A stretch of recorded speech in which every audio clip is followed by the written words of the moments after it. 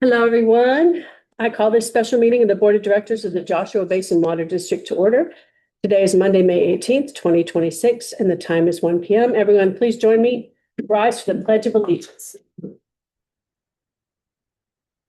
I pledge allegiance to the flag of the United States of America and to the republic for which it stands, one nation, under God, indivisible, with liberty and justice for all.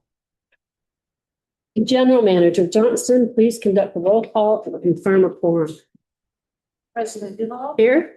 Director Flowen. Present. Director Fick. Here. Director Jarlsberg. Here. VP Short. Here. Board members, are there any changes requested to the agenda?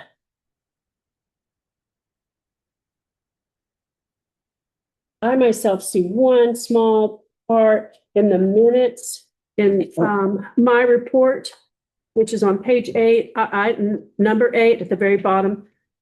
Hold on. That's consent calendar. Oh, pardon me. Goodness gracious. Do I hear a motion to approve the agenda? Make the motion. Is there a second? Second. All in favor, say aye. Aye. Any nays? The agenda is approved as it is and the motion carries. We reserve item 4 on the agenda for public comment. We have this time set aside for public comment on any district-related matter where they're appearing on the agenda or not, and we welcome public comment. Please understand that due to the Brown Act, the board is prohibited from taking action on items not listed on the agenda. It does not appear that we have any public comment today, as I've already checked with our visitor. And I don't believe there's anyone online for any public comment, and nothing submitted electronically. No, to my knowledge. All right, hearing none, the public comment period is closed. Items on the consent calendar. I'm very happy to be in this space. Obviously, I tried to get there fast. Are expected to be routine and non-controversial, to be acted upon by the board at one time without discussion. If a board member would like an item to be handled separately, it will be removed from the consent calendar for separate action. Board? Director Fick. It almost doesn't deserve fixing, but the mention in the minutes about the tanks with the national park, the national park has 5 tanks. It was described to me that they're mobile tanks, which means that they're big trailer thingies that they go around. They're not permanent tanks of any sort in the wilderness. So that was the only clarification I would want to make, is mobile tanks. I don't know how they're described. That's the kind of a brief meeting with the superintendent and the executive director of the JTNPA. So Director Fick has pulled the minutes from the consent calendar, and Director Jarlsberg. But you had some. Will you please, you first for sure. Okay, well, my report had, I'd like to add 2 comments on my report on page 8. One is the first comment I'd like to add, and will report on the next regular meeting. That was about my notes from a MWA meeting that I attended in April. And then the second comment, where I request the PFAS concerns added back to future agenda. I wanted to add after the word board, because of future water concerns. I didn't want to imply that I'm concerned about current. That's it. And President Doolittle has a change on page 8 as well, up above. In the director's comments, the last bullet in her comments, the 2 sentences at the end are repeated. So just need one of those.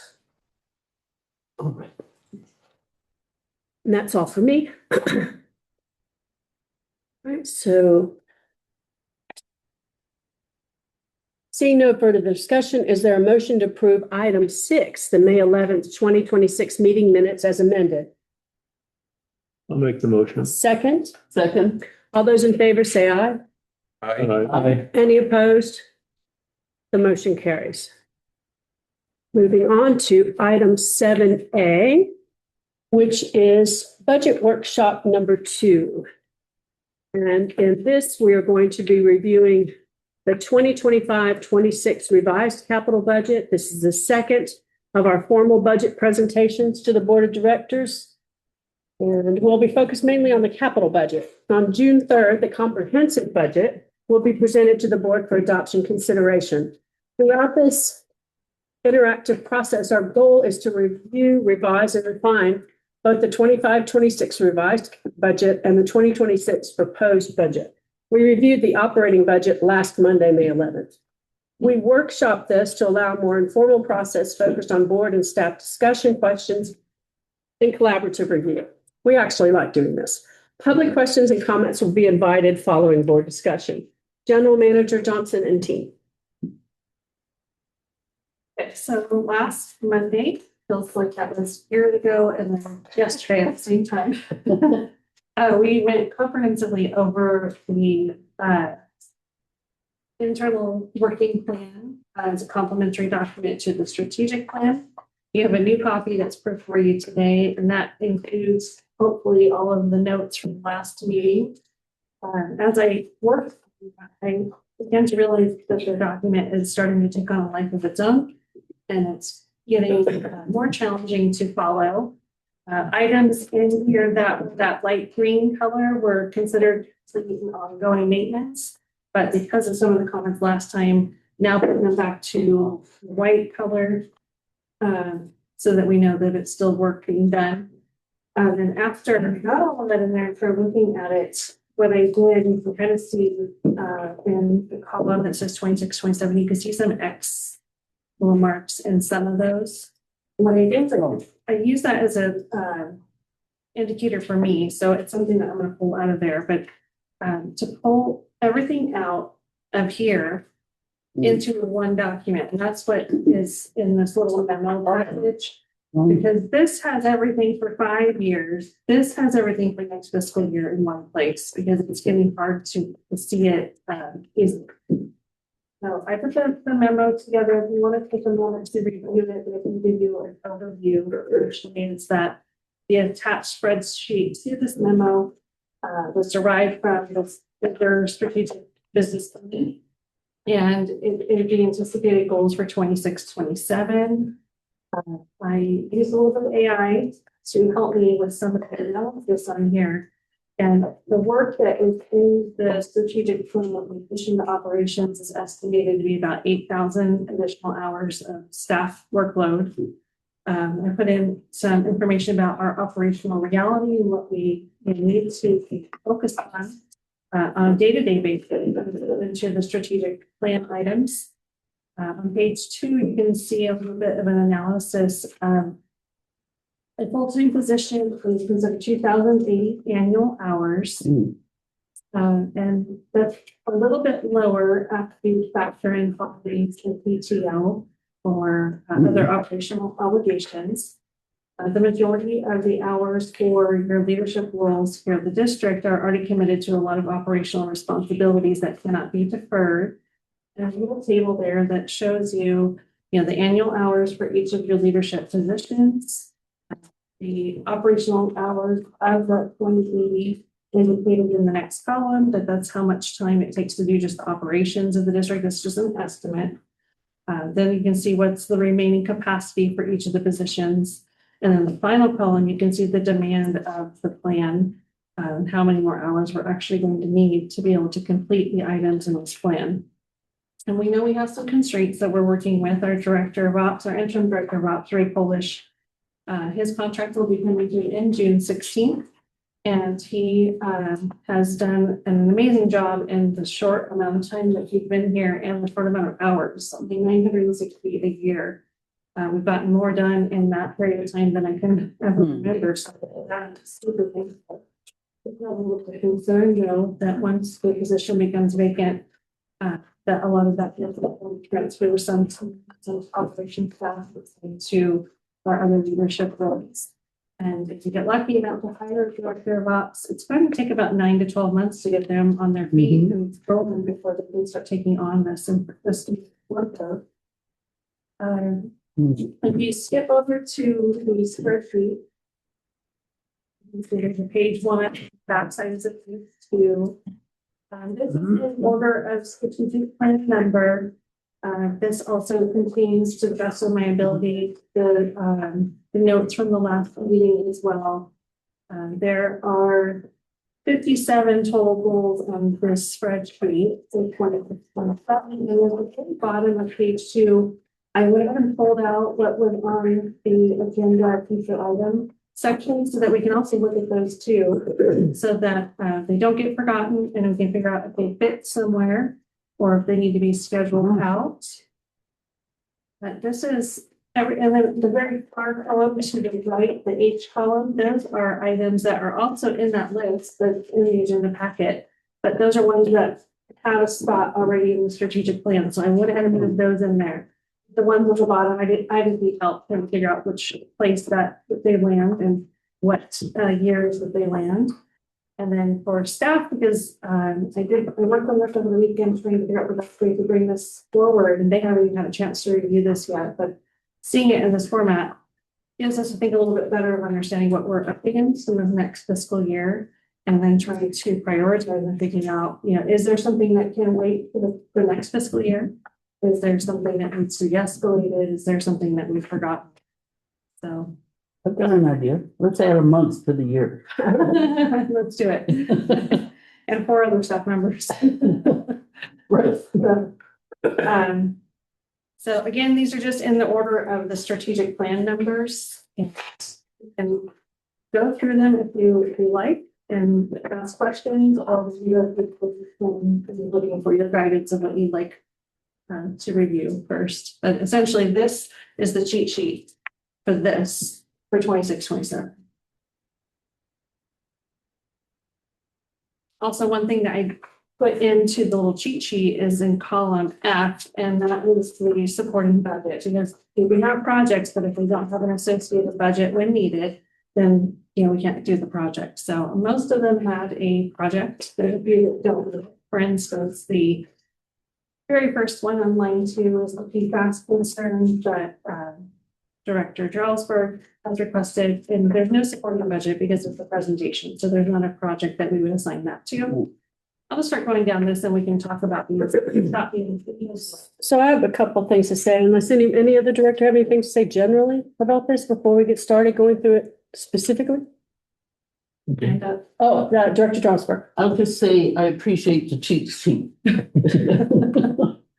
yeah, this one's getting challenging. As what we have been doing is adding this one where it says supporting projects, and you can see that it'll say number 1, number 2, number 3.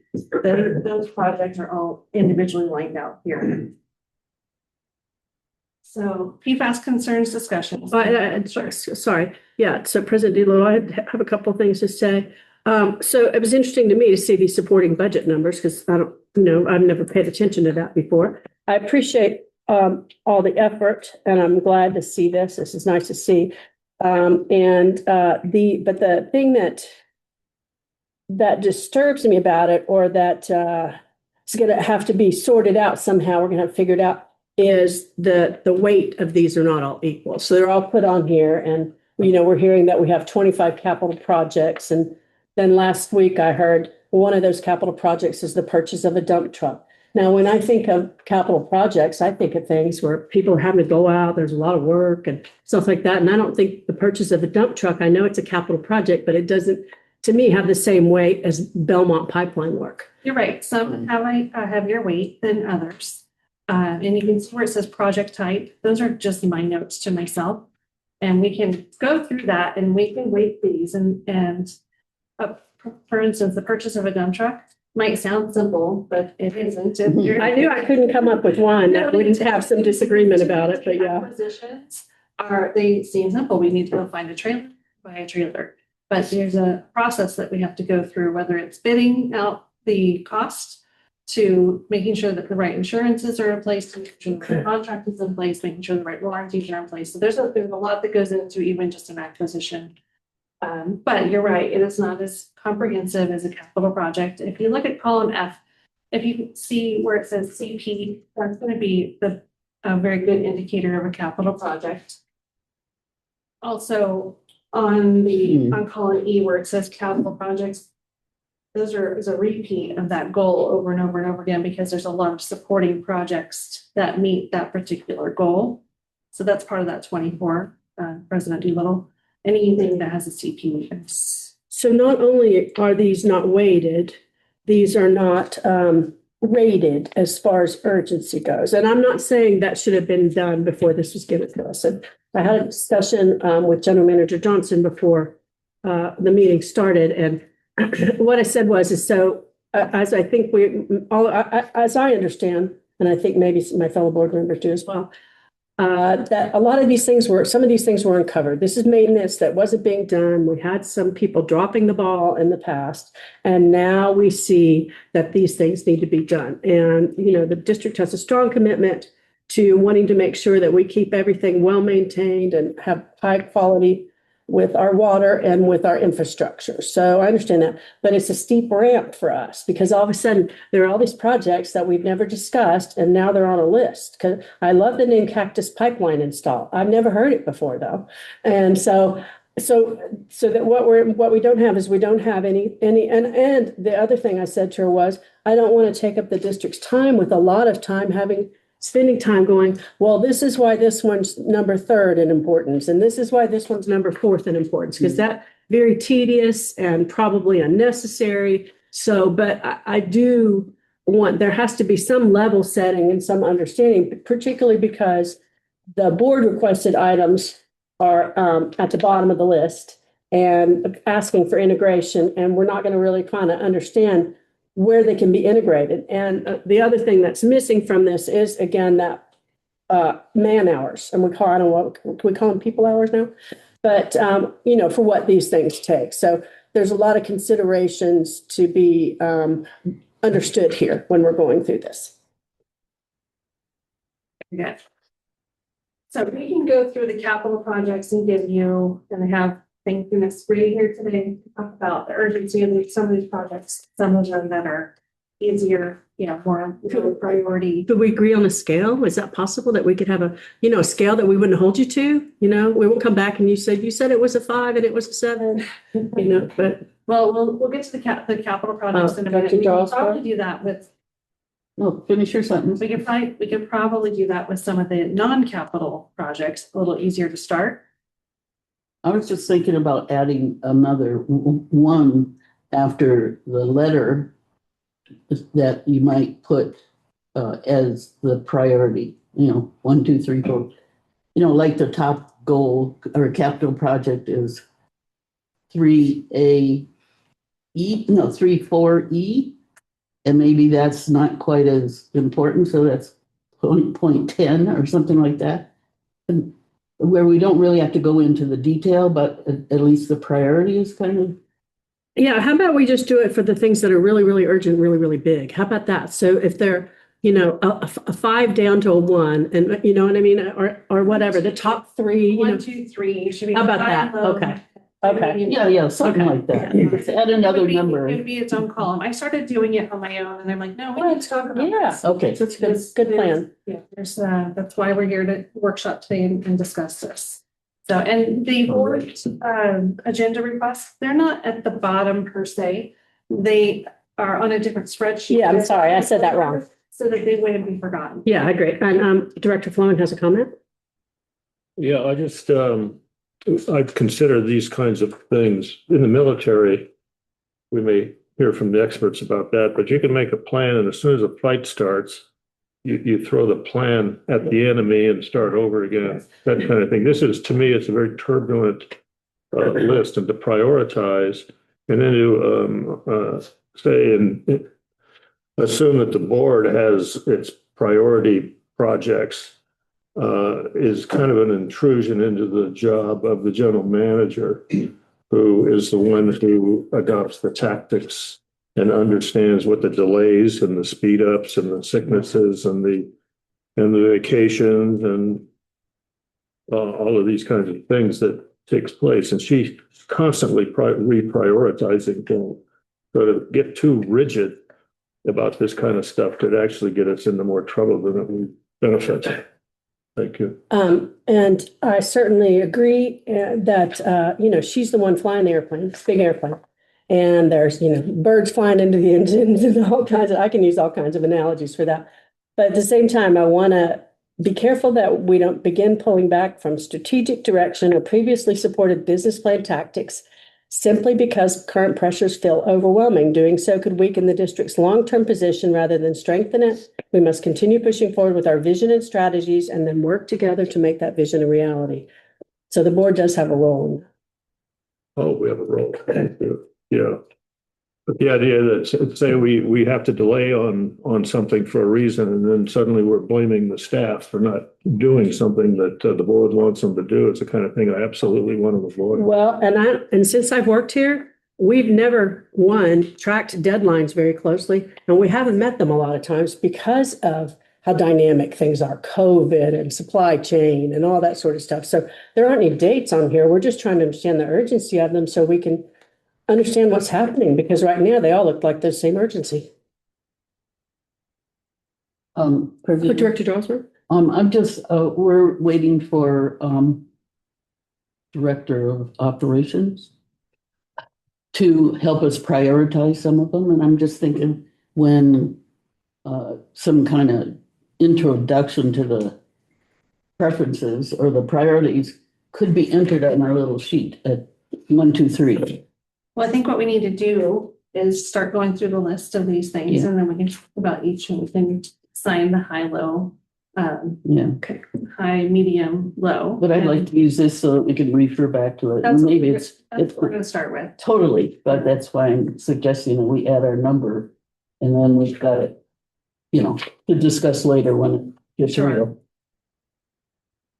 So some of these are not necessarily always director of ops. They're all, the majority of the leadership team has a place in almost every project, but some people are leads. So this first one though is IFAS concerns discussion. So this is a board request. So then I request that the board tell me what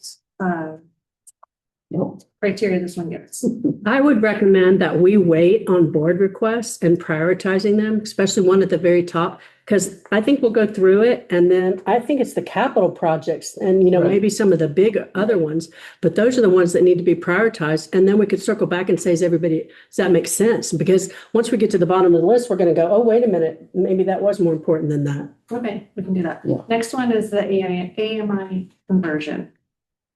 So again, staff is looking forward for direction. We already have this propagation study underway. In the budget, you'll see that we have, I think it's $100,000 allocated toward moving into AMI, and we will learn more once we have the propagation study. Yeah. Director. Okay, I think this one should be pretty high on the priority list for me. We have rate studies coming up. People who live here are going to be experiencing higher rates soon. And I think they need something that can help them identify leaks and save them money. So we'll put that as a high priority. So is that It's already high. It is already. I know, I'm just- No, I agree. Well, that's the study, right? That's not the implementation. So it's So remember, we talked And it's earlier happening. that sometimes it's a phase and sometimes it isn't. This one I grouped everything together. okay. So Okay. it's the whole, in the study, it's already happening. Yeah. There's no stopping that train. And the next part will be understanding what the study tells us and coming to the board with recommendations for next steps. I'm just breathing. All right, these next two, I would say are kind of, we're already working on them, but they're taking up a lot of our time, and that's why I added them here. The Rojas engagement, which is already proving to be valuable, because we did get $3.5 million allocated toward our direction for 2026. So I consider that we keep moving forward with that because we need help as much as possible. And so to me, it feels like that's a high priority so that we can continue our efforts and trying to obtain funding to pay for Prom 6. Yes. I understand it's Vice President Short. a priority this year, and I 100% agree. But I'm not suggesting we do this. This is just out of curiosity. Like maybe a couple of years down the road, when we have more staff. Is this something that maybe after we do it a few times that we could do ourselves? Well, we may not need to do it after we get past this big Oh, hurdle. Right. The answer is maybe. Depends on the depth of the bench that we have for staff if somebody's Okay. familiar with this territory. Okay. You wouldn't want to hire somebody just doing advocacy than we have more for the size of our district. Yeah, yeah. But for instance, large districts like Coachella Valley, they have their own Right. teams, and that's normal, but for our size, pretty small. Director Vic? Just adding, we are committed to 3 years with them and we've already been, what, 5 months or 6 months? Approximately, yes. And so I think one of the things that's coming out a bit is the load on the general manager, which I spoke about the last time. So anyway, that's something that's part of it. And I don't know, we can never get a good understanding of that. I know we've talked about reports and stuff, and I don't know, if that would help. But, as far as the board understanding goes. So the next one is Ridgeline, and Anne, do you want to talk about that one a little bit? Sure. So Ridgeline Municipal Advisors, that's Dimitri that came to present to us. It's a little bit on the back burner at the moment because we're not actively financing just yet. We're prepared. He put together the 10-year projections, so we're prepared for that. We'll need to update that as we get closer to the actual finance. We do have some SRF applications that we need to put in this year that will assist with, and That's what, SRF? SRF, State Revolving Fund. Okay, thank you. For grants and loans. And really with that vendor, I'm bringing back an agreement to the Wednesday meeting to extend its agreement for additional support services over the next 2 years. So, that'll be an as needed as, those needs arise really. So a little bit of a holding pattern at the moment, but it will, when it hits us, it's going to hit us hard. Yeah. It's one of those that right now we think we should still keep moving forward with it. It's not at this moment taking up a lot of our hours, but it will in the future. And are we planning on going for SRF funds this year?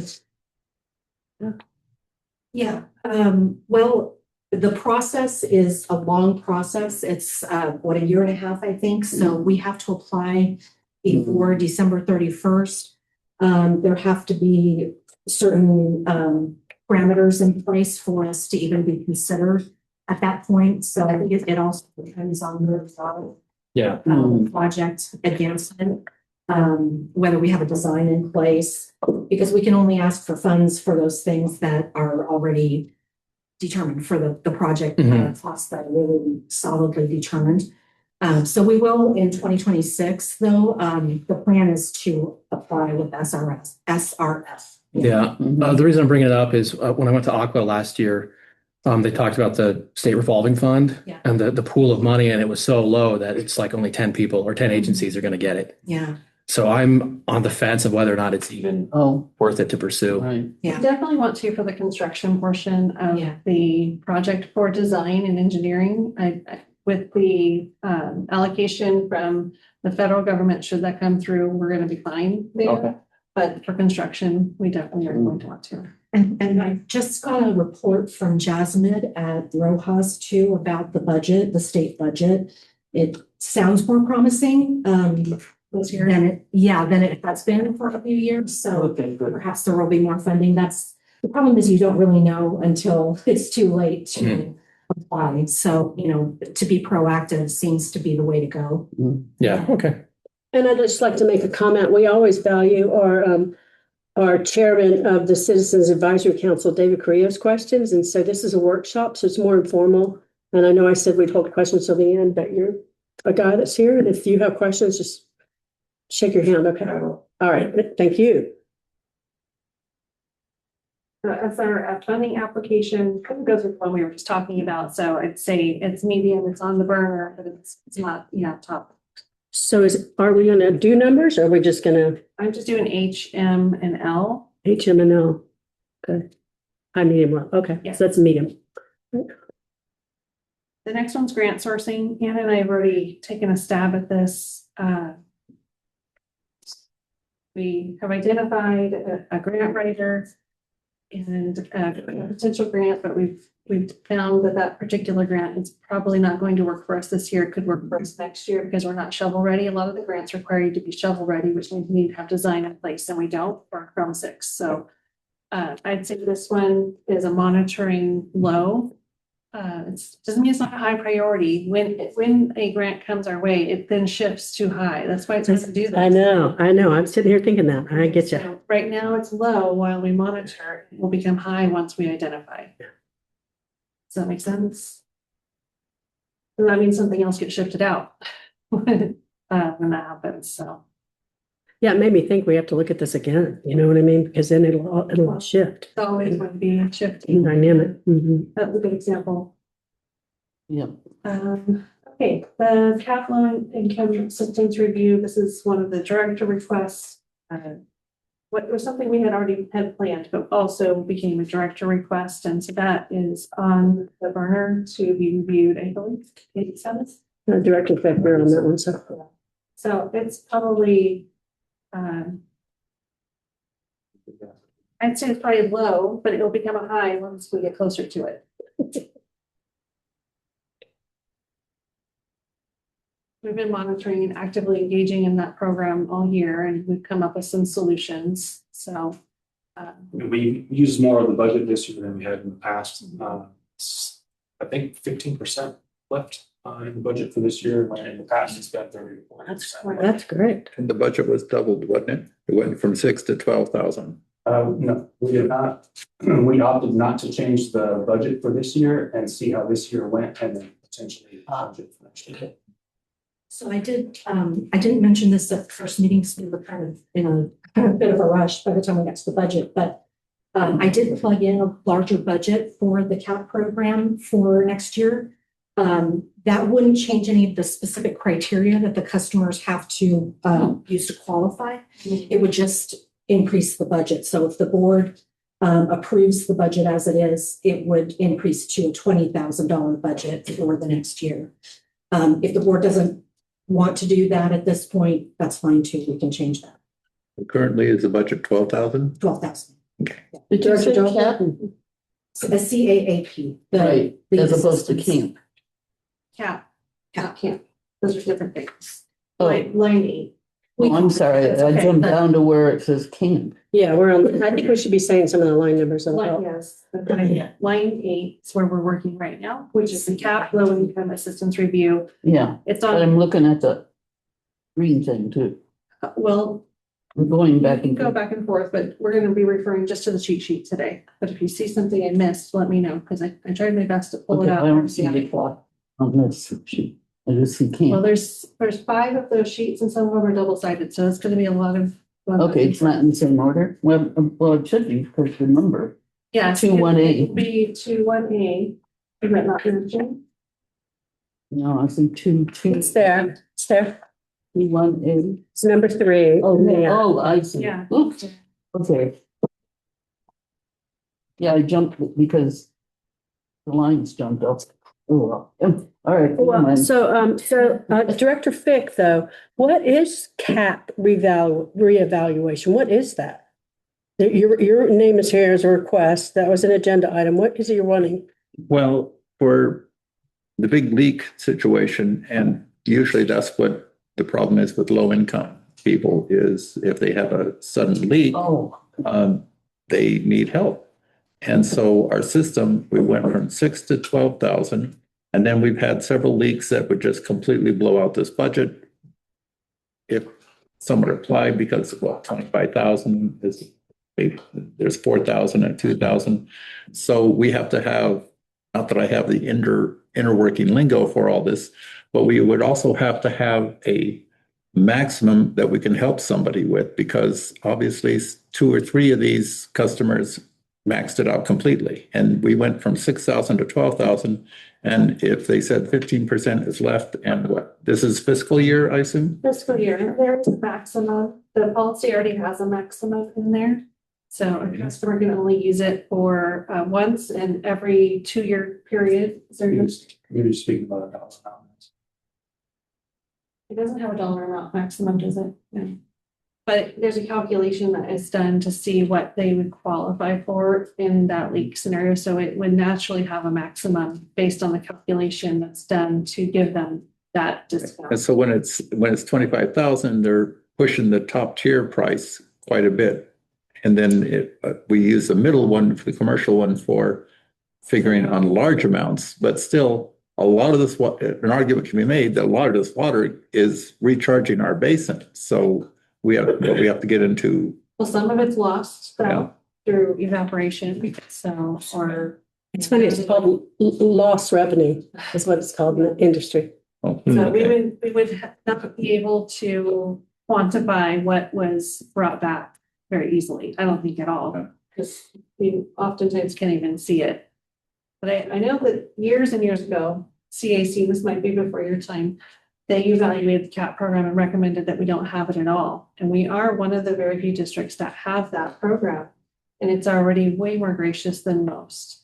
And remember, the funding can't come out of any of the rate structure. It has to come out of property taxes, a different And funding the property source. taxes of 900,000 plus. But So it's a revenue that we know will always maintain that amount. Yeah. So we don't want to allocate, just keep up that program, because eventually it's going to get out of control, because the fact is the customer used the water, and it is now we're going to have lost revenue if we keep giving more and more discounts. Right, so I was the one who asked the question. So do we still need to have this as an agenda item? Do we still? well, need- eventually, Okay, the all right, study's being done right now. okay, all right. So should we put this, we already have it. It's in- slated for Okay. August. It's slated for August. We'll Okay. put this as an L right now. Yeah. And then we'll Oh, bring it forward. Thank you. Just want to point out something AMI had help with. That's true. Can I say something? Oh, yeah, Director Vaughn. I get around a little bit in the community and what I'll start doing is emphasizing this monitoring systems and leak and some expenses of people having leaks and stuff like that, because the surprises do come up. I didn't know that little floaty valve on my swamp cooler was leaking water into the overflow, whatever. And that's been going on for God knows how long. Just this morning, I found a more than drippy faucet, for crying out loud, in a remote part of my property. And I'll start talking about that kind of stuff more, instead of just talking about disaster preparedness all the time. Director Vic? Yes, just this, it was probably this morning, I sent a link to our president, Doolittle, regarding High Desert Water District has Flume available through $80. So their system isn't. Promoting it. They're promoting it. Yeah. Yeah, so it isn't proprietary. Product and ours do not. Sadly. So it puts a bit more of an urgency for our AMI system to get online and help our ratepayers. Yeah, Director Drosberg. I just noticed the numbers and the codes jump around, and that's why I got lost earlier. Between these two forms, these two lists. The column D would be probably the best reference one for I you. got it, but those are pretty small letters, and I didn't read the E, or I read the A as an E or something. And so I was going back and forth trying to relate to each of these documents, and so I just wanted to point out they are not in order. They go back and forth depending on whose responsibility it was. All right, so thanks for that clarification. Okay, so the next one is the grant policy. So we have a small policy or admin code, but we've identified it needs to be updated. So not the end of the world kind of project, but it is a project. So low. Next one on row 10 is the rate study, which is Ah, and very labor intensive, especially for finance department and outreach. Row 11 is the same thing, but for wastewater plants, and we might not have to do this one now. We're leaning toward the same model that the hospital currently has. They own the facility and have a contract with us to maintain the facility, which we outsource. And we think that that might be the best strategy that we can go forward with other facilities in the future, because we don't want to take on ownership and then now be responsible for having to maintain those facilities when we can outsource that to the owner. So, General Manager Johnson, I'm assuming that that means that we have to have some responsibility, right? We can't just say, Lovemore, take your stinky old wastewater, Oh, set a treatment plant that's pointed at other neighborhoods and manage it yourself. yeah, there has to be a legal Yeah. document Yeah. between us and the owner of the facility, and the operation and maintenance would be in that document. And we would be responsible for the maintenance and operations of the facility, but we're outsourcing that to a company that we contract with. But by law, we have to be responsible for that, is what I'm saying. Is that by law?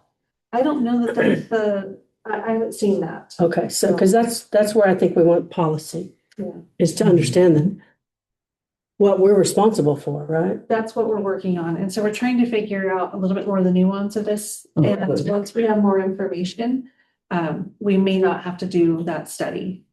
But yes, there's more to learn for sure when it comes to these package treatment plants. Yeah, Director Pick? Yes, I suppose our regional water quality board is the one who would weigh in on that policy situation as far as whether we can do a package treatment plant. I'm not, before my time, AutoCamp was approved without a package treatment plant. How did they do that? That's before my time, I don't know. Mhm. They lied. That's an issue. It's way less than 10,000 GTM per day. So that's, yeah. X residents per. That's the county then. The county is less than 10,000. Yeah, how they got that process. Okay. Now there's some nuance there that we are wondering, and we had some questions as well. So I would say that then line 11 still seems kind of medium. I mean, I guess we'll just wait on that. Wait, you want to put low on it, but then we're going to hear from you and not, Well, yeah, we need to evaluate. whether we Pending. can Do it. yeah, maybe pending. I have one Oh, yeah. Oh, Director Blunt? question. The LAVCO, Local Agency Formation Commission, has a line in there that says that we participate in the planning of sewage treatment plants and stuff like that. Well, that right there could easily be extended. If we're gonna write the plan, we would write ourselves into the plan. Out of it. Oh, yeah. This would give us whatever responsibility, to whatever extent we want to reach into that. Kind of seems to me. Definitely exploring that. We need to know what, number one, our responsibility is and what we are able to do. But if we're not required to own it, it's not probably in our best interest to own things that we don't want to own. Would we monitor it though? Yes, we still have. Yes, because well, if it starts leaking or something. No, we would have an agreement with them we would be the operator of the facility, but we're outsourcing that. Like the hospital. Yes, Yeah, correct. okay. Exactly like the hospital. Yeah. You need some mechanism to recover our costs for operating it, so that could be one of many things. It could be. Sure. Yeah. And so we work in the hospital, it's a pass through and we might be able to do the same thing, or we may need to develop rates. So that's what that is there. So I put a P on that one because there's a lot to be learned on that. So. Okay.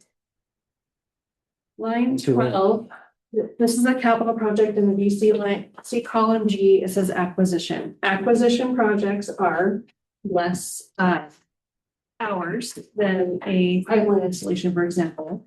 It's not low priority though. I know, that's the thing, but it Yeah. is low level effort. I mean, I'm not to minimize anybody's work. It's not Chromium 6.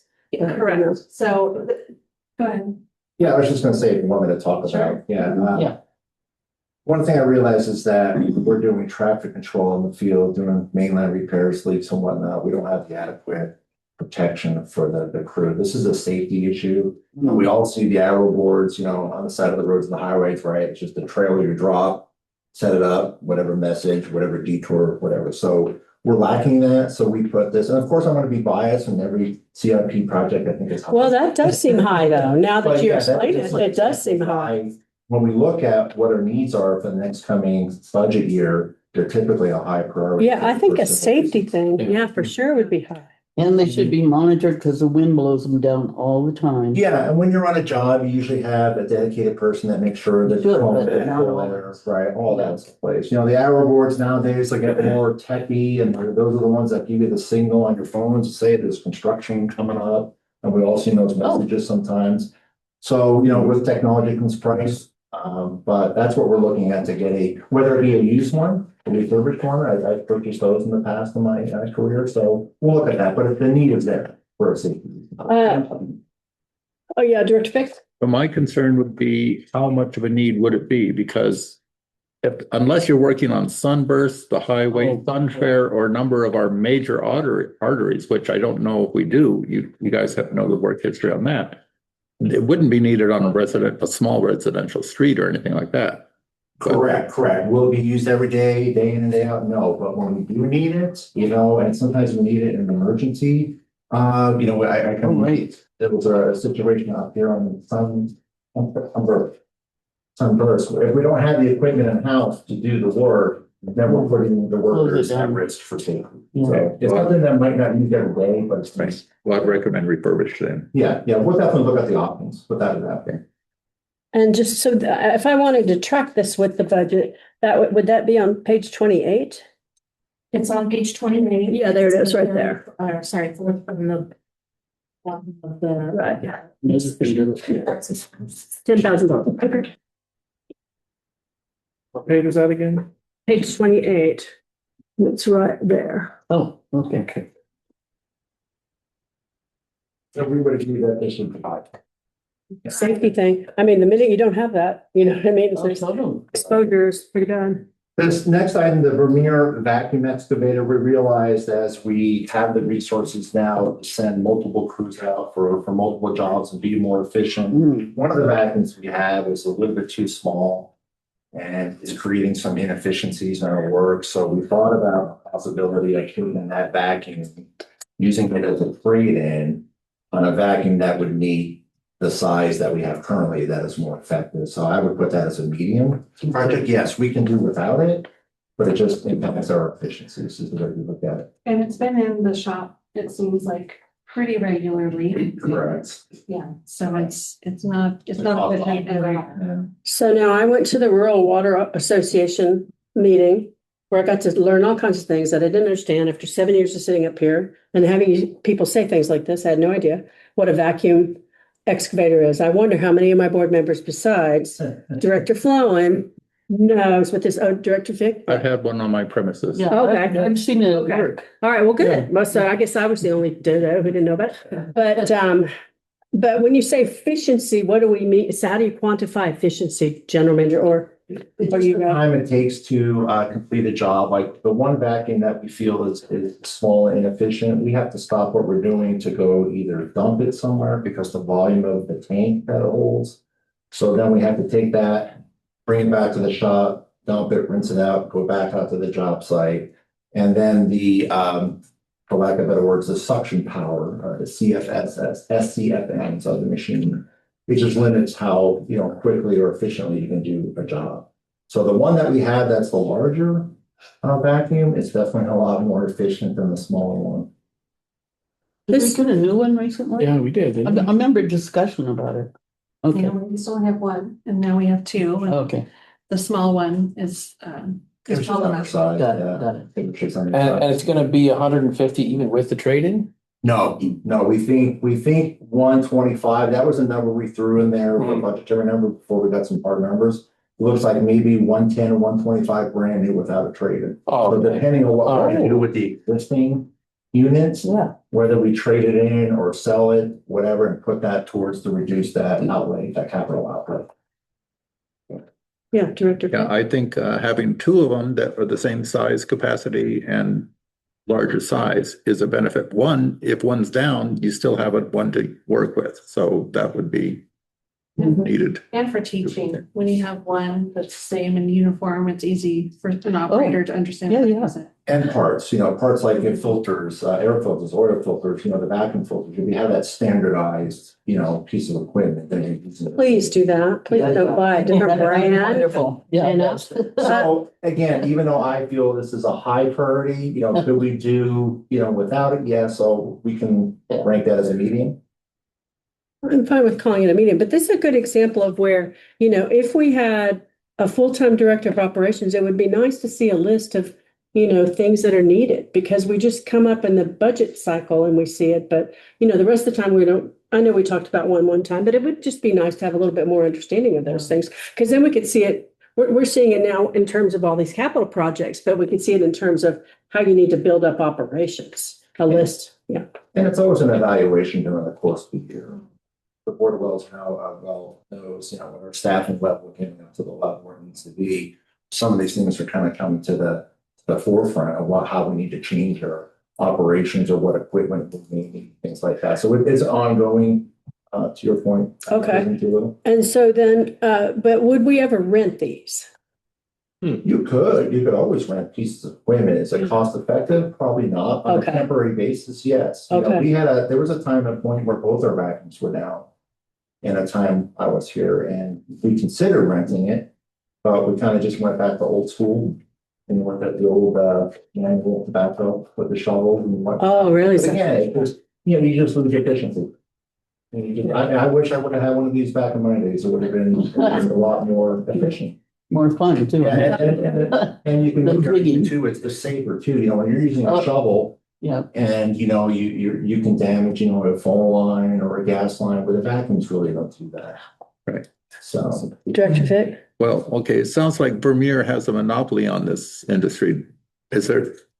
Are they the only makers of these things? No, there's other ones out there. I think the Vermeer's kind of been the better piece of equipment out there. Ditch Witch has some units. I think there's another company out there. Right. But Vermeer just seems to have a more better piece of equipment.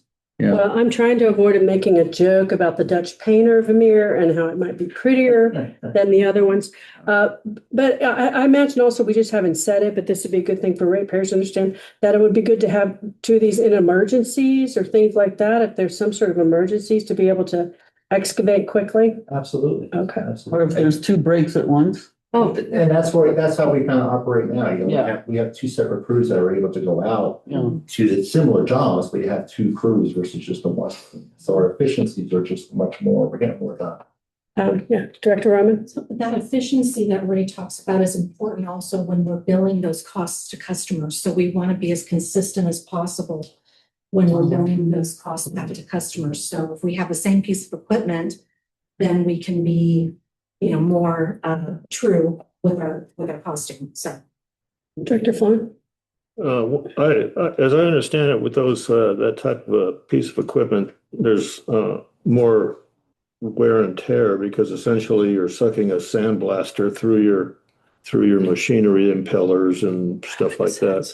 And so is the product, this Vermeer, is that a company or is that an actual brand of the device? That is a brand of the unit. And so whoever we're dealing with, are they going to have, since it is a good brand, are they going to have the parts available for us in a timely manner? That's a key thing with something that is higher in maintenance need. Yeah, and to your point, the experiences, the breakdowns that we've had in the past, Vermeer, which is really under RDO. RDO is the John Deere company. They've been very good with getting these units turned around quick. Yes, they're a high maintenance machine, but with proper preventative maintenance, it helps with those things that could break down if I wanted to. So, but they are high maintenance pieces of machine. Well, I agree with medium on that. If anybody else agree? Yep. Number 14 is Sorry. nitrate presentation. Do you want to skip that one and come back? Well, no, I'll just quickly say, so I think that, oh yeah, I hear you say, I'll just quickly say that this was, to remind everybody, this was so let's have a nitrate presentation. Let's understand where we are with the levels of nitrates in our water in Joshua Tree, because it's our understanding that we don't have a problem right now, but yet the county is telling us that we have an environmental issue that's going to be solved by a sewer, a nice Yeah. big sewer. So to me, this would, we want to do this. Do we want to come back and identify this as far as a level, you guys? Just reminding you what it was. Well, What's the, would it just be a presentation? Like who would give it? Would we get USGS or? Well, I wanted to hire, To source somebody. yeah, Okay. a contractor. Yeah, I wanted, yeah. So like, Have staff do an internal history of our nitrates the last Yeah. few years. But then if you want, the deep dive, we're gonna bring someone in. but we don't need it for a while, right? I As far think, as we know, well, I think, Well, as you far mean, as the sewers. we're hoping. well, right. Okay, there's more to talk about, so we'll just put an M by it. How about that and go forward? I'll leave it blank, we'll come back. Okay, all right, okay. All right. 15, this is a water loss and a board report, another presentation. So I believe it asked at the last business plan meeting. Okay, so we've already kind of touched on this. Some of the, I don't know if this water loss, if you're talking about the request to find out how much water loss leaks are costing consumers.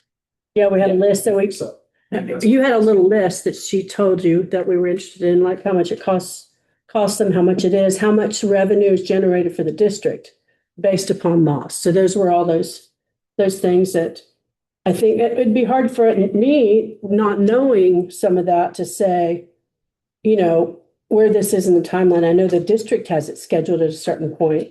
I think there's some will up here for it to be scheduled at a different point, but we don't have any data points to say if that even makes sense, to pull What it are you forward. going to get from that would make you not do AMI?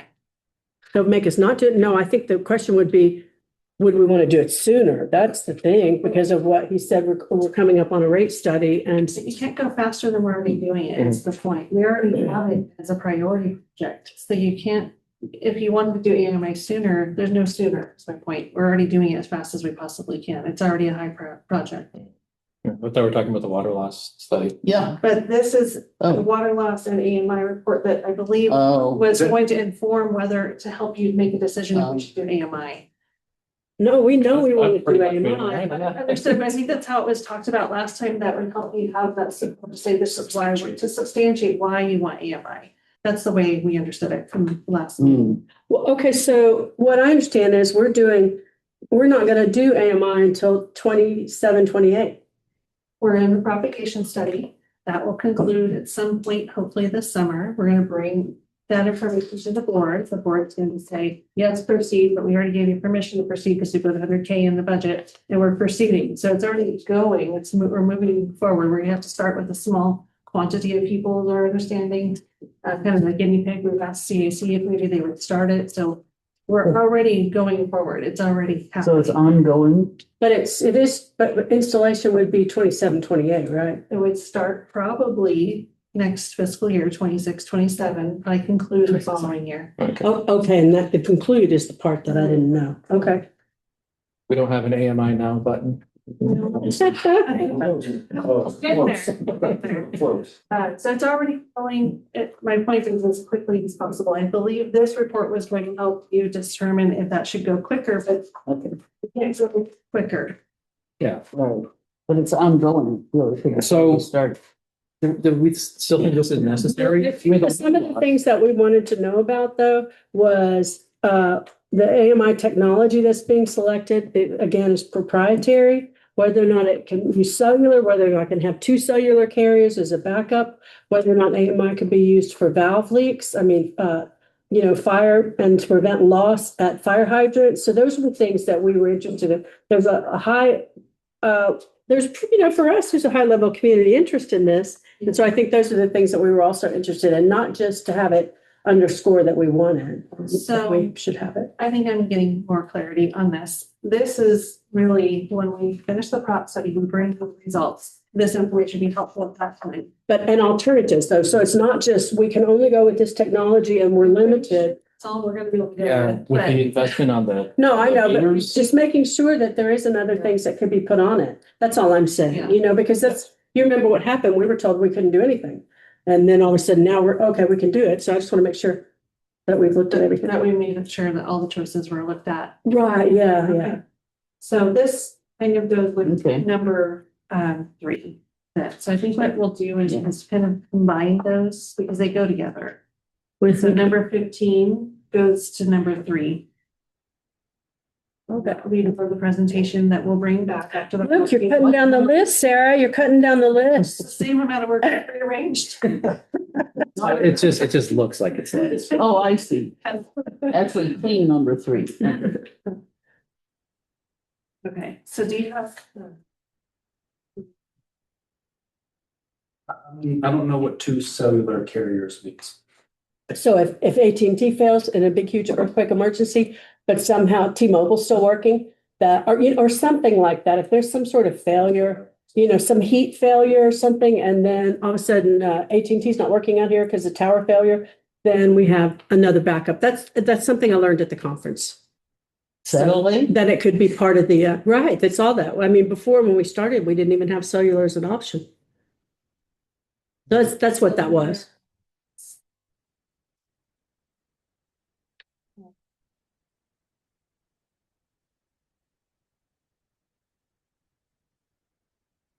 And then, how much, like the average cost of a leak, the large leak, the mean, median, mode, or whatever all those things are.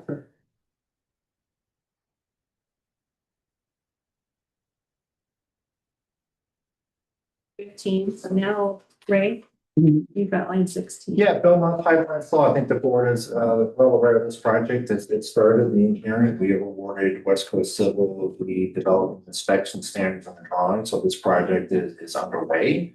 We're hopeful that we might be able to go out to bid in the next 45 to 60 days. Ooh. So, yeah, and again, we think this is obviously the high. That's why we've already started the process on it. Cactus Pipeline install. This is a small little, about 660 feet of main line that we've had more than multiple leaks on, that we're looking to do a replacement in-house. These smaller ones is something that we can handle in-house. It's also great for training some of the staff that have never been involved with, new pipeline install, the new circuits, and new fire hydrants, whatnot. So I think it's about a $50,000 budget for a 660-foot main line extension to do in-house, and it's on in the panorama. Oh, thanks for telling us where it is. Directive line, is Yeah, that what your Cactus. question was? No, Okay. he answered my finger. Oh, okay. Yeah. I see the pointer. That was my question. too. So what did you say there? You said, so it's 50K budget, and then it's 660 square feet? No, 660 60 feet. linear. Linear, yeah, right, okay. So, you do the math, 83. Okay, not saying that's, okay, Director Pick. I am in Panorama Heights. Where is this project in Panorama? So Cactus is on the, I would say it's a block or two south of the highway on the western end. It's a small little stretch. I think it's 2 and 4 inch steel, undersized, no adequate fire flow. Okay, so it's the old Panorama Heights Water Association. Maybe, yeah, I'm not familiar with that, but maybe. Yeah, So it's 660 going from, I know where Cactus is, and Yeah. it's just going on Cactus and it goes, the cross street to the left here, Sierra, we come off Sierra and goes. Yeah, it goes east. I forget what that next cross street Ace is. and Sierra. Huh? That kind of Okay. stuff. Well, so Okay. if you find any lines that are those old beer can lines that I've shared with some of the people here, please take pictures for us. Yeah.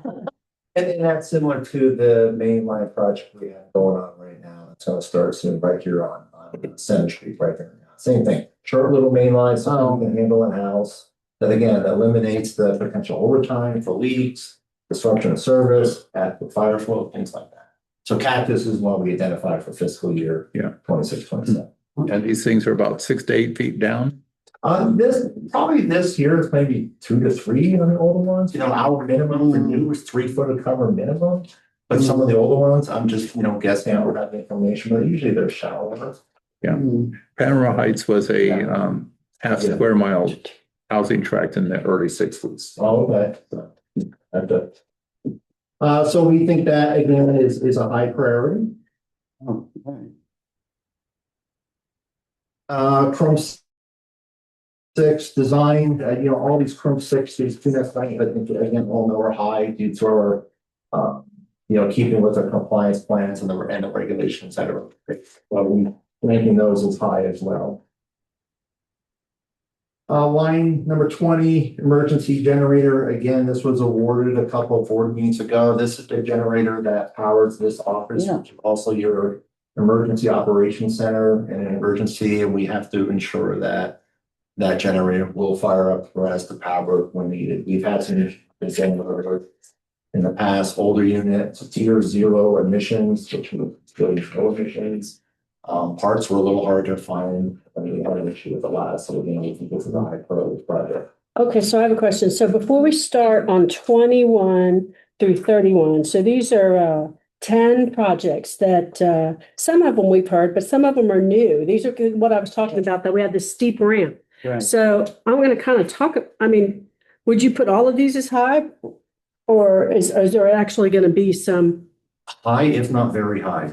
all of them? Okay, Yeah, all right. Again, I can breeze through them real quick. No, yeah, great. Yeah, there's maybe Good to one know. that I would say would be medium. So let me just start from the top real quick.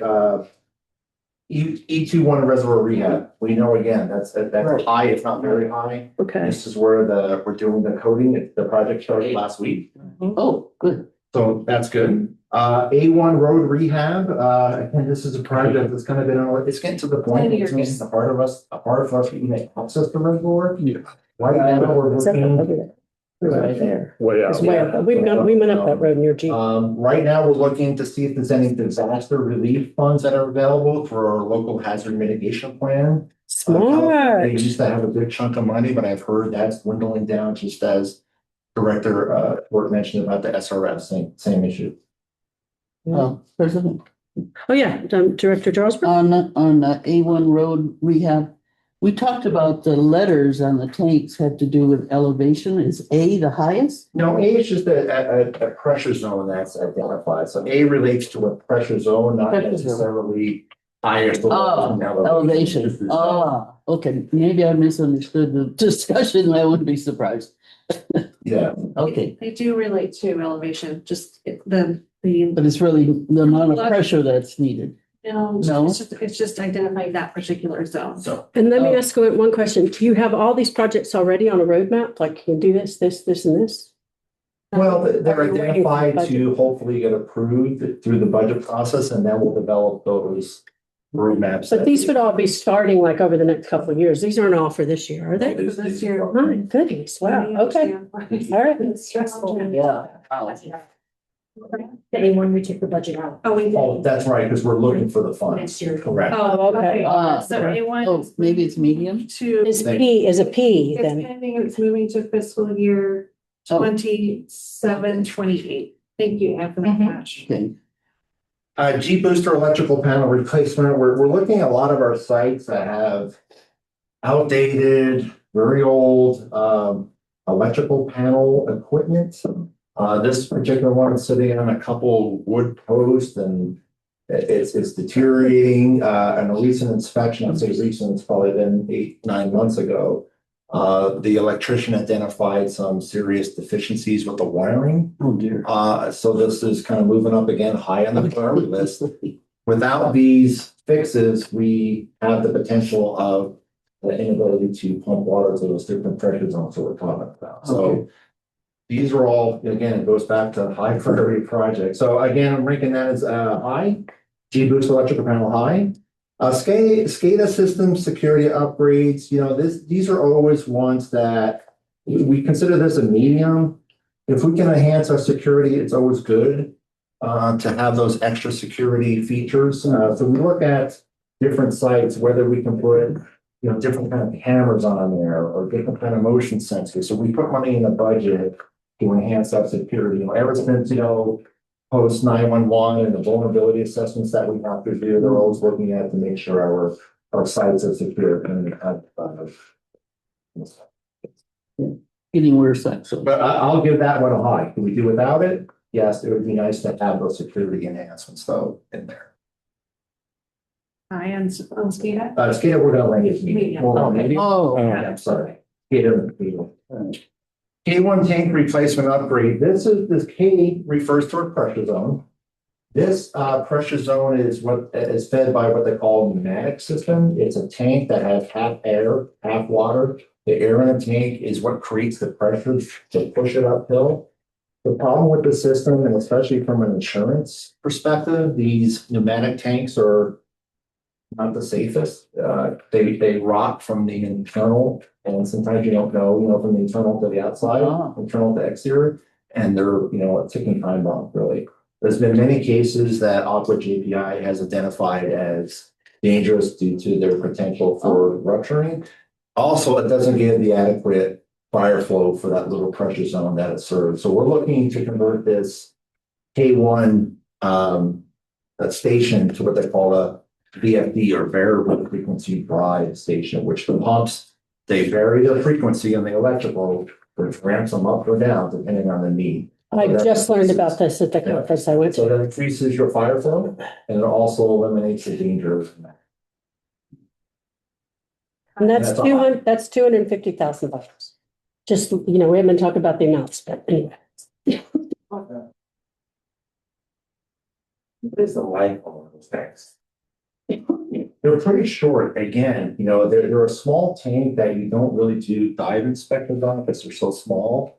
You usually don't see the corrosion that's going on until it's too late, because it's corroding, I guess, from the inside out. So, sometimes you're lucky to get 10, 15 years on them, if that. It's just, there's so many factors there on that, but they're dangerous. Through the year install. It's been a lot. And this is 250? Yeah, we put 250,000. I mean, it might be more than that then, right? What is it? Oh, go ahead. Director Fick here. What's the gallon size of these things? And do they look like a propane tank, or are they replicating?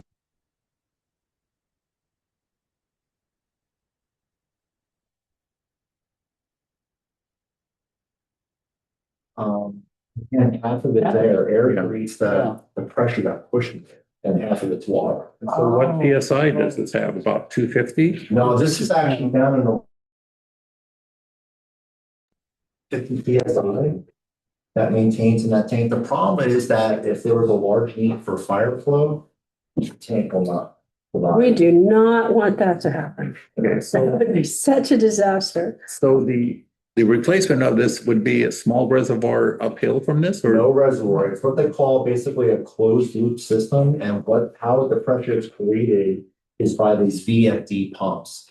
The pump basically just runs all the time, and you have redundancy, you have multiple pumps, right? So you can alternate. The pump just either spins really slow to maintain a certain pressure, or it ramps up when it needs to maintain that pressure. So that allows you to have much better fire flow capabilities. They're called VFD pumps. They're very common in the water industry now, because of when they're applied to a closed loop system or a non-gravity fed system like this pressure zone is. There's no really place to put a reservoir up in that area, up in the rocks in the mountains. So that's why that pneumatic station was set up many years ago. And how many people is that serving? 30 or 40. Oh. So K1 is a higher pressure? Not necessarily, just the K zone. Okay, okay, so not related to the alphabet. Yeah, don't put the. Okay, good. Yeah, it's just it's just the name of the zone, but it's not chronological Okay, for the elevation. okay. So again, we're ranking this as hot. Yeah. Pressure reducing station upgrades. Since I've been here, we've discovered many other pressure reducing, just like a house has a pressure regulator, our distribution system has these large pressure regulators. They're called pressure reducing stations, right? Because with elevation, right, the more change in elevation, the more pressure you gain. And we found some of these pressure reducing stations that are inoperable. One of them's totally collapsed. The vault is collapsed. They're not working. Another So hot. again, these are vital components. Okay, H, move along. Yeah. No, I'm kidding. We care what you say. I'm just kidding. Booster pump rehab upgrades, same thing, all our booster Oh my God. pumps. We're looking at some of the internal piping, some of the clay valves, the check valves. So we want to have some money to make sure that we can do the necessary repairs to make sure these booster pump stations are operating as they should. Well, you can understand why I've been asking for a pressure reduction. Yes,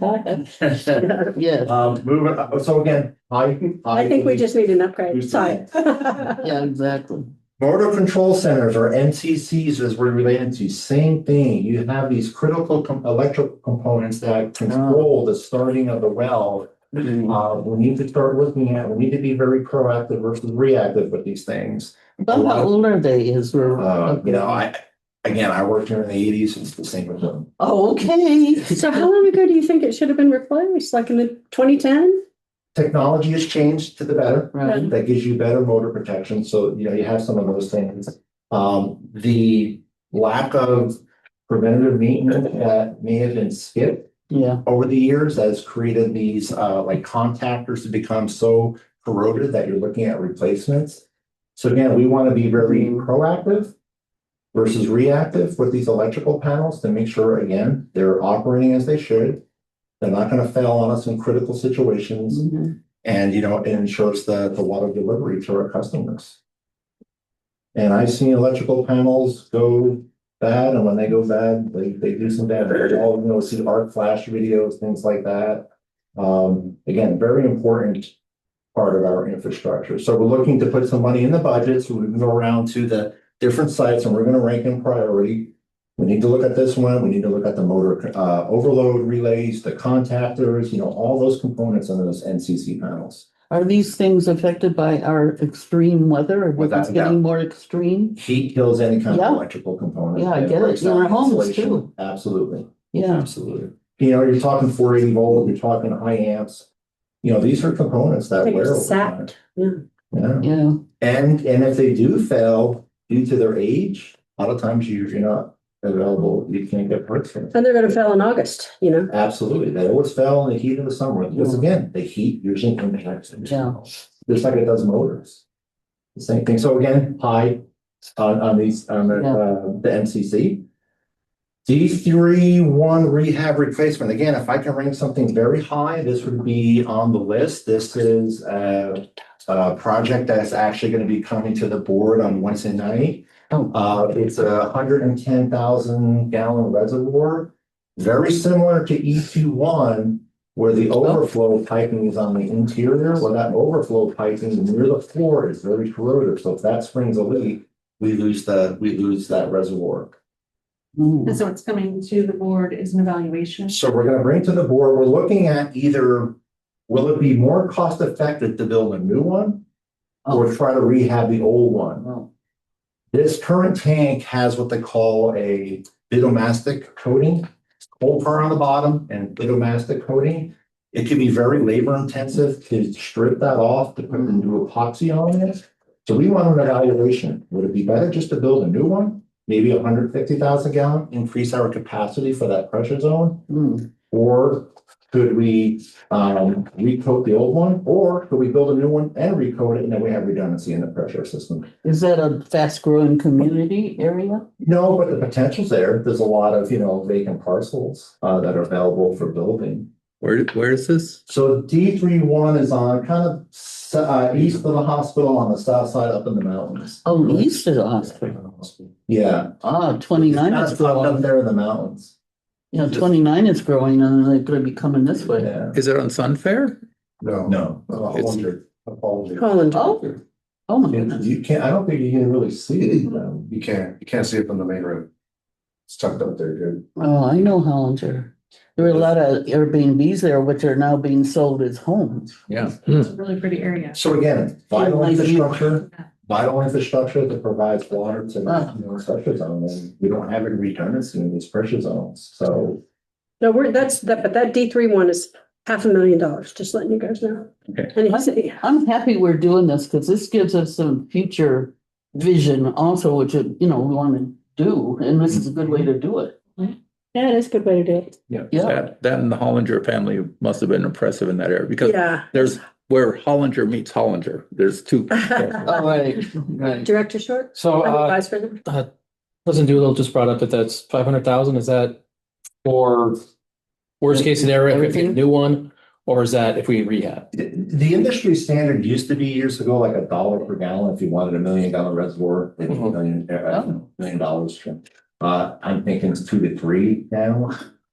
Oh, so this is best case scenario. So This is rehabbing, right? Oh, my God. So a door is with Holy analysis for us. That item has come to the board this coming Wednesday Yeah, to approve for a door to do the analysis, Right. whether we can rehab the existing, would it be more cost effective to Okay. build a new one? Or can we build a new one and recoat the existing to create redundancy? okay. And then the construction would be $500 This fiscal year. Okay. this fiscal, Yeah, correct? It'll go, Okay. it'll go over to the next fiscal year, so there'll be more costs. Well, it's good we get a little prep too, because this is Wednesday. And we have the room up there. We have the room to put an additional maybe 150,000 gallons next to the existing and then demolish the one once we build a new one. So we have options. Director Fleming?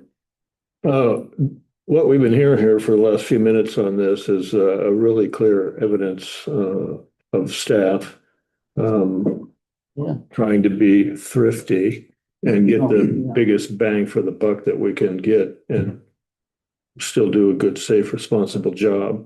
Yeah. And we haven't said for a while that thrift is in our culture, and this is evidence of it right here. And it's something that staff needs to be complimented for.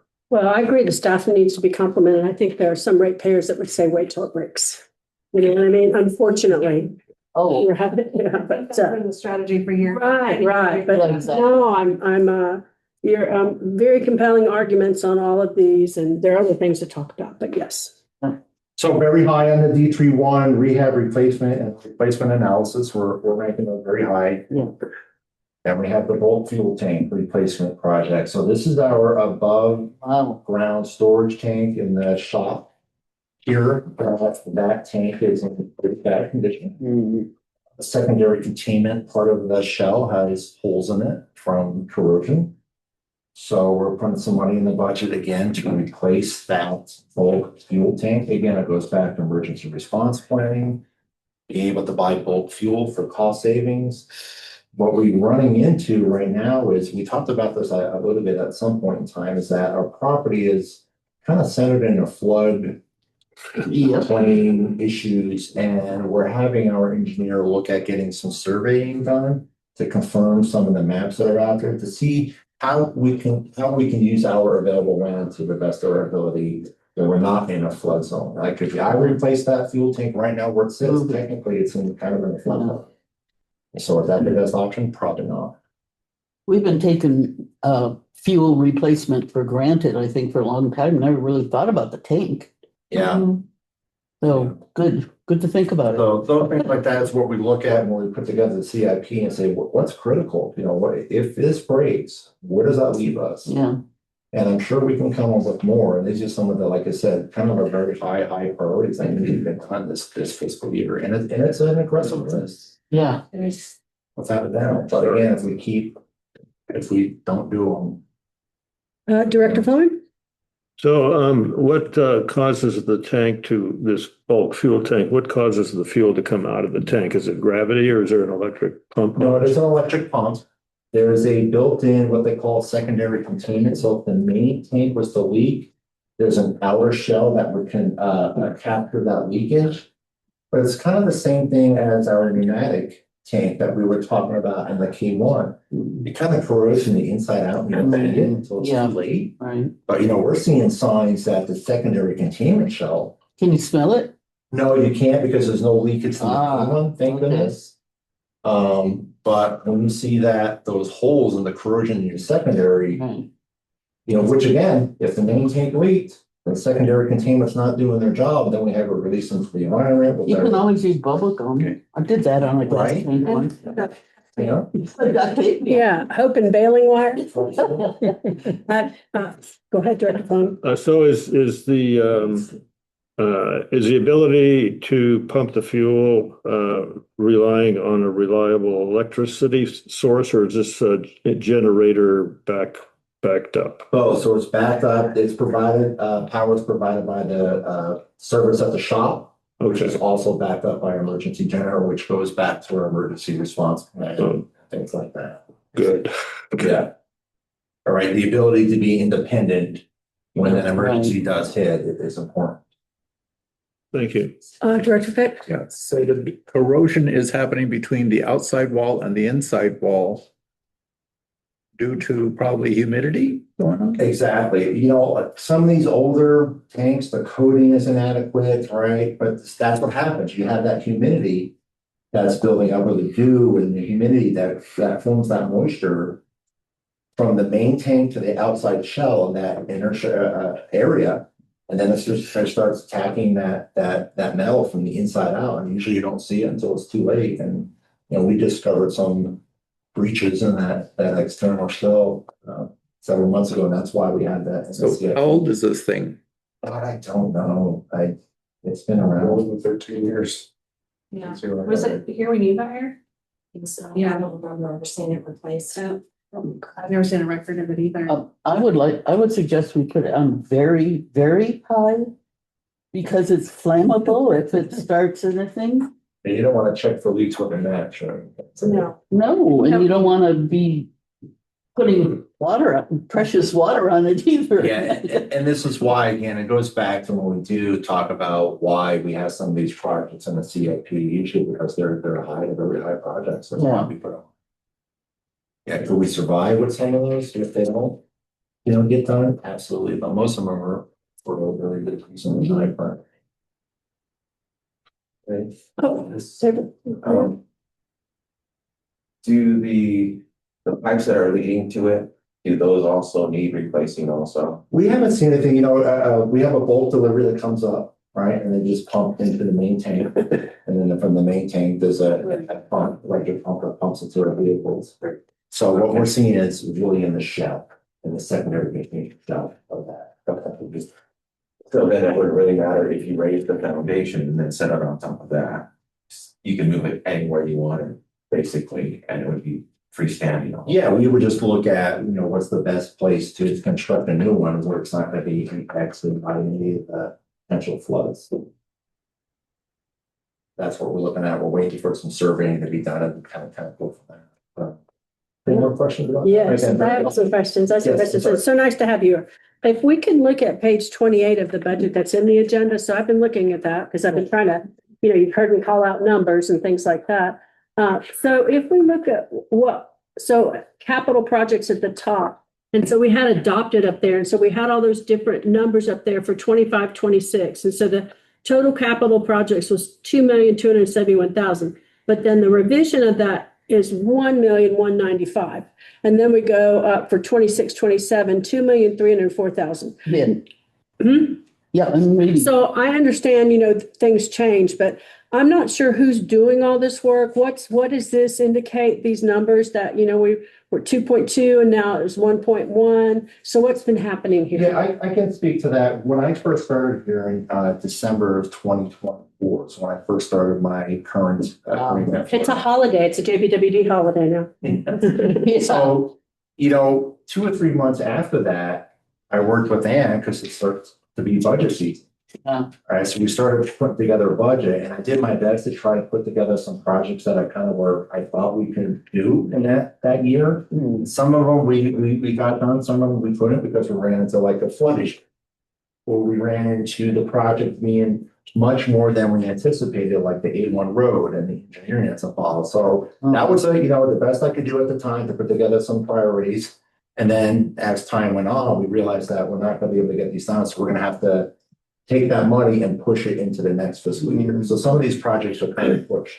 Okay, and I absolutely was not busting your chops No, I don't. by asking that question. No. So I was just trying to understand, because then I was trying to get, how faithful, how confident are we then in the numbers for 26, 27?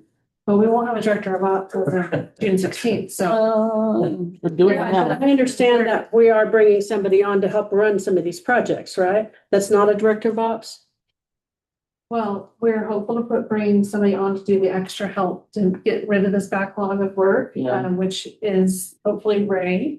But that won't start till July 1st. Yeah.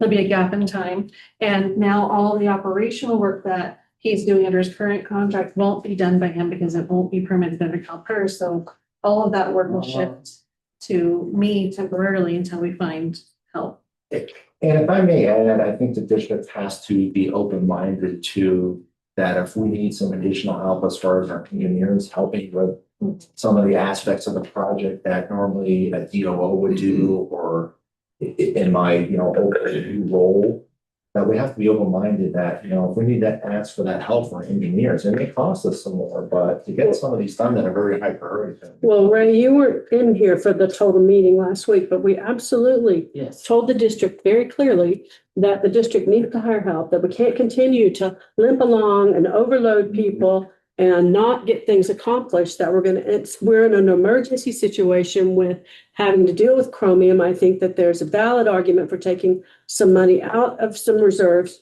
to hire additional help and get this done, as opposed to people drinking from the fire hose and not being able to accomplish the things that we need to accomplish. So I think we're all in agreement for that, but we don't have any of those numbers before us to talk about. I know that's going to have to come up for us. I mean, I don't know if we put that number in the budget. I mean, I tossed around numbers when I spoke with the general manager earlier this week, or last week.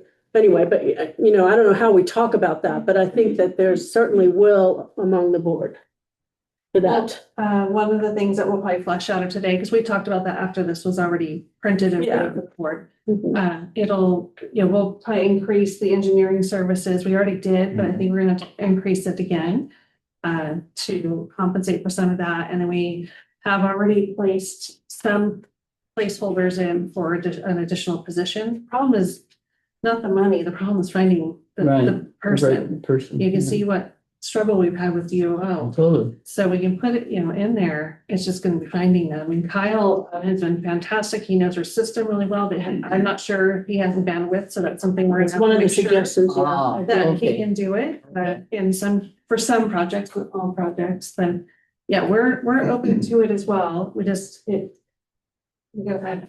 So because, Sarah, oh, yeah, go I ahead. was gonna say, Sarah knows this because we talked about this whole time, very optimistic I am in a lot of ways, and sometimes I have to, kind of check myself.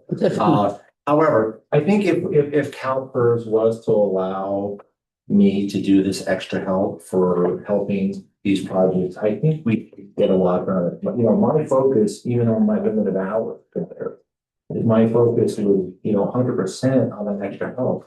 I think we can be very successful. If I really do. Again, I'm very optimistic on this.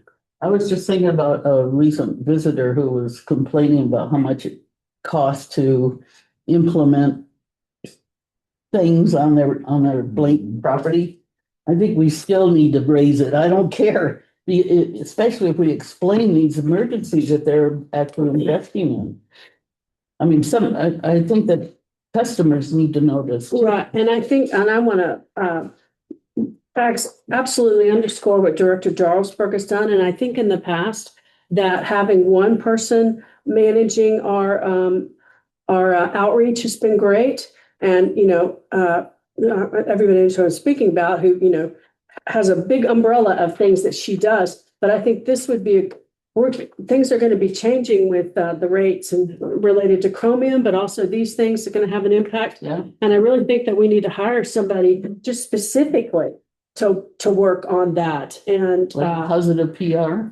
yeah, something where it's there's a lot more effort made in that, so that people can feel reassured, because Yeah. not only are we dealing with Chromium, we're dealing with a crumbling infrastructure that had been kicked down the road. And so it's a lot of messaging, and to put that on one person is too much. So I think that that's something else that needs to be put in here. And Rojas, I know, has made noises about how they could help with other things. I don't remember. It seems like it was one of those things. That's one of them. We've also just recently started talking to CV Strategies, which is a PR firm out of the Low Desert. And that might be an option. So we're looking into Oh, it as good. well, because we definitely know we need the help. Oh, good. Okay, good. Thank you. I mean, I'd prefer Rojas since we already have a relationship Yeah. with them. And I think they've done great work. I agree. Okay. So getting back to bulk fuel tank, high, we're considering that high. Mhm. Very, very Very high. high. Yeah, very, very high. Again, can we get fuel at other places? But again. Is it gonna be bigger? For cost savings, it's always better to have. Yeah, yeah. Are we gonna plan for a larger tank?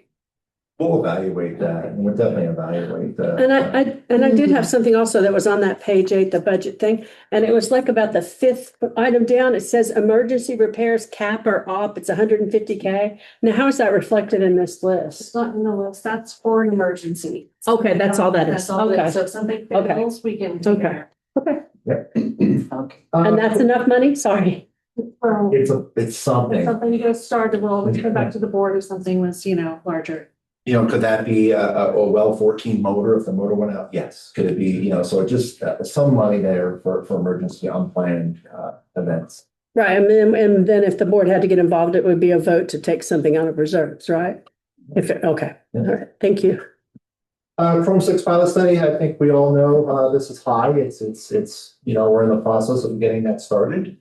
We're, looking at the technology of strong base with roll-up regeneration. So that's something that is, ongoing and should be starting here real soon. The water master plan, again, this is something that I don't think the district has updated in a very long time. 2015, 16. Well, that was the Oh, that's CIP, but That's the the CIP. master plan, not since 2002, I think. right. So this really would give us that guidebook so that we have every asset on a list that gives us when it should be planned for in a budget for its maintenance. This is the blueprint that we were talking about last week. Correct. Yeah, this is a very, very comprehensive project. What's the level?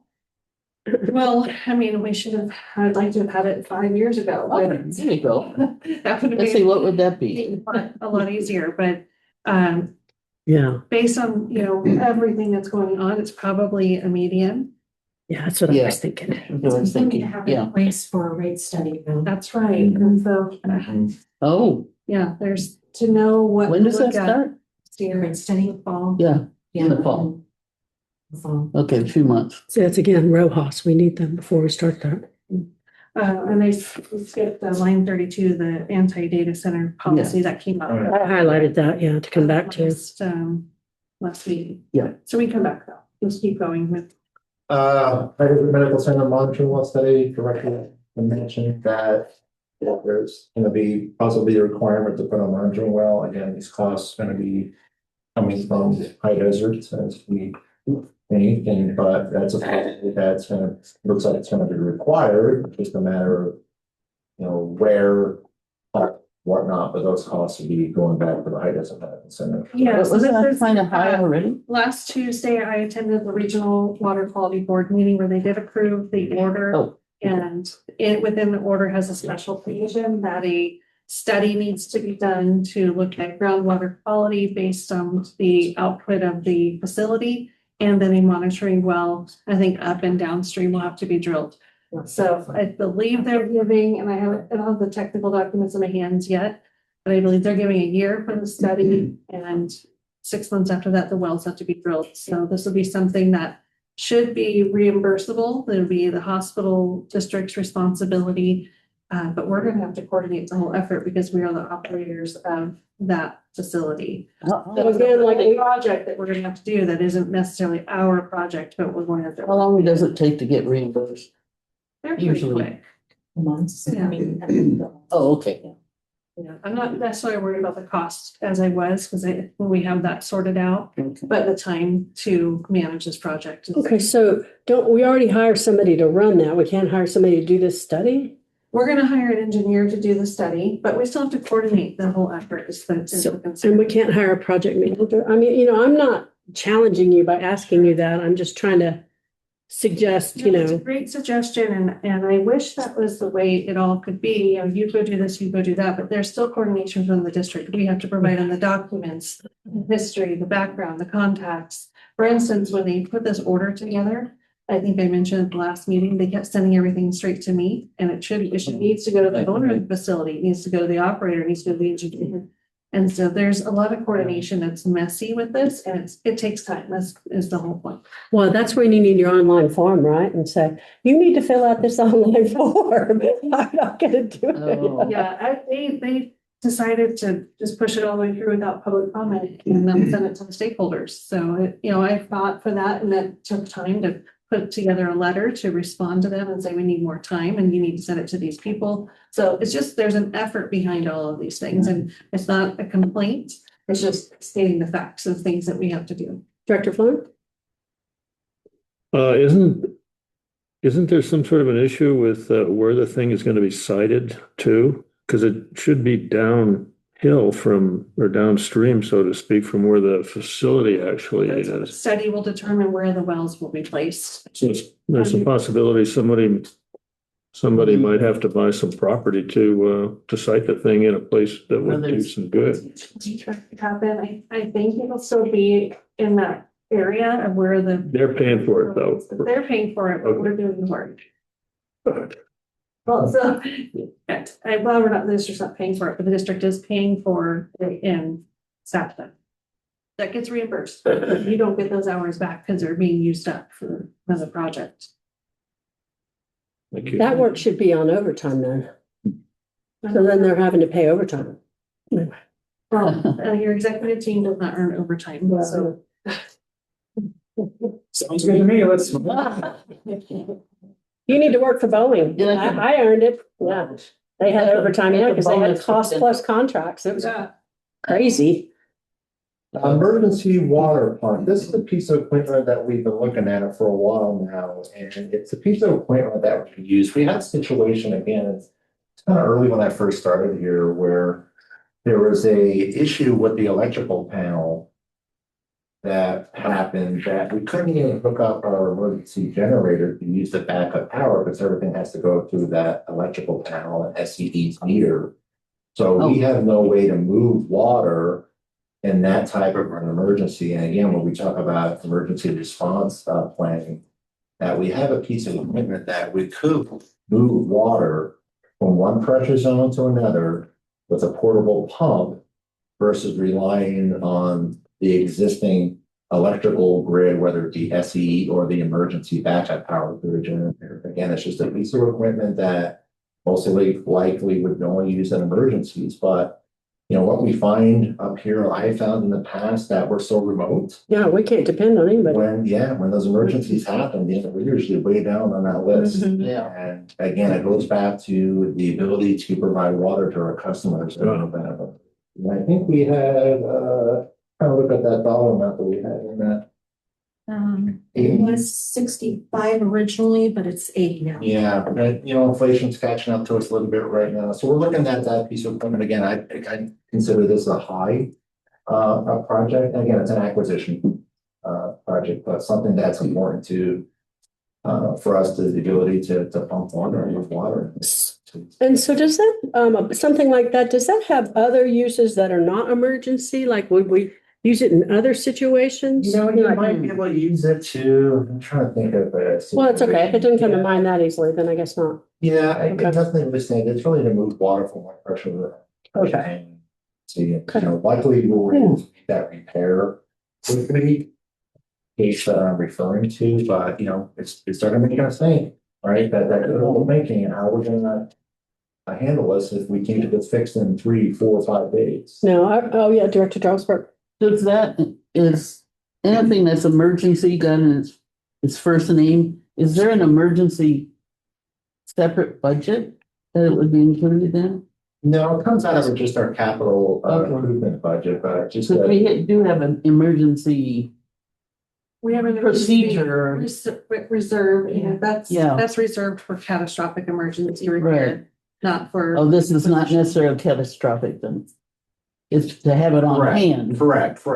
Yeah, versus, earthquake happens and That- one of the reservoirs collapses. That would be that. But Director Jarlsberg brings up something very interesting to me.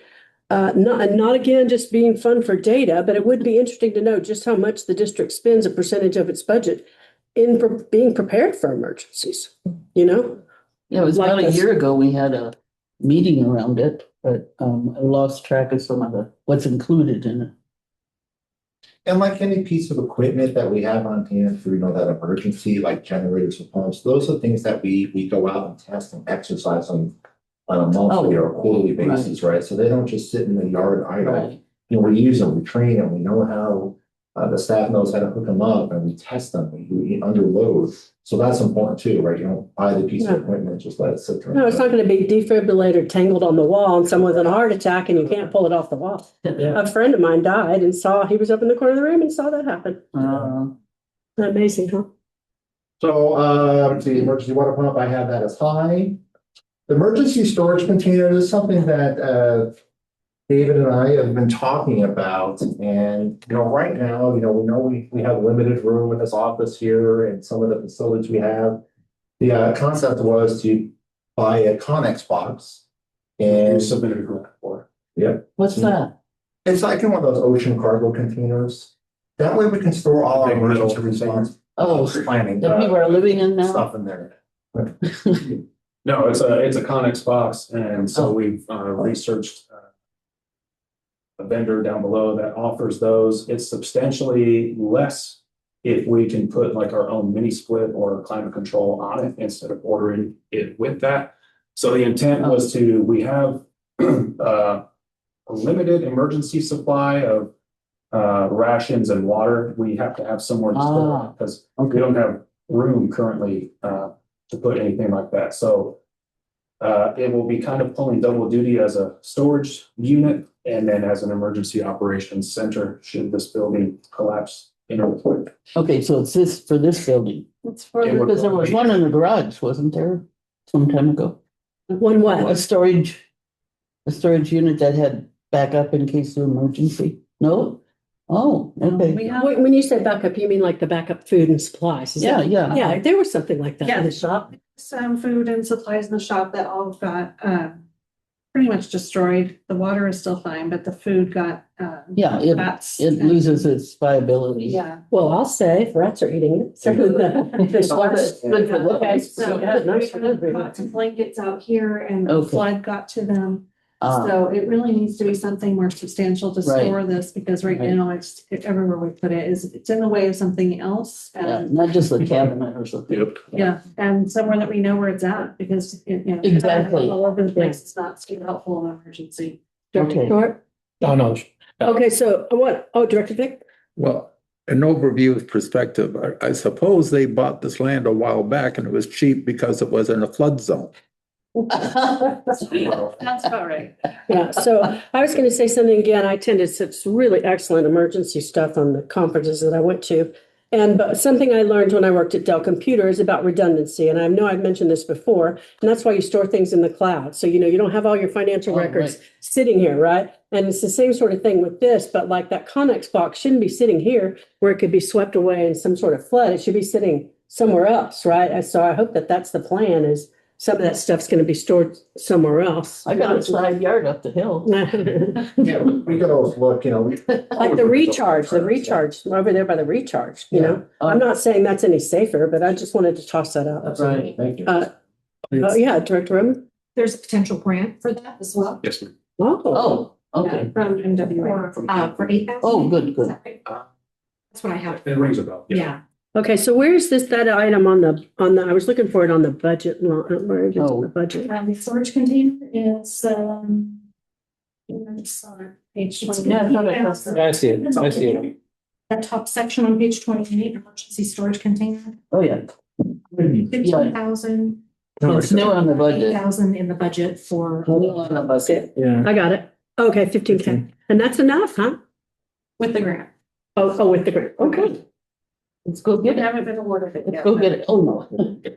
And who wrote that grant? It's a It's a joint effort. The MWA ones don't require the Lot of expertise of the big grants. No, they're easy. Yeah. And we do those. NBCI does them. Okay. So did we mark that one as high? It's probably more like a I medium. put medium. so.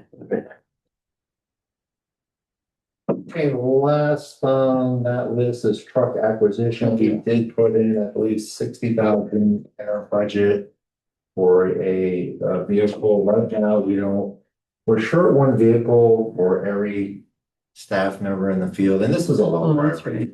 We don't have enough vehicles to send everybody out on the road, so a lot of times we have to double up in trucks. And what we call these frontline vehicles, we have a heavy duty trucks that we use on jobs, but what I call a frontline truck, either a Tacoma or Tundra. That way. Does it tend to be a everybody's assigned- pickup? Yeah, a pickup truck. That way. Because I think everybody's- they've listed them as pickups before. It's Correct, listed in our- correct.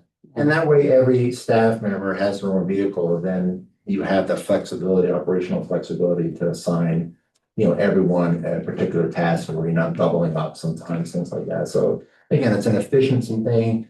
It also adds to our fleet when we're talking about, pool vehicles, and it looks like we're gonna be maybe on a 10-year cycle of truck. So if it's a 25 model year, we're gonna have to 10 years in that truck replacement from 85 up to the 10-year cycle. But we're looking at, we did put some money in the budget for a pickup truck purchase. Do they make hybrids trucks yet? They're out there. I haven't really looked hard on that. I know the regulations have changed with the requirements. I wish we had at least one. What I always worry about with EVs and when it comes to like an emergency response or mutual aid responses and things like that. Yeah, that's why I said hybrid. Yeah. Yeah, but for trucks, it might not be the time to go to that, but the office pool vehicle, which is currently the Forerunner, that could be considered. Yeah, I mean, I wish they had Priuses or Prius pickups or something, because I love my Prius, obviously. So I have this would be the one item that I would say is low. Yes, we can do without it. Yes, it would improve our efficiencies if we can add extra vehicles. That we're not assigning somebody to go, take a pressure reading at a hydrant in one of our 1-ton trucks that, it's really heavy and that costs to operate. So that's what we look at from operational efficiencies. Okay. And we didn't need that for CIRP, if you remember, because a lot of times they would go out to a job site, work at that job site all day. So it was okay at that point to double or triple up, but we don't have that kind of work in-house, and sending 2 people out together, sometimes depending on the job makes sense, but not all the time.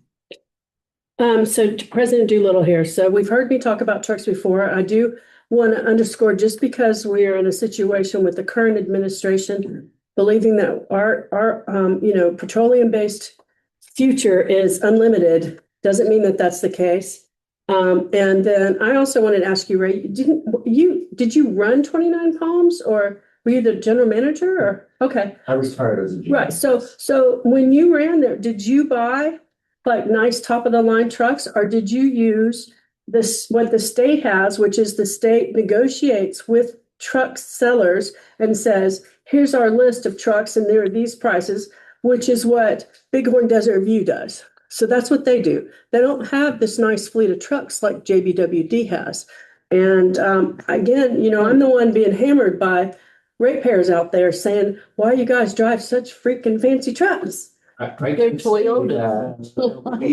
When we used to procure vehicles, we had the state pricing available to us, but we were getting better prices from dealers. Okay, well, I don't know if that's ever happened for us. I don't know if that's ever, I'd like to, when we do that, I want to see that, okay? Because I look at the trucks that Bighorn View drives, and they're nothing like what Joshua Basin Water District's trucks are. But ours last longer. And, well, I don't know, It's so. not in the shop as much. I do know. Yeah, from that's- the That's all great to know. I That's do great to from know. neighboring agencies that they have a truck a week in a shop, and we do not. Well, and that's all great to know. And I think it's also, and when you said 60,000 and you said it'd last 10 years, that's 6,000 a year. I mean, I can defend that, you know what I mean? But I don't have these kinds of numbers, but I'm really concerned about the optics where, we're going to raise rates. Things are going to be very expensive, and we just don't need to look like we're driving the top of the line stuff. They really are all base models, except for one, I think is one above, and that was the only one available during COVID.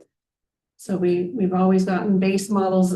We have air conditioning in them because of the heat illness. I don't know why you need air conditioning. I mean, that's ridiculous. Resale value is right. Seats don't have a bunch of features. I know you're not getting the King Ranch versions and stuff like that. But I think a lot of people have prejudice against not USA cars.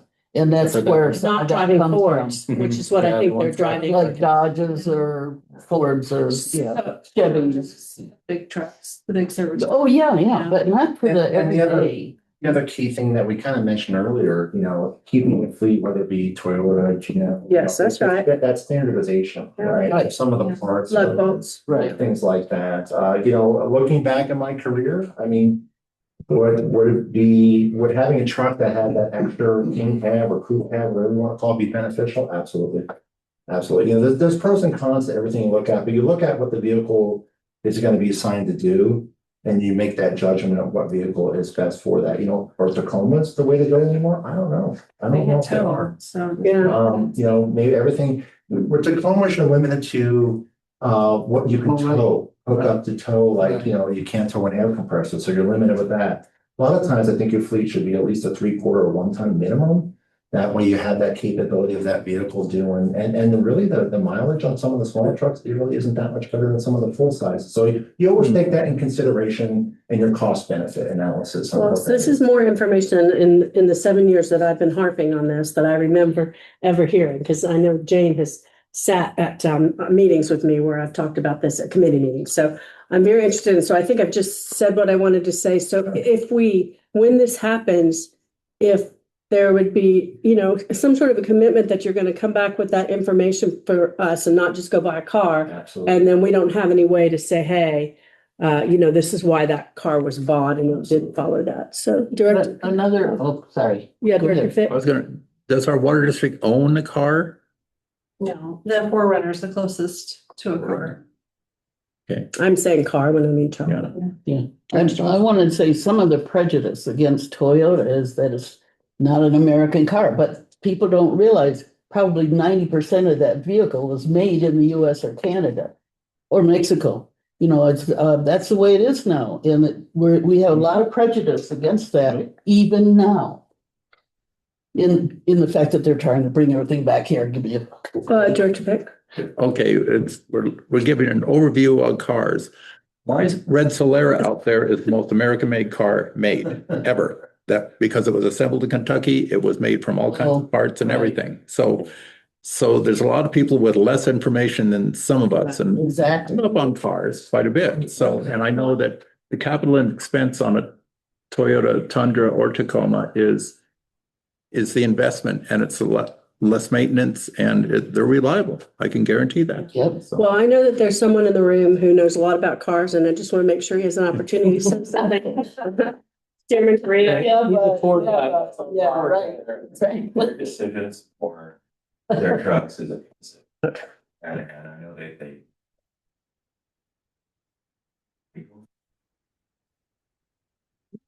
That's one of the 25 main years. roads that we have. Yeah. There. Oh, she has something too. Director Roman. And I just wanted to mention, I don't have the specific numbers, but when we do surplus them, when we get to the end of that 10 years, Oh, yeah. they still have some value. So Director Short was saying, Director Flowen? Well, too, you mentioned earlier, Madam President, that the word redundancy, and to have a certain number proportional, whatever the formula would be, have extra vehicles on hand, because I would imagine that our breakage rate is a lot higher than normal when you got to drive that road up to A1. Yeah.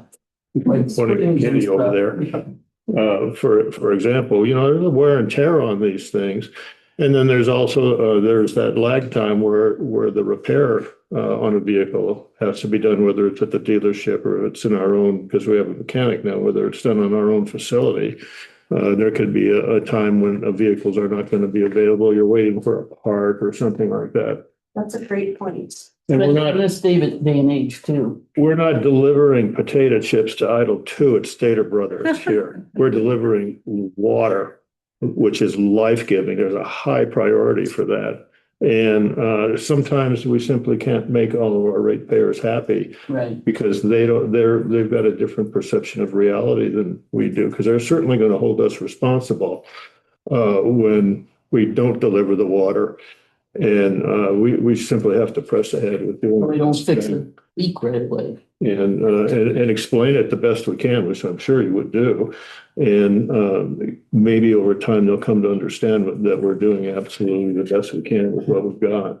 Well, I appreciate everyone going over it with me. I think we've done it before and Stacy's a little thick-headed, but I hope I got it this time. So I think so. yeah. Well, they don't understand some of the stuff that we do too. I always like to tell people how much a fire hydrant costs. And you don't just plug the 1,426 fire hydrants into the ground and walk away and forget them. They have to be maintained, they have to be tested. And all of that stuff has to be, the information you learn has to be reported to the state, and all of that stuff costs money. Money, money, money, and we have to do it, period. Thank you for that. All right, so we are on line 40. This is a discontinued recognition program. We did the resolution last week, and this is, I would say, low, easy.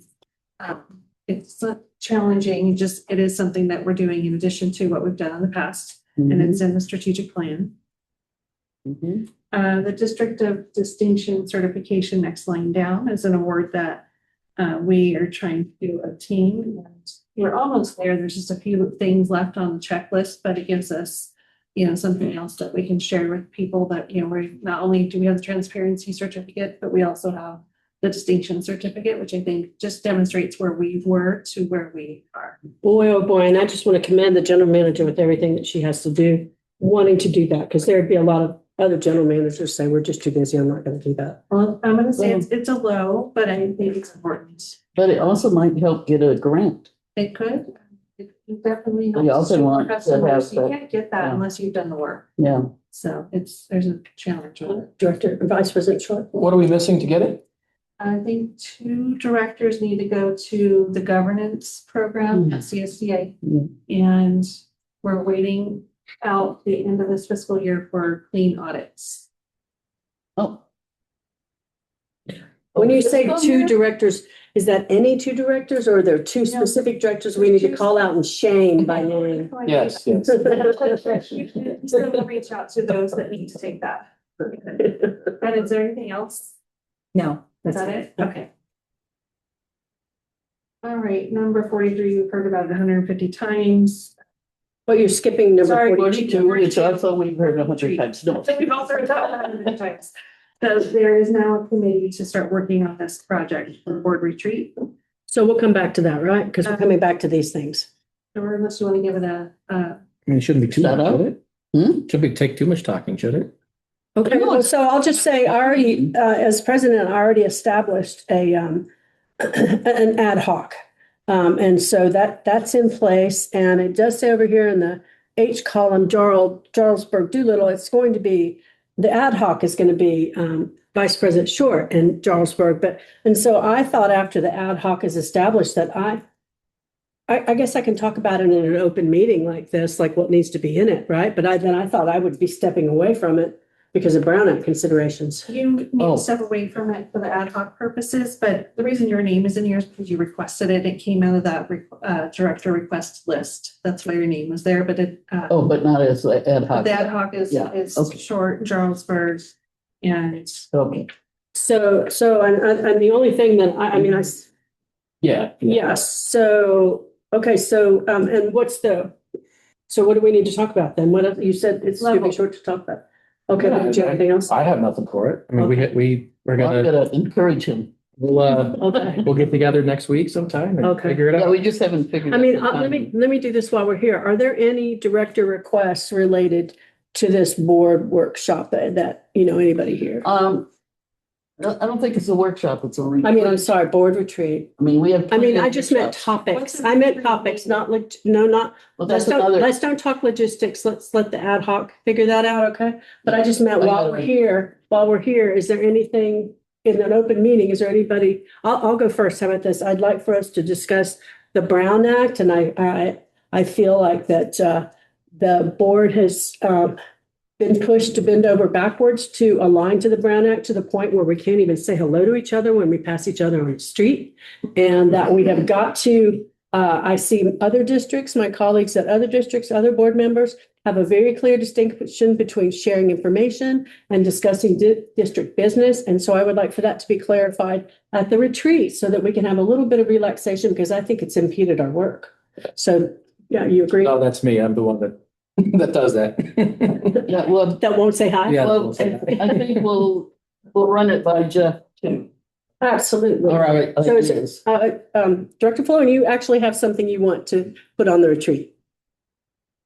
On the retreat. Yeah, that's what we're talking about. Yeah, the Brown Act one, we actually came that was sort of in the ballpark last Saturday when there were 3 board members. And it would have been fine for us to all stand there. And in the I farmer's was market. monitoring that to see, I mean, it was just a social handshake kind of a thing with some relatives or friends. My relatives, yeah.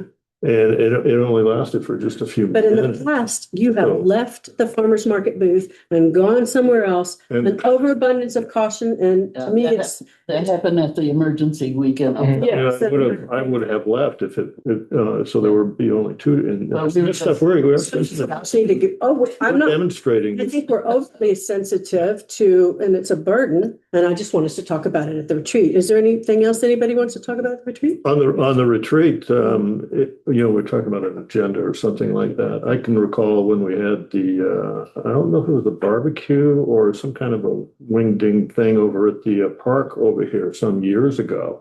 And that was just sort of a social thing where everybody just talked about whatever they wanted to talk. And we also had a We're all grown-ups here. retirement party where we are all. Grown-ups. I can tell you too, that when I started to talk about whether or not we should buy new equipment or used equipment and stuff, suddenly the radar of all the employees went up instead of just sort of like poking at their french fries or something. Suddenly. So anyway, there are relevant things that can be discussed at these things too. Yeah. I think the question isn't your intention. I think where the line is drawn is the public's Perception. perception of it. So Exactly. I think That's what it says there. maybe having some more. The Brown information Act about says where that. Exactly, and somehow how we see, like, again, neighboring districts, I see them, we go to conferences, the entire table is having a Right. meal together. Yeah, in 7 years, I've never had a meal with all of my board members here, and I'm sure the staff has had a meal together, and how we haven't been able to even break bread together doesn't make sense to me. So I'm hoping that's something that'll be addressed at the retreat. I get you. Okay, Director Fick, anything from you? Nope. Okay, all right. The level of priority, please. I'd say for the staff, low, because we're gonna handle it, I think. That's right? for staff, so you understand that's, okay. Yeah, I think it's low. Oh, that's true. That's true. Is that how- It's okay. a board retreat, not a staff retreat. Okay, but I think that some of this, what this work is sussing out what the load is on the board, on But the it's up to staff, the- and it Yeah, shouldn't be. Yeah, that's Okay. low. Excuse me. Okay, All right, 43. This is the one we've heard lots of times, and we're working on it, hiring the COO and the maintenance supervisor. Yeah. I think that's a high Yeah, priority. that's very high. The employee comp plan update done every single year. It's allocated in the operations budget. And I think in order to stay competitive and hire, it needs to always remain a priority. well, it's low, we're always gonna do it, aren't we? It's just a matter of, Oh, update. yeah, it's just a matter of, It's a matter of an update for you guys, but on staff wise, there's a whole nother level of what happens. There's discussions that happen department wide, there's surveys that go out, there's meetings that happen. So it's pretty comprehensive. Because we don't have a union and this is a way for staff to get their voices heard. So it's only one part of the year that we go through it, but nevertheless, when we're dealing with it, it's a lot. What part of the year? Around the budget time. So we started, Like now? it's already in process. Yeah, Yeah, we- we're gonna talk about it I later. mean, Yeah, and so that's, and I agree, we don't know. I mean, I'm happy for you to tell us it's a high. yeah. And I don't disagree with that, but that's a good example of where, wow, that's a high, and yet we have a $500,000 tank that's a high. And how do you say Oh, right. what's really a high? So that's all. Not to push back, not to say we need to change anything. It's It's a just, good point. because it's the man hours, it's the You don't have hours. staff to do it. So- Right, it's the hours, yeah, too, not just the money. All right, and then 45, developed on And you make conversations that we've had in the business Which one? plan.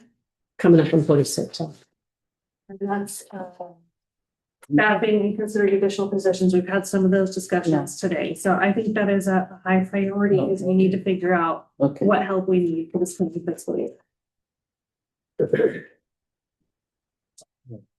46, the handbook update is a big process. I'd say this is probably, Well, it's got Thomas's, Vice President Short's name on it. So Yeah. what do you have to say about that? Oh, I thought it was necessary to do this, to hopefully help incentivize people that are applying for the Director of Operations. Specifically what? Incentives to help, Relocation yeah. Or any. Oh, Help recruit- to help incentives. the recruit- Oh, incentives. Okay. Okay. But we wrapped that into an entire handbook update. It hasn't been updated since 2019. So due to laws Exactly. change. So that is in process and we expect it sometime late summer, early fall. We haven't had any requests for higher salary or incentives for the DOO from our recruitment firm. And that they said that the rate of pay is very good for the position. It's just finding the person Okay. to bring them over. So anyway, that. So does that mean we cross that one out? No, it still has to be done. Okay, I thought you said it was part of something already in the fall. Yes, so the entire employee handbook is going to be updated. Yeah. Okay, And should an incentive be added, it'd be added with that update. okay, okay. But I would say it's probably at low medium. I thought you said it would be finished in this fiscal year. No. Next. Next fiscal year, Okay. sometime late. I misunderstood that, that's fine.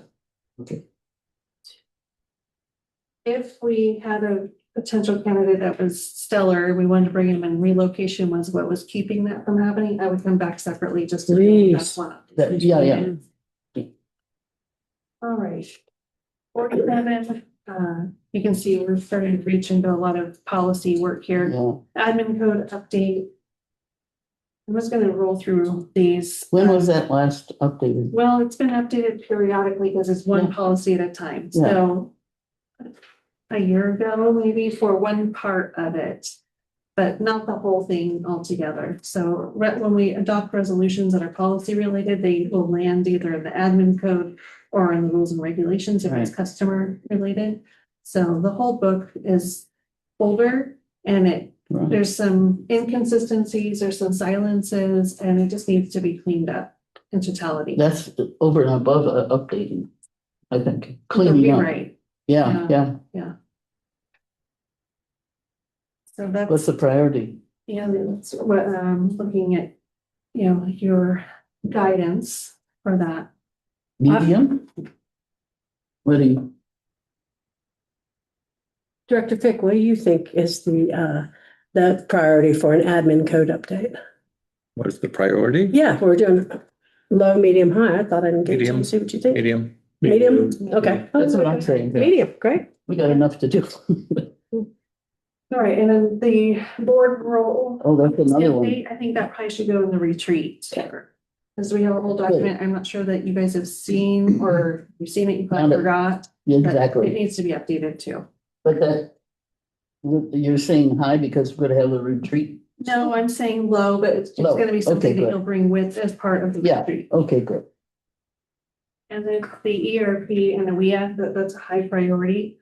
It's regulatory as well, and it's also emergency response, so it needs to be, and Okay, we now- have deadlines to meet for that. Now, is that in the budget here or is it, Yes. we talked about it before? It is in the Yeah. budget under reports and studies. Okay, okay, Okay, all right. And what fiscal year? That's this year, 26. This year and next year. Okay, The OEA is going to be done this fiscal year. The ERP will be done in December. Okay. so that medium maybe? It's a high, because we have, The high. deadlines. Regulatory. Okay. Pelicans Club that got brought up last time, that's a low, I think. If you get an invite. Probably can't go Advocacy work, I think, is Oh. a high priority. It's part of our outreach and how we're funding some of the from six. Continue. Continue sewer engagement with the county. I think that's probably high. You want us to be engaged with the county. Yeah. On what's going on there. Hydrant theft policy, I'd say is probably low, but it needs to be written. Equitable customer policy, which is something in the strategic plan that could be moved to next fiscal year. It could be. Looking for guidance there. What is that? I'm not sure. If you go to the last page of the big documents, 5.5. Oh, okay. Well, that's it. 5.3. That page?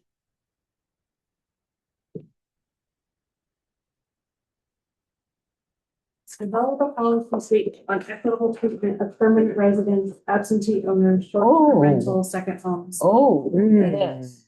Yes, Yeah, I think that's a medium. yeah, it's pretty important, but not That's something that could go to the board retreat. really. Oh, that'd be fun. You mean the equitable customer policies? Yeah. Something you could work on. during Oh, retreat. interesting. Well, I'll look at it.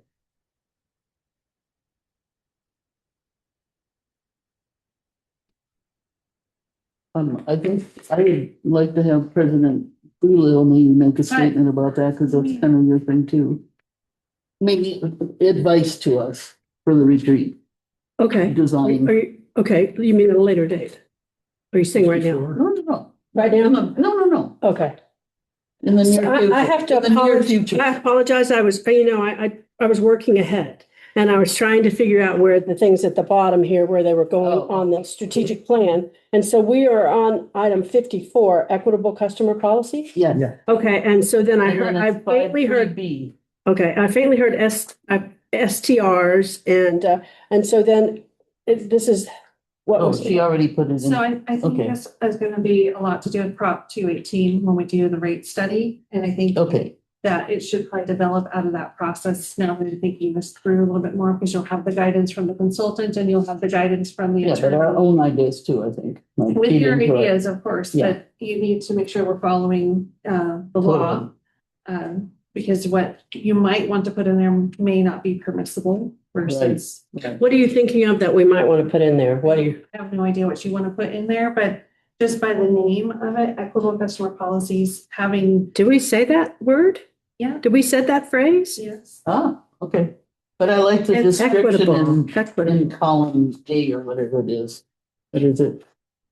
Equitable treatment policies. Strategic plan objective What, page? column. The very, we've got It's on 9. Oh, I'm sorry. Stacy, I numbered one. go to the very last page. I'm on the Second page. to the last item. On the back, Okay. on the, all the way on the back. The last page. It's not the last page I looked at. If they were numbered, it'd be 9. Oh, okay, yeah, right. Okay, yeah, and then data center is separate, but, yeah, it's measurable costs. But a priority on 218, which is good. I did get that in my brain. Okay. Well, so, but we said that, I mean, maybe you guys can talk, nothing's stopping you from talking about it from the board Exactly. retreat work, right? Yeah. Right, You can and, talk about it for sure. I And think then- you should probably work to wait to develop, get your ideas together. Yes, that's And it. then when we have the rate study time, then that's when you can Would actually be a good develop time. the Yeah, policy. but it's good to be a little prepared. Yes, exactly. So I'd say for now, it's a low, but it will rise up as we get closer to the rate study. Yeah, I'm just making a list kind of for what we're gonna discuss in our committee. We're ready to move on to 55. This update development program, and this is a high priority. We have a lot of development coming from our community, and we have very antiquated processes to deal with. We can deal with single family residents all day long. Those are easy. But these multi-unit projects. well, lazy river policy is what I want to call it. I thought about that several times. I mean, so you guys know that what we're talking about is internal, how the So district we deal with internally, development right, the people proposals. coming to them, right, yeah. Yeah, It's super complex. and so I think the word development is wrong. It should be something a little more, It's what they call it. Yeah, I know, it's Yeah. confusing, I agree. because it kind of sounds like a development of the district over time or something. Yeah, Not developments coming in and proposing projects. There's no, the word, however it needs to be described is not really that important to me. It's been a development program since, Okay. It's the spec standards for development, yeah. yeah, so it. Oh, it standard. doesn't- Yeah, it's over there, to the right, yeah, their standards and specifications and Yeah, all that. And so you have policy here, so in the column G, but you really mean more than that policy, It's a don't new you? policy enactment program. or, It's a program, okay. really. We're developing an entire program for development. So the district just put in 100,000, was 150,000. So they put $150,000 in the budget. And so that's one of those things where, we didn't talk about it too much. We talked a little bit about it. But that would be for this fiscal year that they would start this fiscal year? Yeah. Yeah, they would start working on spec standards and development. So that's another thing that takes up staff time, and you're listing it as high. It's a massive undertaking. Right. This particular project will require a lot of staff support, because we have the information that the engineer who would develop the program for us would need. And they have to understand how our processes work. So there will be interaction from finance and admin, from operations, because the operations has a part in all of this as well. So an engineer does this, because this is all so an engineer does it. So, but there's not a consultant that could come in and gather it all together for the engineer. Well, you get much difference, because You still have to give it it. to a person. I'm just looking for, Yeah. I'm just So looking we- for, Help. Yeah. you know, I wish if you find it, It's and what we fine. need is clone. I'm sure there is. I'm sure there is. It's just a matter Is Kyle Finding it. Some Kyle use is for from, that? yeah, he would be the engineer that. Because if you guys all- This, but, yeah, we don't know. that Oh, for our sure. time. because if you guys all went away, it would still have to be done. So somebody can do it. That's no offense. I'm just saying. So, if they had to start from zero, it just might be expensive, but it's something to look at. If only members of the staff here 10 years ago had that same attitude with us. that would have- Oh, Yeah. Yeah, that's because true. we're More looking at the future details, lookers. and it's very, like I said, it's very complex. Right. And I think, and it kind of dovetails into some other things too. Yeah, I think years ago it used to be one at a time kind of, now it's like 10 at a time. But it's the weird things like the lazy river and stuff like that they're doing. They're not just saying, I want to build a 3-2. Yeah. That's, Yeah. No, not at all. It's twos are easy. yeah, you've got that down. Okay, 56 treatment plant policy. This, I think, came up in the last meeting. Wasn't that already on here with the WW? Well, that was for the lead study. This is a policy regarding Oh. how we treat treatment Was- facilities. Oh, yeah, Would that okay. kind of be So it's related developers to too? line 11, but it's not. Yeah, No. it could be. Like, It definitely Leavenworth. could be, yeah, All consider those. right. So I'd And say they know nothing this is about it, probably apparently. a medium, but it's can very quickly raise to a high depending on what's happening there. Yeah, who shows up? Well, right. It's very much related to Love More. So, look who perked up. Director Fitt? Oh, yeah, well, you had a checklist for Lovemore, and they came to the water district and they had a pretty half-assed approach to it. And then you sent it to our engineers, Dudek, and Dudek came out with a checklist. Who was it? No, Westwood Civil. yeah, give me a break. So they did the checklist. Now, I'd be curious, is the checklist public information?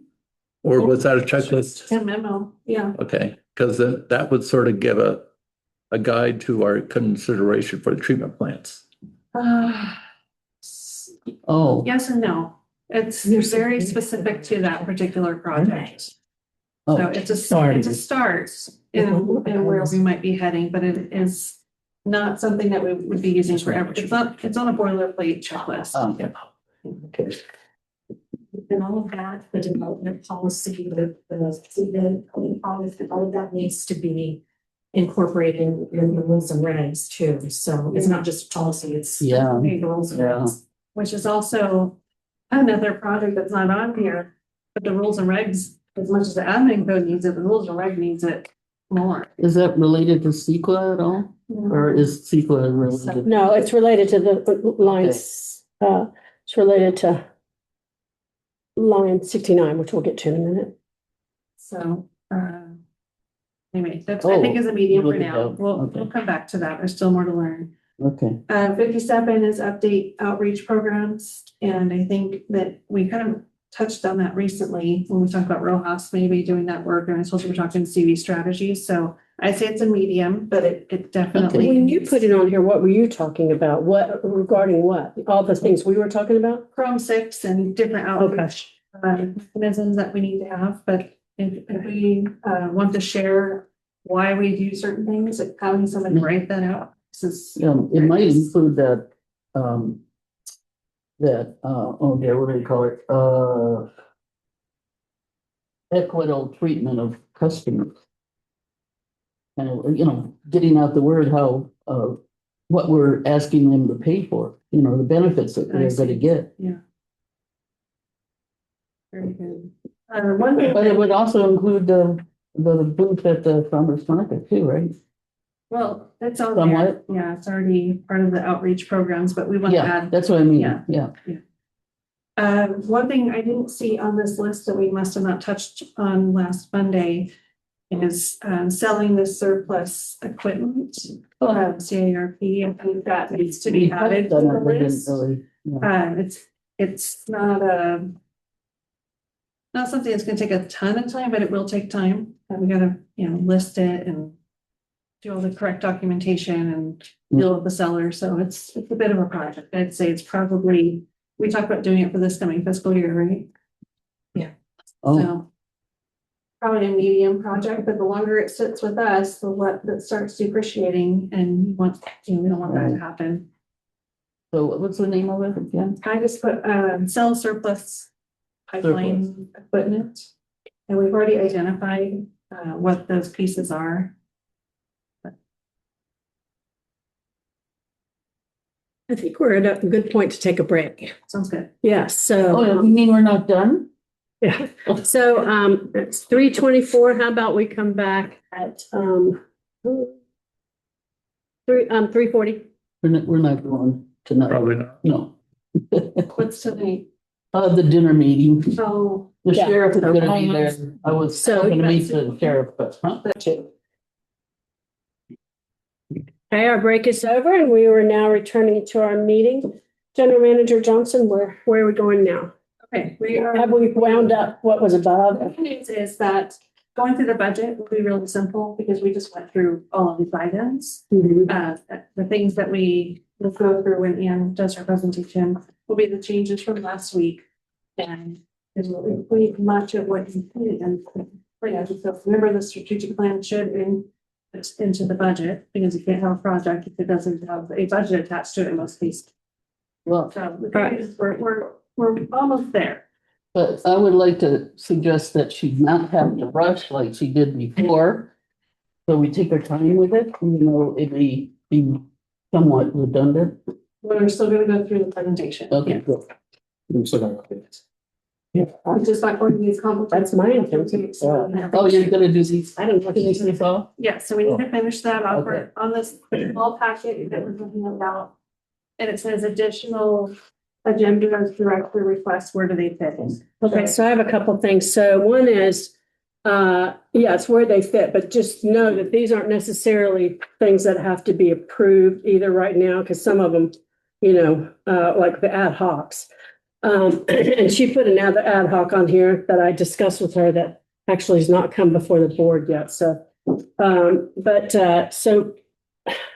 so we've got these, and then we also have the ones that we skipped over, for expediency's sake, when we were talking about all the capital projects. So, We skipped the one which was line 2. Oh, and the data center, let's go to the data center. I highlighted what we skipped the water loss and AMI. We kind of talked about that a little bit. We didn't make a decision. We didn't put a priority on it. The Annie Data Center and the renewable energy product opportunities. Okay. Oh, yeah. And then, okay. So, I don't know if we can come back to those, but so Vice President Short, what do you have on customer deposits so we can understand what this means and what kind of urgency Okay, there so is? this was, I think it was, what we were gonna put this under.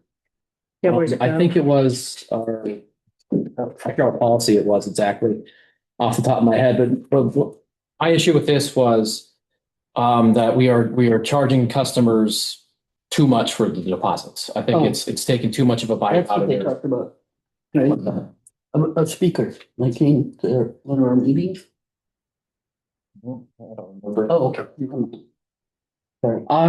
Just opinion of mine, and I would like to discuss it with the board when it's appropriate. Do you want to know when it's coming back? Yeah, I thought there was already a date on it. Yeah. I saw from the the agenda. I don't know the exact date, but it's in August. Yeah, it was stated. Debt policy, so it'll be on the consent agenda, so we can discuss that because it really would Yeah, potentially impact it. okay. Okay, so does that mean that the district is preparing the staff report for that and there's nothing for Vice President Short to do? Okay.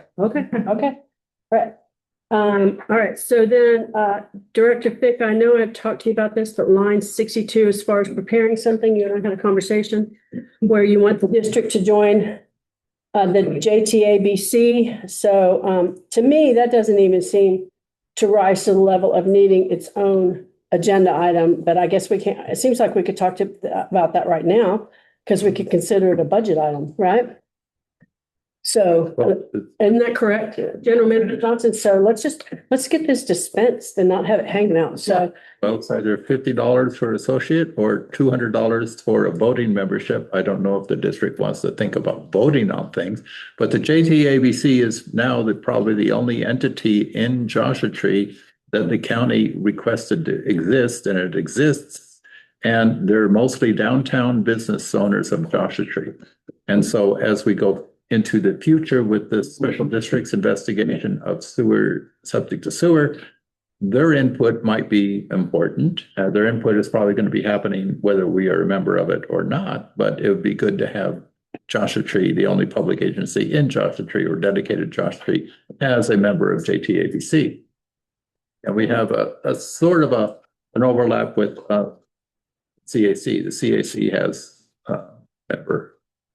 an active board member of a JTABC. Representing the district there at that meeting. Who? Yes. That person that's on the CAC? who would be the district representative attending those meetings? If the district became a member, then who's representing the district at the meeting?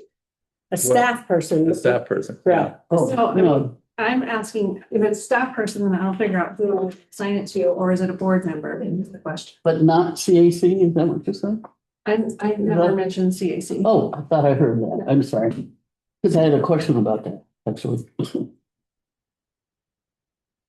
So the question was, would it be a board member that represents or a staff member? I would think it's a staff member. Okay, so do we want to entertain them? Do we need more discussion on this? Can we vote on something like this without it being on the agenda? Yeah, we didn't bring it back on the agenda. Do we need, But it fit on the I next. can budget it, but whether we want to move forward with it, I think is kind of the question, and we want to allocate staff time to this. Yeah, but we I can think- have a yeah. consensus. We could have a consensus. Okay, so you I think this should be absolutely for the board to do. Because we need to get out That's what there I and would be think. more involved in the community. And we should be the people that are going to this and talking to them Yeah, and seeing what their needs are. So that way, when we That would- are addressing the sewer, we'd have something to actually. Well, that's not hard to fix, yeah. well, the other thing is that it is a business, it's in their name, ABC. And it's generally owners of businesses that are on this Okay. club or whatever you're calling it. All right, so it seems to me, just based upon the little conversation that we had here, that there's more conversation to be had about it. And so put it on an agenda. And I had already explained to Director Fick what he needs to prepare. As just pretty much kind of what he said, but Okay. so that the staff has a staff report. And then we can talk about it.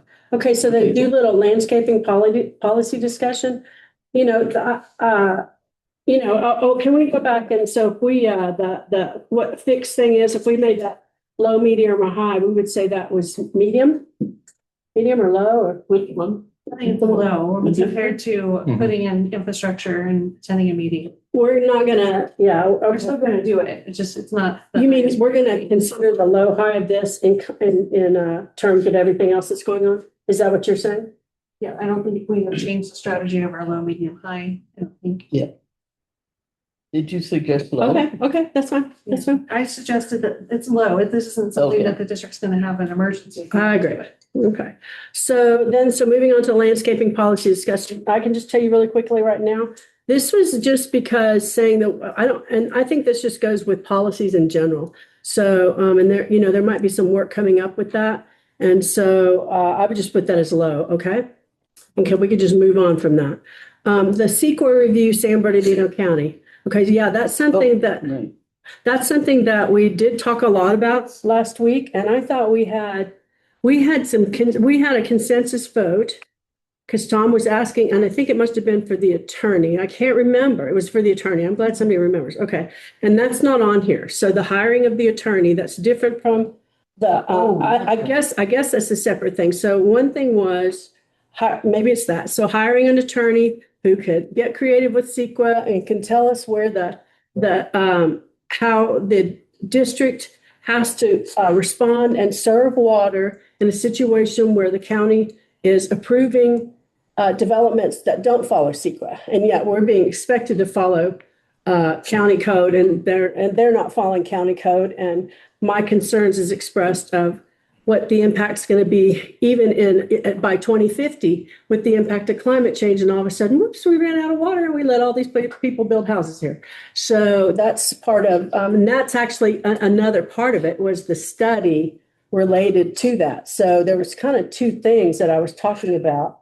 I think there might be a miscommunication here. Mhm. Yes, that was discussed, but the question is, where do these fit in the strategic plan? Well, I had to, I'm looking at high, medium, low, but I also like to know what item do these goals, does it meet? right. Well, the other thing is that I don't know that we knew what we were talking about just by the title.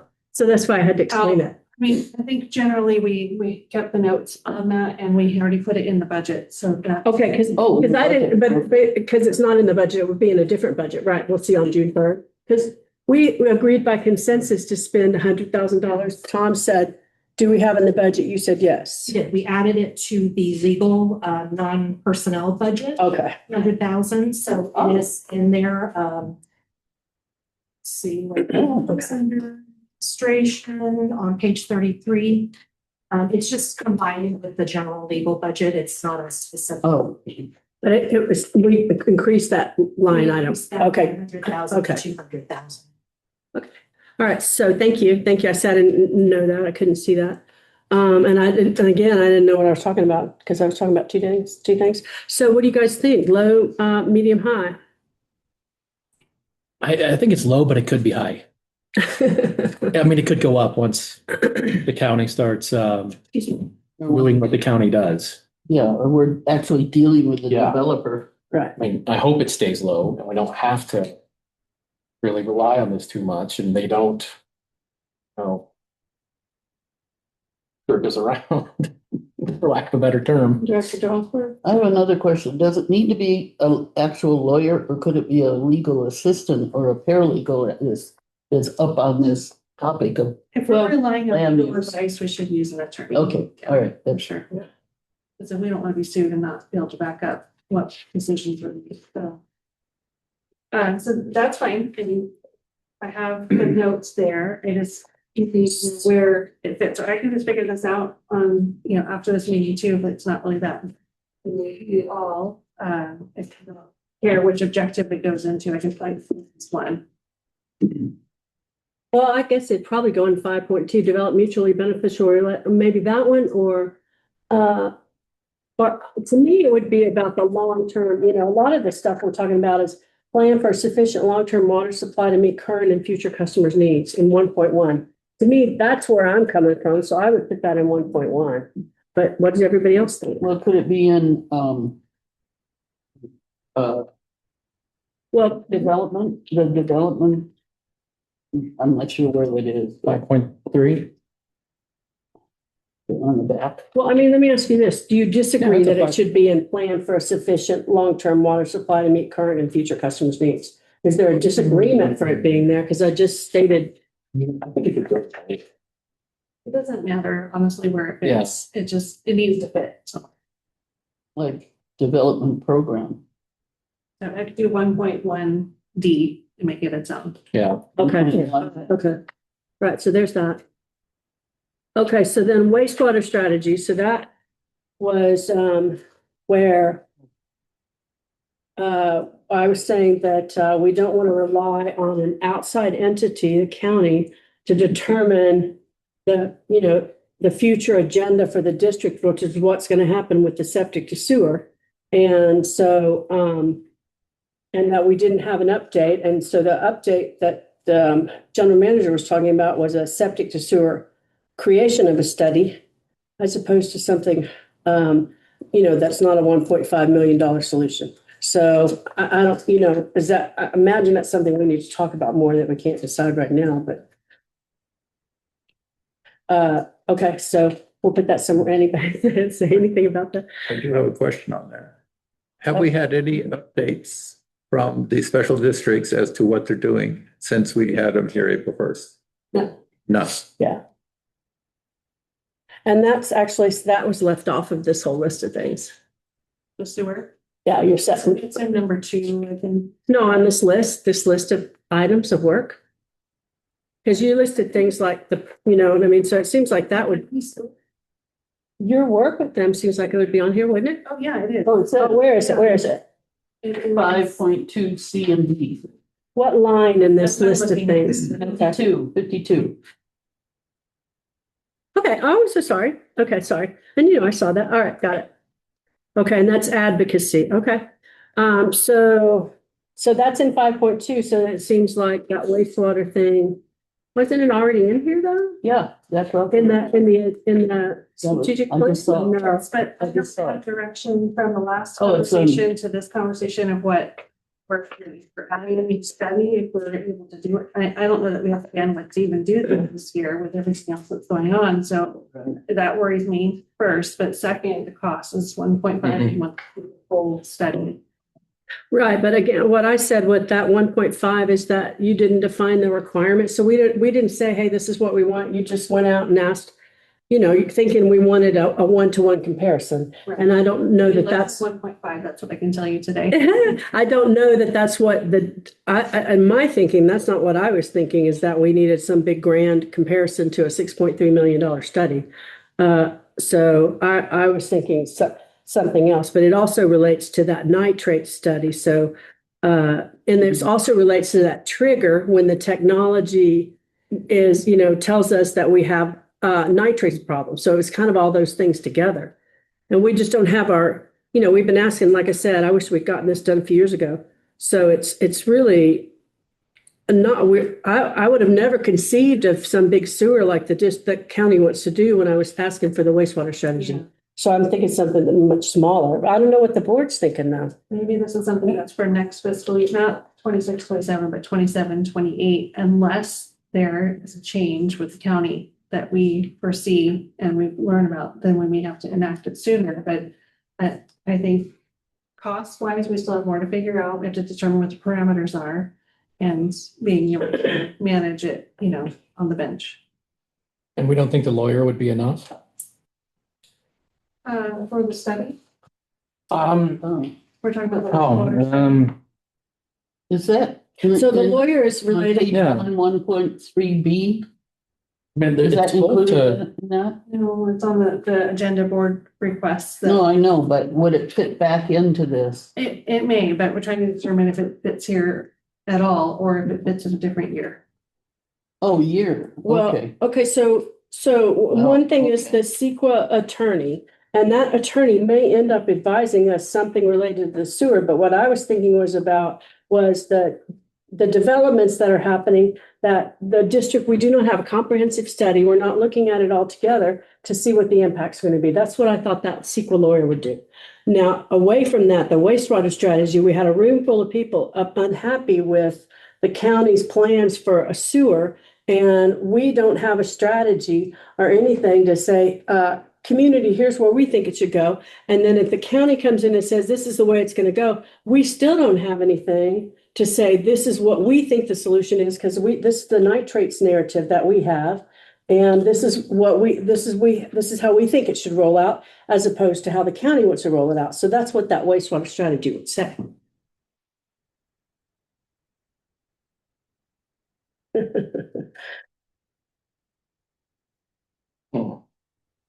So I guess my question still is are you trying to fit it back into the plan?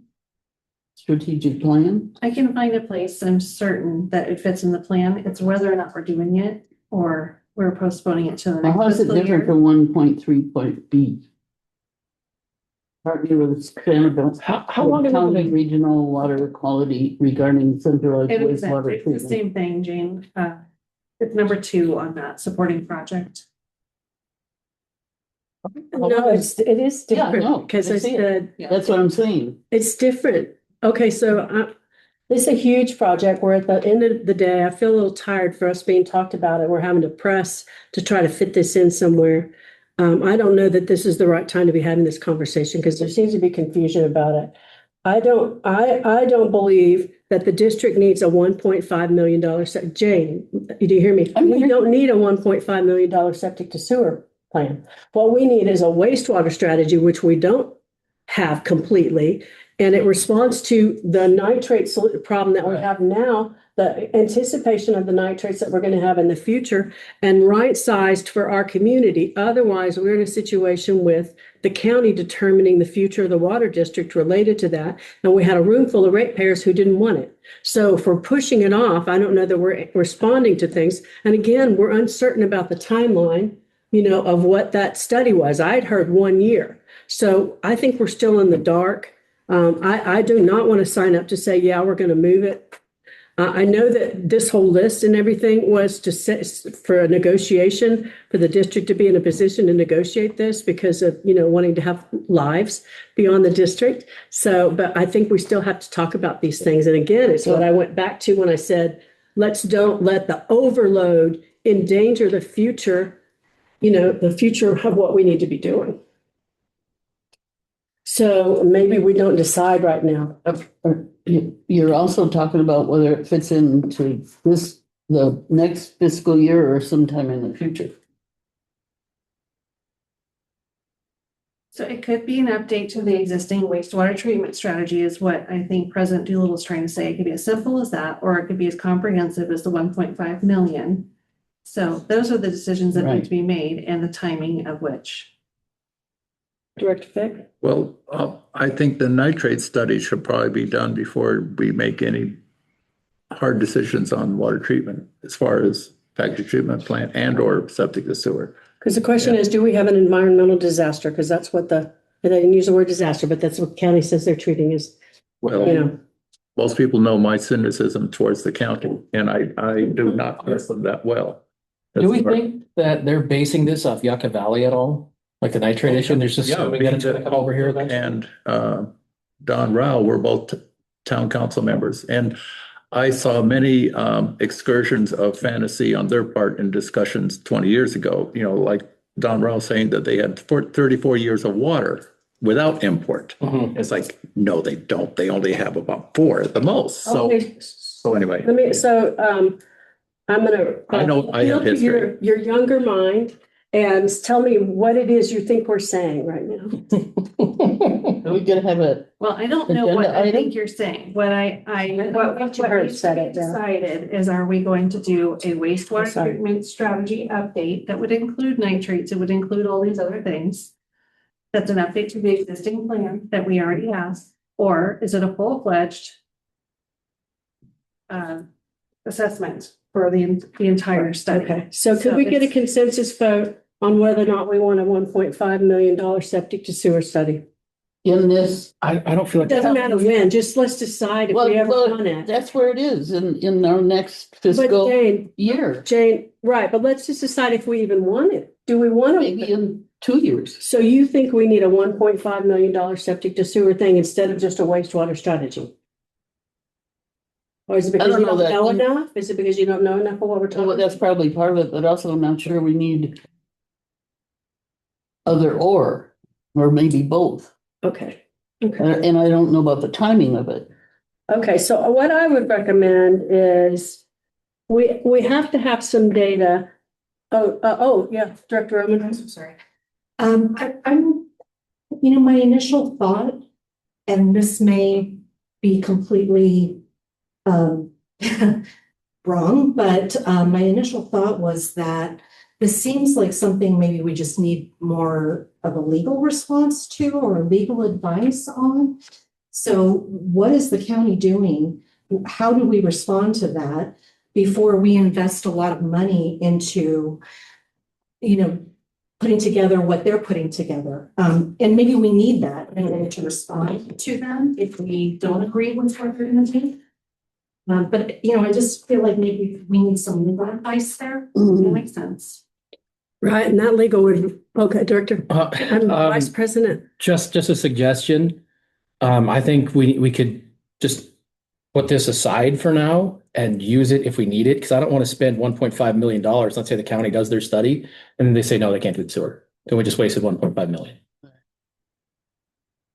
Their study So I- isn't going to, in our study, not happen. But we can still see what they are going to do. They're not building the sewer right now. Mhm. They're just studying if it's needed. And if their Yeah. study says it's needed, then we can counter it with our own study and say, we beg to differ. Yes. Here's why. Right, and that's after Oglenochi's given them 5 million to start on it, and we're flat-footed like we were caught when they came to us originally. So that's where I'm coming from. But I don't disagree with anything that's being said. Didn't they say it would not be for a year and a half? We still don't know. We don't have any information, so, I think I need to call them up to try to figure out what the heck's going on, because we don't have enough information. So I agree with Vice President Short that we need to just table this right now, not, yeah. So We if just, we need to do this study in the next fiscal year, what we'll do is come back with an amendment to the budget. Yes. And then we'll do it then. That's For what they're now, for. we can table it and we'll watch and see what's happening. Yes, great, thank you for telling that us. sounds good. Okay, good. And so then the next one's One Water Future Resolution. So you guys, we've had these resolutions before where Aqua comes and says, hey, we want you to do this resolution. And so this was a resolution when I was at Aqua. And it's, I sent it to the general manager saying, hey, this is a resolution. I think I put it as low priority. I don't care when we do it. It was just one of those things where we sign off, the district signs off on it and says, yeah, this is something that we agree with. It shouldn't require a staff report. It shouldn't require anything but just a piece of paper copied from what our typical resolutions look like that we sign. So that's what that was. Now, maybe I'm wrong and she'll correct me. What is One Water? What is One Water? Well, we'll discuss it when it comes before us. Oh, okay. We've discussed One Water before. We discussed it Oh, yeah. when, yeah, okay. Yeah, we did with, whatchamacallit, United Water Alliance. Mhm. So it's been a term that's been floating around and this was just, this is just a resolution that's, it's like an update and it's a vision for California's water future is what this was. I like the word future. So it's a very simple thing. This isn't anything like to me, and again, I may be wrong. To me, it seems like a really simple thing. And so since it's I don't know where it would go. I think it would go in 1.1 because it's planned for sufficient long-term water supply to meet current and future customer needs.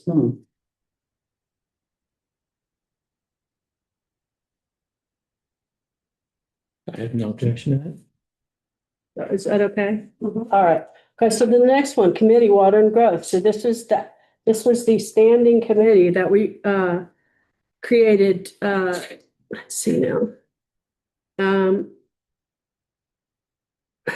We haven't we have this new committee. It's going to be a standing committee for water and growth. We haven't done it. It's going to be on Wednesday. So I don't even know that we should be talking about it right now. We can do it on Wednesday. Okay, so, and then we can decide what agenda, what items should go on the strategic plan. Okay. And then I think the committee for the board retreat is 4.3 is where that should go, which relates to the board. That was a little homework I was doing ahead of time. And then I'm going to be proposing an ad hoc committee related to policy. And so we can talk about where that would go.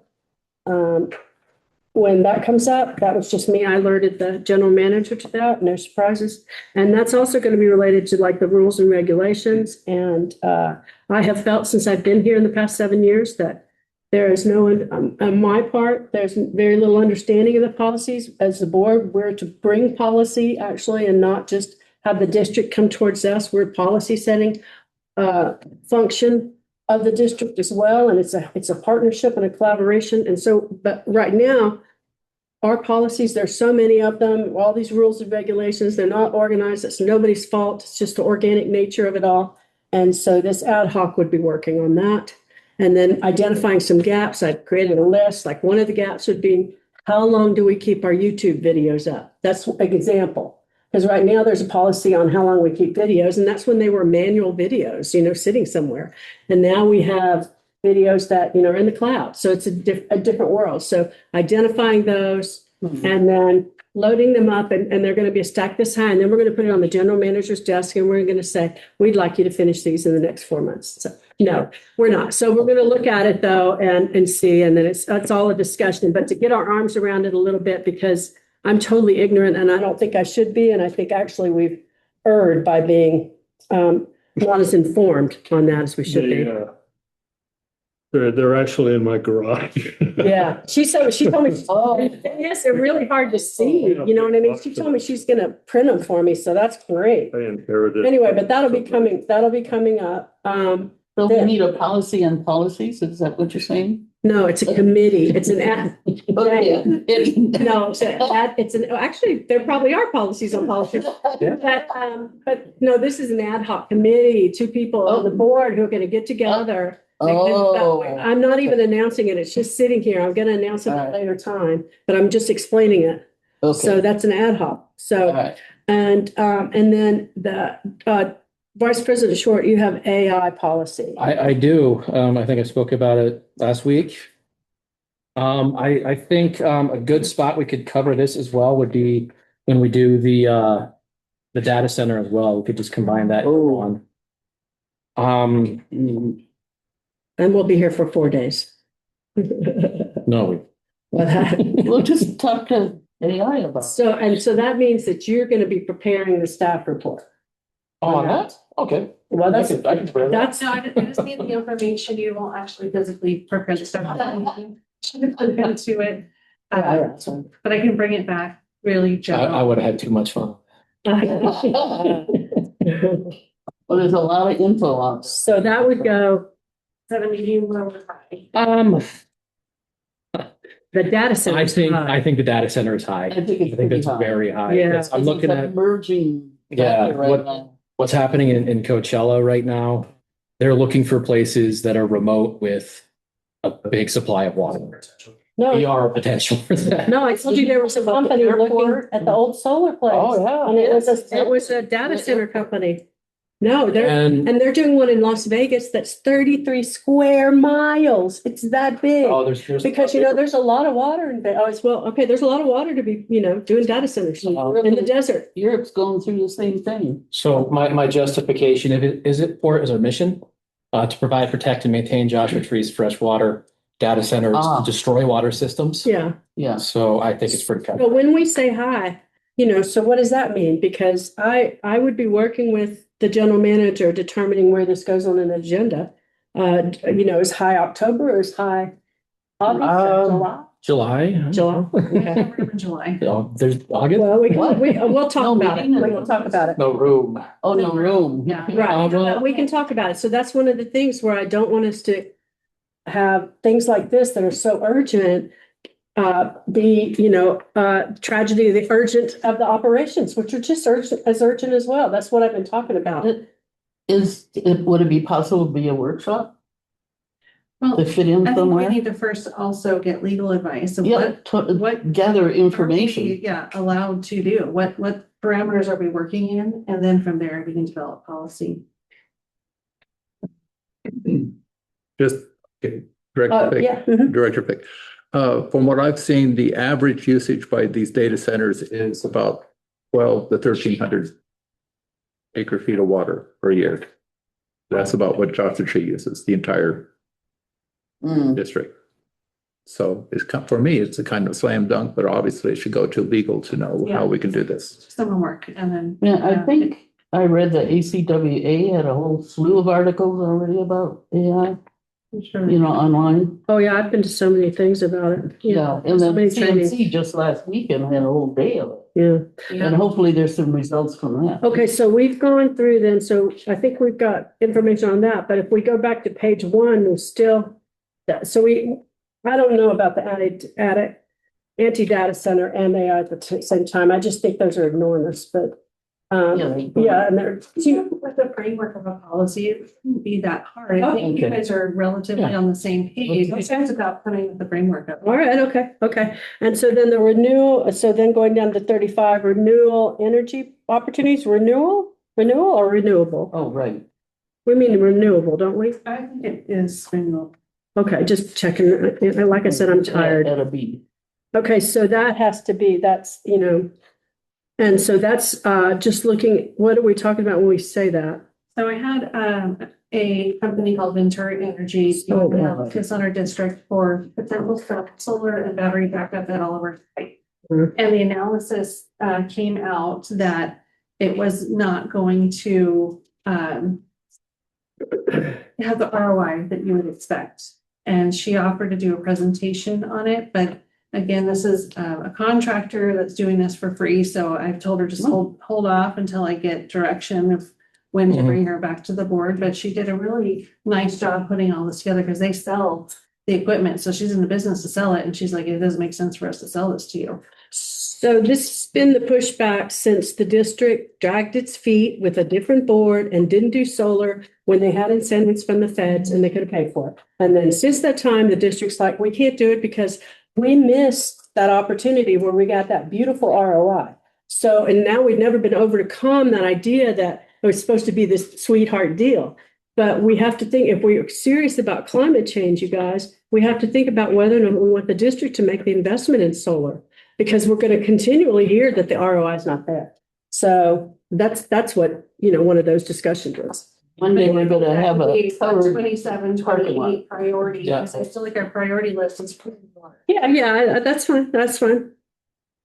So, It would be in the climate plan. yeah, but we've been talking about getting a new building, right? Can this one actually like support a solar system on top of it? I know we've had some problems with the roof. I don't Yeah. know, like, that's a good question, I don't know the answer to. It'd be I think parking. Parking. Yeah, the parking lot. Yeah, I wanna see Option cover parking. Yeah, but I definitely don't think with all the capital With projects this that year's that, project, no. No. Yeah, big smile. We're moving that. One. So, but that was one. So that one's, later. And then, okay, so we already talked about so but we didn't put a priority on the water loss and AMI board report because you want to just leave that blank when we were going through that. So We did put a. Yeah, okay. High priority. Okay, and Just line 15? back to number 3. Oh, line 50? 15. Yeah, Oh. That moves back to up line to 3. 3. Okay, Yeah, okay, all right. Okay, got it. Okay. The only thing that I have right now that's missing is the nitrate presentation. Right. Number 14 and number. That was a P. That was a P and number 2. Okay, Number right. 14 was what? Number? I mean, what I'm designation? glad you got that. I don't have it. It's- Well, she just said it's- something, but I didn't, it sounded like P. I don't know. No, pending. Oh, just pending? So the nitrate So no- presentation's pending? Mm-hmm. What does that So- mean? No priority yet. So what's the priority on that? So, okay, so let me, Jane, do you want to say what you think that, that discussion is? The nitrate thing? Yeah, what is it you Well, it think? sounds like a board presentation. Doesn't sound like any Who's gonna, decision. who's gonna talk to us about what? I don't know, it says Doolittle.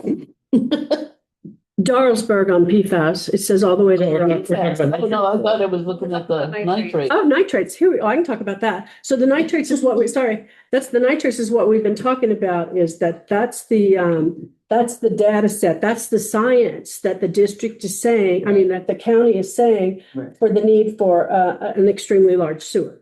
And so we just need to figure that out and see where they are. And, it would be great if I had confidence that the district even had the energy to meet with them and talk to them about it. With all this going on, that's going to blaze right by us because the district's not going to have time to talk to them.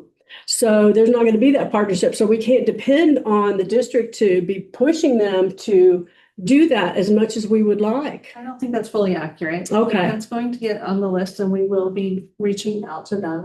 Right now, it's just about waiting. They were just here. You guys have to remember, it's been like 5 weeks that they were here. So things move slow. You know how slow they go. So Yeah. I'm the first. Yeah, I doubt they have even lifted a pencil on it right now. So I will send. Yeah, and it's not- following up yeah. To make sure to see what the next steps are. that they Right. have planned. Somebody also said that maybe we should check with High Desert because they already went through that process. So if we have to. but so I think that, okay, and yeah, I just, I was just thinking you're going to be too busy. So but if, as big as this project is, I would like to hear something every week. And help me understand what you learn about nitrates. We have the Yes, data. that sewers, I meant every week. We know that we do not have a nitrate issue at the district at this current time. We monitor that on a It's like regular PFAS. basis. Right. For it. Right, so So- this is what I want to hear.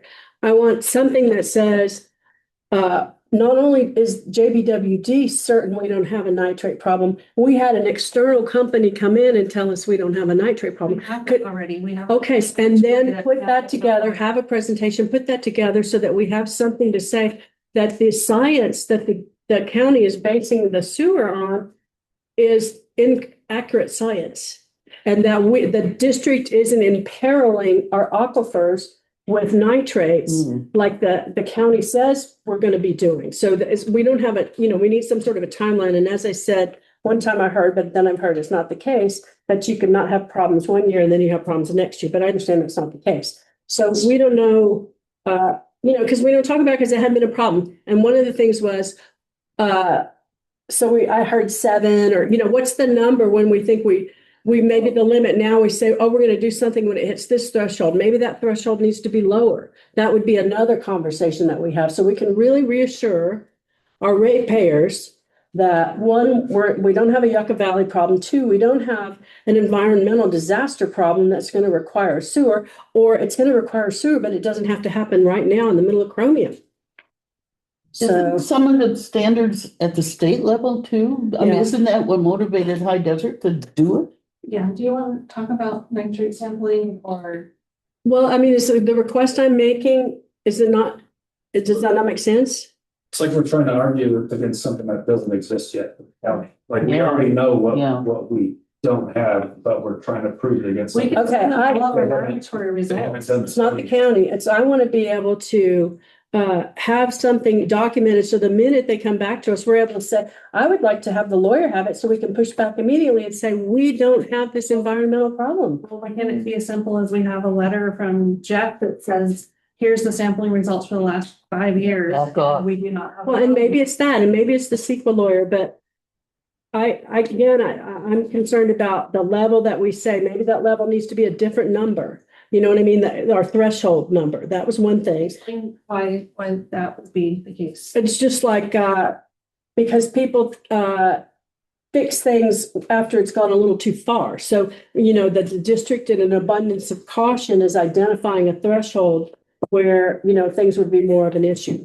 I don't know. How I can want you it to have have, less than 0 when you're at 0? Yeah, I don't know. You talk about predicting the future? Yeah. 0 on nitrates. We have different nitrate levels at every well. Right. A couple of them are around 2.2, 2.1. 2.1, and I think. 0.1 to 6.3. And what's the maximum MCL? 10.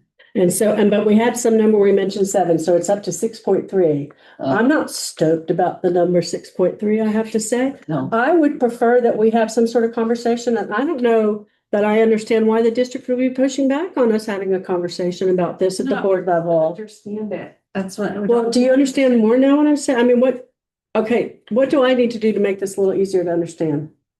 Just a clear articulation of what we need to do to bring it back.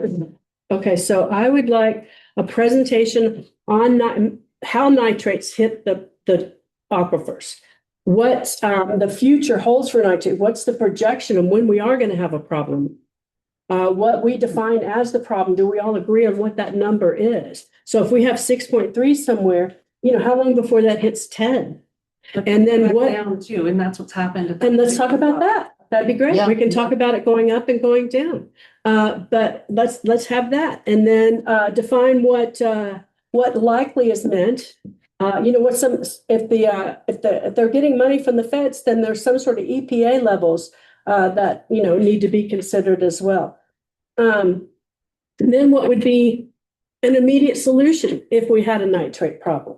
So, that would be another thing, because right now I'm in the dark. I had even a hard time articulating any of this to you, but I would like to be able to say to somebody, this is what we have, and this is what we're not, writing. And so that it could then be used for some sort of outreach, because the county is going to blanket this and scare everybody in our community that we have poisoned aquifers.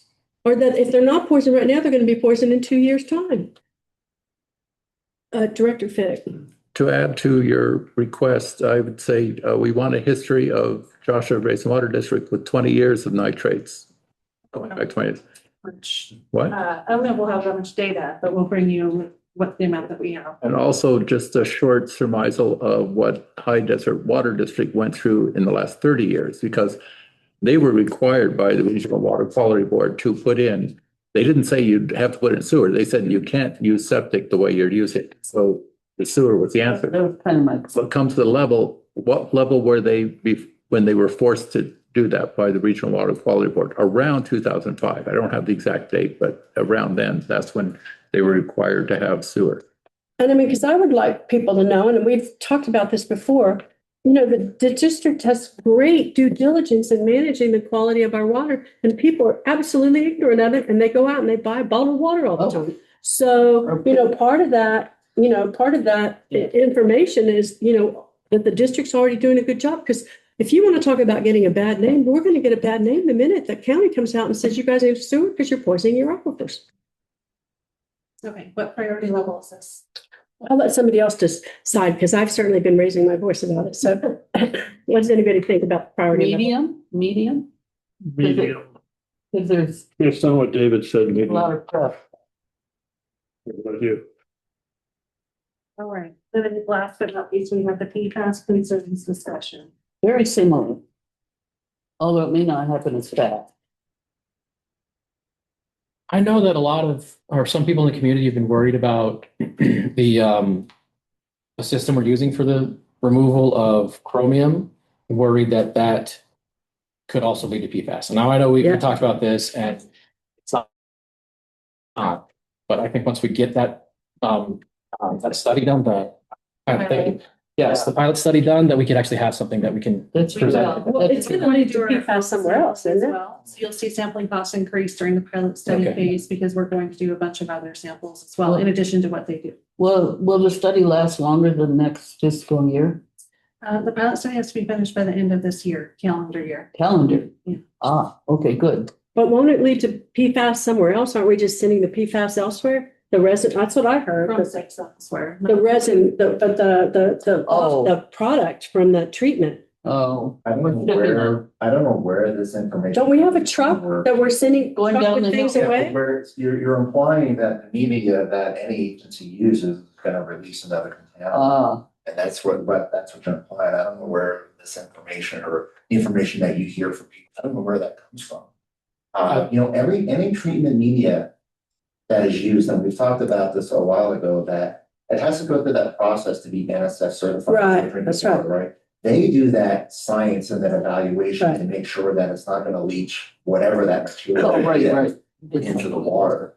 So we rely on that NSF certification to say, hey, yes, this is a best available technology to remove, in this case, Chrome 6, or if it was nitrates or fluoride or anything like that. So, a lot of that information, comes from, wherever that you hear, but it's just not valid. Well, but I thought that we were putting, I thank you for that. And I remember the NSF, and I care about science, and I trust you.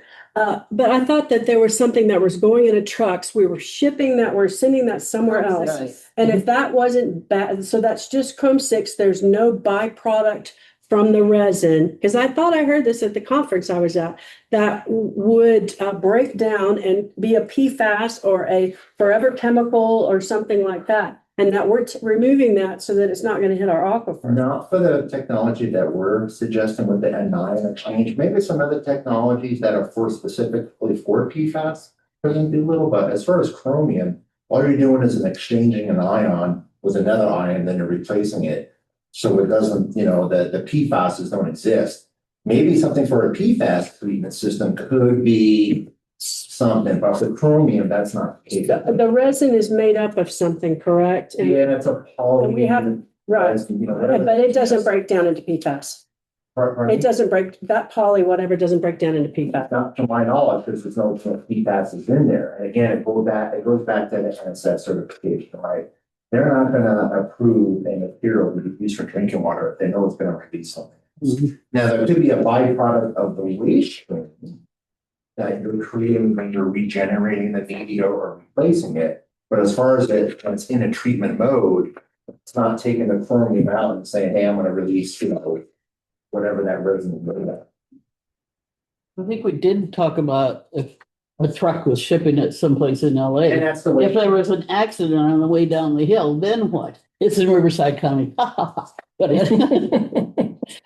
Yeah, but as far as releasing any kind of treatment media, there's, for example, when you treat for fluoride and use an activated alumina, it releases a little bit of aluminum into the water, right? And but again, it's at that level that's so low, but that's what that NSF process goes through.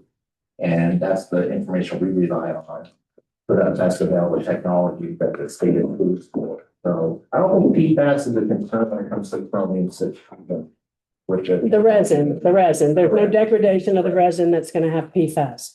So we don't have to worry about that ever. To my knowledge, we're gonna test for it. So when you say to my knowledge, so that's what the NSF will tell you, you're not gonna have PFAS from degradation of the resin. We're gonna have the information that say it's safe to use for chromium-6 removal. And whatever that means, President Thulo, that whatever that means. But like General Manager Johnson stated, we're gonna be doing some samples. Just so we have that information and we can set our mind at ease and we can set our the comments that you guys receive in the public and we receive in the public that say, hey, look, we did do our testing above and beyond what's required to address your concerns, and here's the data that says, no, it doesn't release anything. Into the treated water. Correct. But we'll also have data on the degradation of the resin, and that could be in the waste that we send somewhere. That's not gonna exist. Yeah, that you're not, the resin's not degrading, you're just exchanging ions. So you're gonna have a waste that's high in chromium and high in sodium. And we don't have to replace the resins ever. I'm not gonna say ever. Okay, but not like, Yeah, I'm not gonna okay. say ever. It's not like every 3 years or 2 years or 3 months. Correct. Okay. Correct. Okay, that's right. that's helpful. Depends on the load too, and how much water we're pulling out, but it's gonna be years and years. Okay, great. Phew. All right. I just wanted to attach a little thing to this discussion that I believe PFAS come from many resources. And so that's what I really want to bring up Sure. in our discussion later, not that we're threatened right now. Even but Sharpie pens. Well, a dishwasher detergent, It's all the septic. laundry detergent The septic. that everybody uses and goes into the septic. No, those, everybody Exactly. using those pods. It's ridiculous. You know, It's And just see, like, I'd like to and- have a So policy, anyway, no that's the pod. kind of thing I want to bring up I'm when we serious. talk about it. Support it. how would you? We couldn't enforce it, but That's- Oh, no, not a policy, but It'll be in a recommendation. newsletter. Love your It'll be in a aquifer. newsletter. Yeah. Yeah. I think we got through this whole thing. I didn't mark down on line 32 what the priority was. So somebody captioned that. line 32? Oh, I didn't get one either. Oh, that was high. The data center? And yeah. Okay, I got it now. Okay, yeah, I get it. All right, so I'm pretty sure we have 99.9% of this. Great job. Such a good job. This was great. Yeah, no. Wonderful, wonderful work. Can I ask a question? How much time would you like us to dedicate to the nitrate presentation? Includes her report. How much time would you like to dedicate to the nitrate Can't presentation? answer a question with a question. I've already articulated a whole bunch about what I would like to have on it. I don't know. I recognize by asking the question, it's saying we have all this to do and we don't have any time to do it. So, and that's where I say, let's hire a consultant to come in and do it because we can't injure our, what the board wants to do because of operations being so heavy and urgent. You want to be very Yeah, clear, half an hour. it's not pushback from staff. We just need to help you understand the reality of which we Yeah. live in and what is humanly possible. And I can't have it where Anne is, texting me on Saturday, 8 PM, because she's still working on something every single weekend. Yeah. Like, this is not, Yeah. it's not the right thing to do. Nobody wants that. And so that's why I urged you and I urged the district that we absolutely we're in an emergency situation. Things were not done well in the past. Here we are having to face all this. And I think that there's a good case to say, let's pull some money out of reserves and figure this out and get us through this heavy lift. We want to do the work. I mean, you see how ambitious we brought you this list. Yes. But we're asking you to help us not burn out doing it because it's a lot to manage. And nobody throughout wants, the year, yeah. we have to be thoughtful about adding more. Well, this was a fantastic review. It was very, very well done. I really appreciate Ray coming in here and, going through each one of these projects. It was very, very helpful. And so I understand that. I don't think there's anybody sitting up here that wants anybody to be working Saturday night at 8:00. Maybe it didn't show, but no, I'm kidding. Or even No. Friday. Yeah, we don't want, you guys aren't even, so nobody's wanting that. It's just that we cannot discard the strategic direction and the response that we have to the external forces that are happening here. And so we have to back up and say, then we need to hire help. We can't say we can't do it. And then all of a sudden we have some, in 2050, we turn around and say, wow, we didn't do that because we were too busy, rehabbing E1 tank. And we didn't really look at these issues. And so we have to figure out a way to look at it. And I don't know that this has been enough time for the board to really wrestle with these things and consider and prioritize them. I mean, we just now went through them all. You know what I mean? And put these temporary, not temporary, but these initial high, medium, low. And I don't know that that's what they're going to be in 5 months when They're we're going to adjust. Yeah. It's a living document. And what it doesn't say, and I said at the beginning, that none of this says what kind of work this means for you. You know what I mean? Because there's no qualification of that. Like buying a dump truck compared to, $500,000 reservoir job. So. And with all due respect, Director Fick, like when you ask us to research what information High Desert got, that completely complicates a lot of stuff. Yeah. So we have to go back in historical documents for another water district to try to find something to prove that we don't have an issue. Go to the Regional Water Quality Board. They're the ones that they're the ones that monitored High Desert Water District and then decided they had to. So go to them, don't go to High Desert Water. So let me ask this. So what they're saying is they don't want you to ask the question because they're too busy. And what I'm saying is that because you just said you told them how to do it, but they're saying they're too busy to do it. So I would want to know if you weren't, let me just finish this. Yeah. If you weren't so busy, you'd be happy to go do that? Or is that out of line for us to ask that? With nobody here, I don't have one person in this room that doesn't want to do the work. Okay, Everybody wants I'm to not do saying the- that. I just didn't know if There's because no we've had pushback. pushback since we started with her and I asking for data, because we like so much data. And then it's like data for what? Is it data? You know what I mean? You look at it for 30 seconds and then it's Well, useless. It takes Right. hours to get. Right, so that's what what- we're going to do with the data. So That's what I'm referring to. Valid questions. It is not about pushback. I don't have No. anybody on this team that pushes back from work. Nobody ever says, Please. no, I'm not going to do it. I wasn't saying Be that. Careful not to use that terminology because it is not what's happening. But what I'm trying to do is paint a reality. We've been so busy. This ship was sunk. When Ray got here, he helped us resurrect this ship. But we're so busy plugging holes. It's going to sink again if we're not careful about prioritizing these correctly. Can the board do any of the research?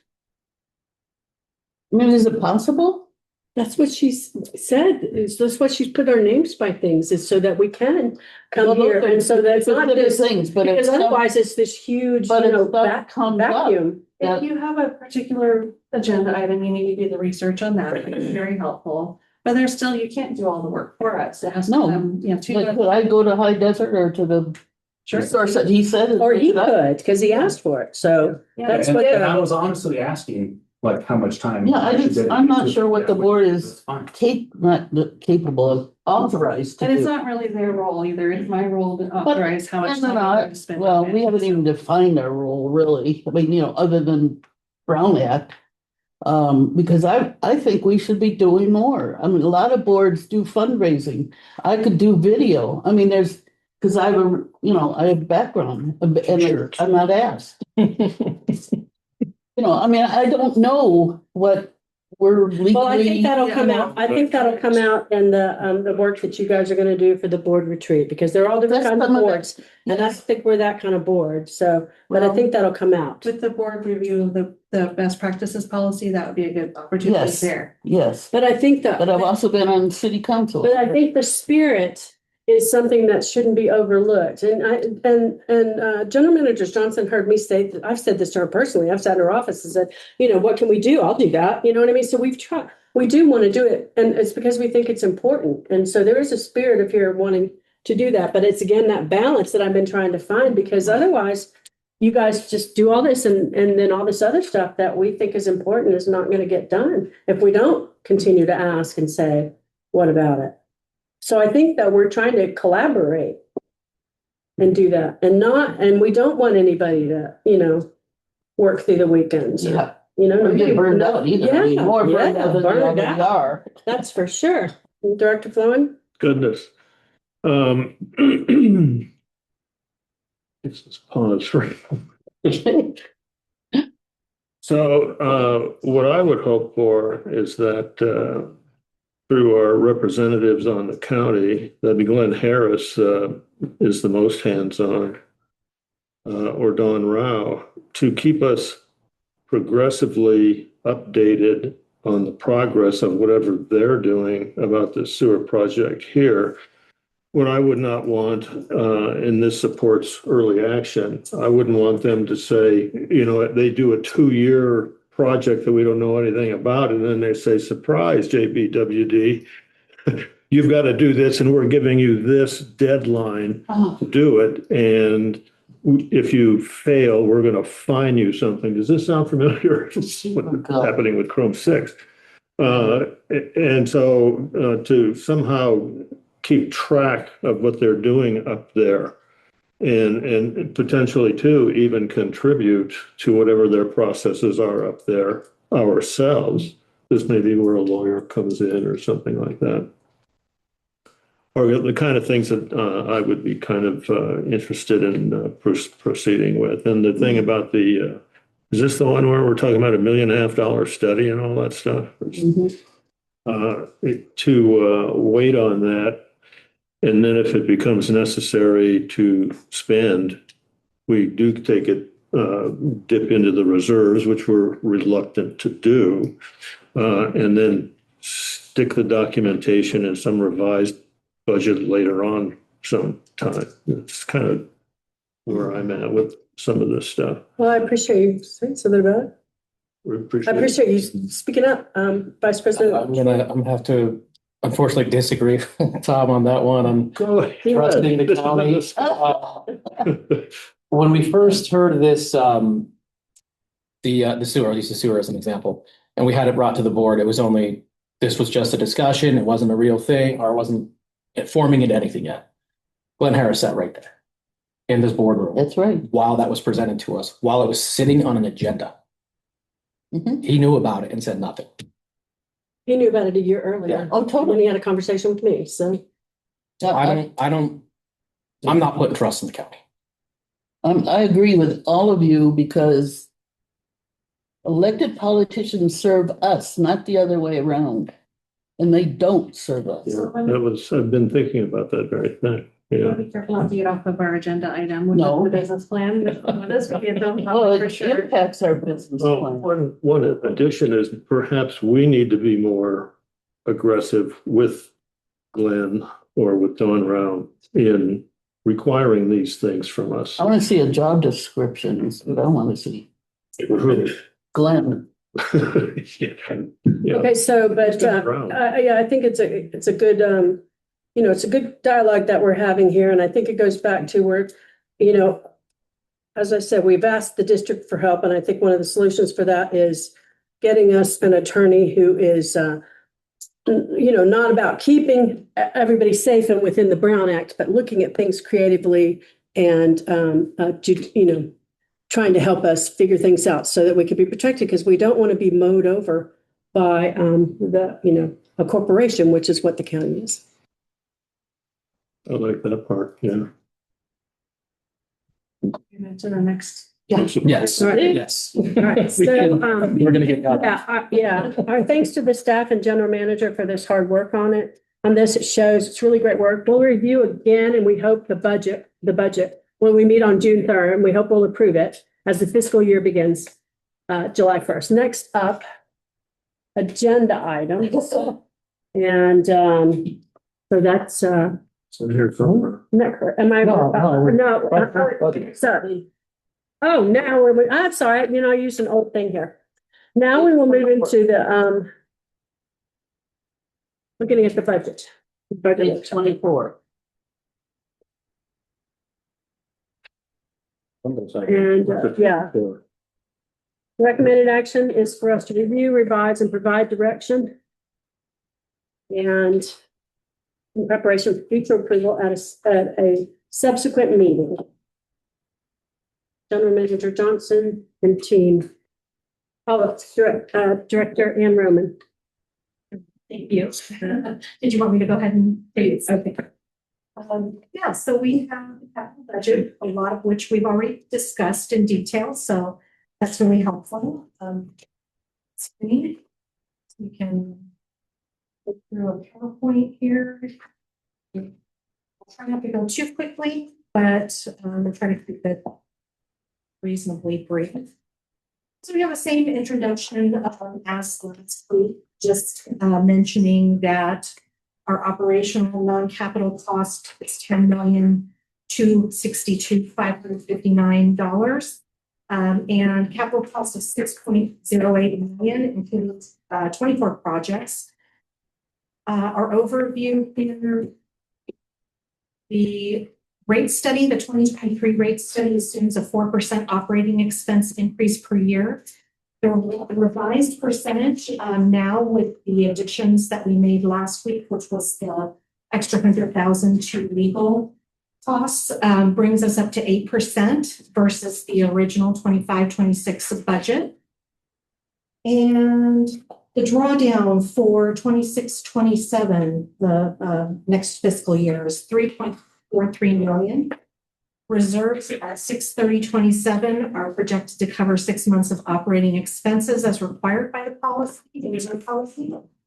Our operating revenues, which should meet or exceed operating expenses, will cover operating expenses, but just by a small margin. So that increase of $100,000 used up all but $20,000 of that coverage. So we don't have a lot of extra room in there when we talk about additional staff. If we want our operating revenues to cover our operating expenses, we're not going to have a lot of additional funds available in that arrangement.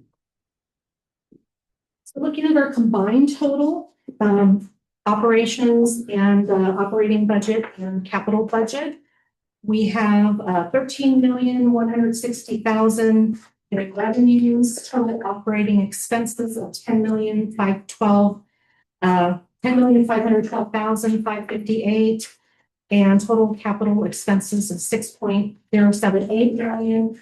Total operating and capital expenses combined $16.59 million, and that's that drawdown, leaves us with that drawdown of $3.429 million. If we look at both years together, the 25-26 revised and 26-27 budget, it's a combined drawdown of about $1.58 million. Here's just a graph of how that looks. So the 3 years side by side, the blue is the 25-26 original, then we have the 25-26 revised in orange, and green is the 26-27 proposed budget. And total revenues, you can see there how that does increase. Total, operating expenses, kind of right here in the middle, that dips down for 25-26 revised because we always try to adjust it to be closer to actuals at this point in the year. And then jumps back up to 10.51 million for 26-27. And here's the bottom line again, here's the capital expenses. 5 million was the original capital cost in 25-26. And that was discussed a little bit earlier about how that decreased in 25-26 revised, and that's because a significant amount of those projects were either ongoing or were pushed forward to 26-27. And then the bottom line here on the right, negative 2.5 million in 25-26. 25-26 revised showed a $1.85 million net revenue. Could I just ask a question? This is going really fast for, slow. What page would I be looking at on these paperwork so that I can actually keep up with the numbers you're saying? Because I don't know. I saw some, but, Not in the packet, but It's the summary. or to 29. 29 has all of the bottom Okay, line. page 20. Okay, Yeah. thank you. Yeah. And so the bottom line here, negative, which is a drawdown 2.5 million in 25-26 with a net revenue of 1.85 million in 25-26 revised, and then a drawdown of 3.43 million in 26-27. If we just look at 25-26 and 26-27 combined, that's the 1.58 million drawdown. We'll look at that again when we get a little further down the line. So I've revised this budget per customer account as well, just for interest's sake, to show how our revenues per account equate. That is about 83%. Our revenues per account are about 83% of expenses. So they cover about 83% of our budget. The reserves cover about 17% of our budget. So $2,911 expenses per account, and reserves used per account $602. can we ask a question as you go along? Yeah, I'm fine with that. Because I have a question about this capital budget summary right in the middle of that page. Okay. Under Chromium 6, you have the 1 million. That's been estimated as an annual maintenance. No, that's just a coincidence. That's just the total Ah. of the capital work that will happen in 26-27. Okay, because I was But wondering if that's really going to be in 26-27. Right, the $1 million estimated for operating costs is not factored in Okay. yet. Okay. Yeah. And so what is this? So that is, let me tell you. The estimate 1 million. Breakdown is on page 28, in the capital Chromium 6 section, kind of below the middle. Yeah. We have the pilot study for 300,000. And some of these are split between 25-26 and 26-27. Okay. So we have 300,000 in 26-27 for the pilot study, 450,000 for design, and 250,000 for just general. There's the million. There's some, Bingo. yeah, for general operating. Okay. Question, how will these numbers change if we do hit that 3.5 million earmark? Well, I don't know that it'll be in this fiscal year. No, it'll be So- in 26-7. Well, I mean, I don't know that it would. It'll be in that I one? think so. Oh. Yeah, I mean, depending on how much we get and what it's earmarked for, what it's slated for, it'll be a revenue. So it will be just an offsetting revenue to the expenses. You think it'll all come at once or in pieces? I don't know. Okay. Yeah. So I Come mean, at once. we don't have enough information yet about the 3.5 million. Is that what you're referring to? We don't have enough information yet about how we can use that money. Oh, right, So we don't even know right. what technically it's going to apply to. Sure. We may, I think it was applied for as design, right? And pilot study probably. Yeah. So those, but we don't have 3.5 million in those costs. Right. So can the rest be applied towards the Yeah, construction? okay. A lot to be learned still. Okay, good. Yeah. Okay, so looking at the capital budget, I won't go into the detail of every line here, but there are 3 sections. We have the top section, this is page 28 Thank in you. your packet, so I wasn't calling that up. So the top section totals for 26-27, 2.3 million. The Chromium 6 section right below that totals out to $1 million. 26, 27, and then the pipeline section at the very bottom totals out to 2.773 million. And the total of those three sections is 6.078 million. So that again, 24 projects, a very, very ambitious list. We usually have in the neighborhood of 10 to 15 projects. So this is pretty significant for us. So these are estimates, right? Like Belmont, we don't know really. Yes, absolutely estimates. Yeah. All projections. Yeah. Then we have, so this is just a drill down here on what you have on page 28.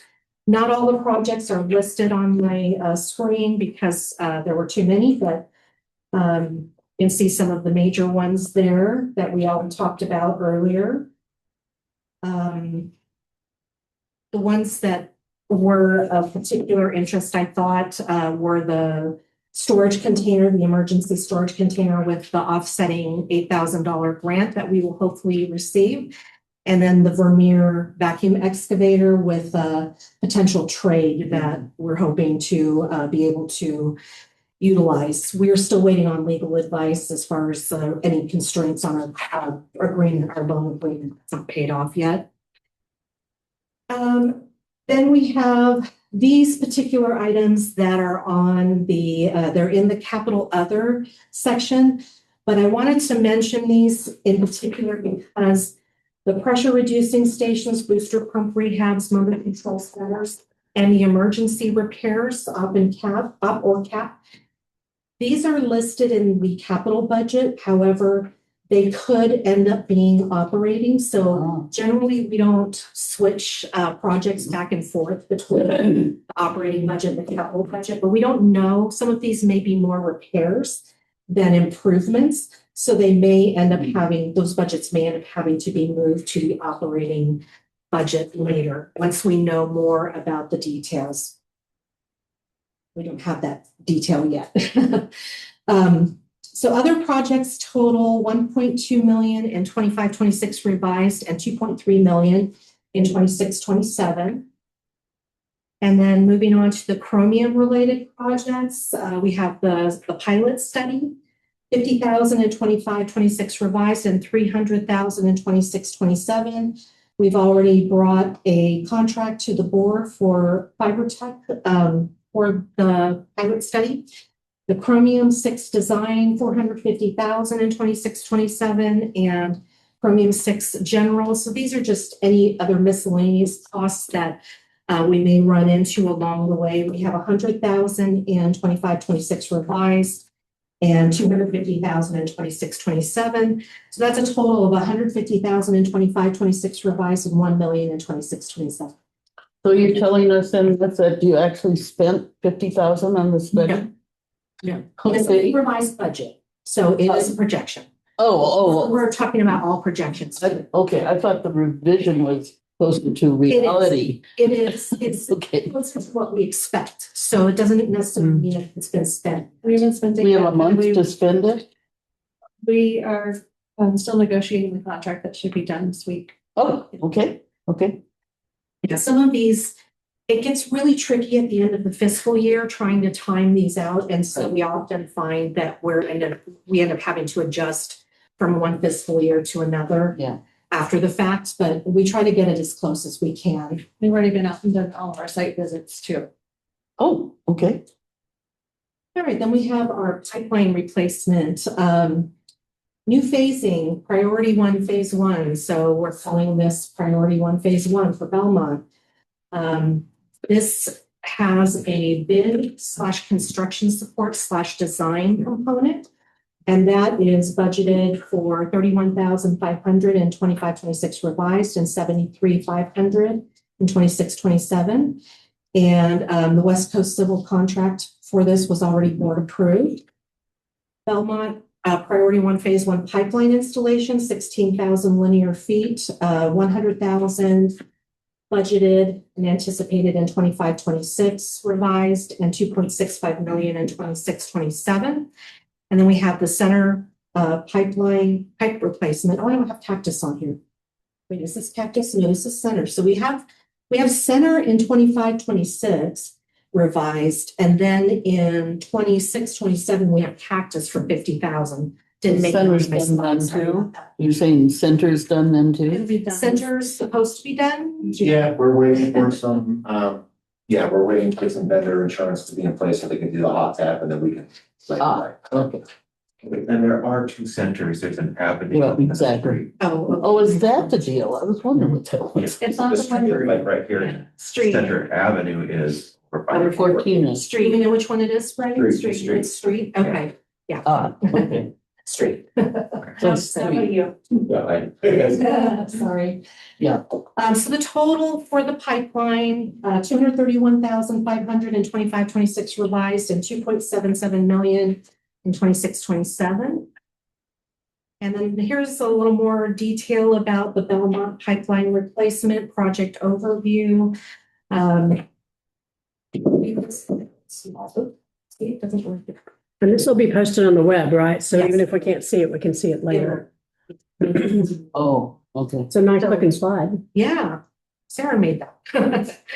Okay, so why this project Yeah. matters, it's a You can read it? federal Yeah. pipeline. I can't. Oh, my glasses. Yeah. Risk of leaks, These are ridges, actually- loss, 70 to 80% undersized steel pipe limiting fire flow capacity.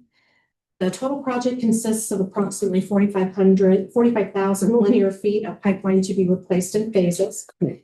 And this project will improve fire flow and reduce leaks. What we're doing now is transitioning to an outsourced delivery model, updating the Belmont prior phases strategy to priority phasing, partnering with West Coast Civil, preparing bid ready docks for about 16,000 linear feet for the first priority phase. This includes leak repairs, main replacement system looping, and we're moving the project from planning to construction.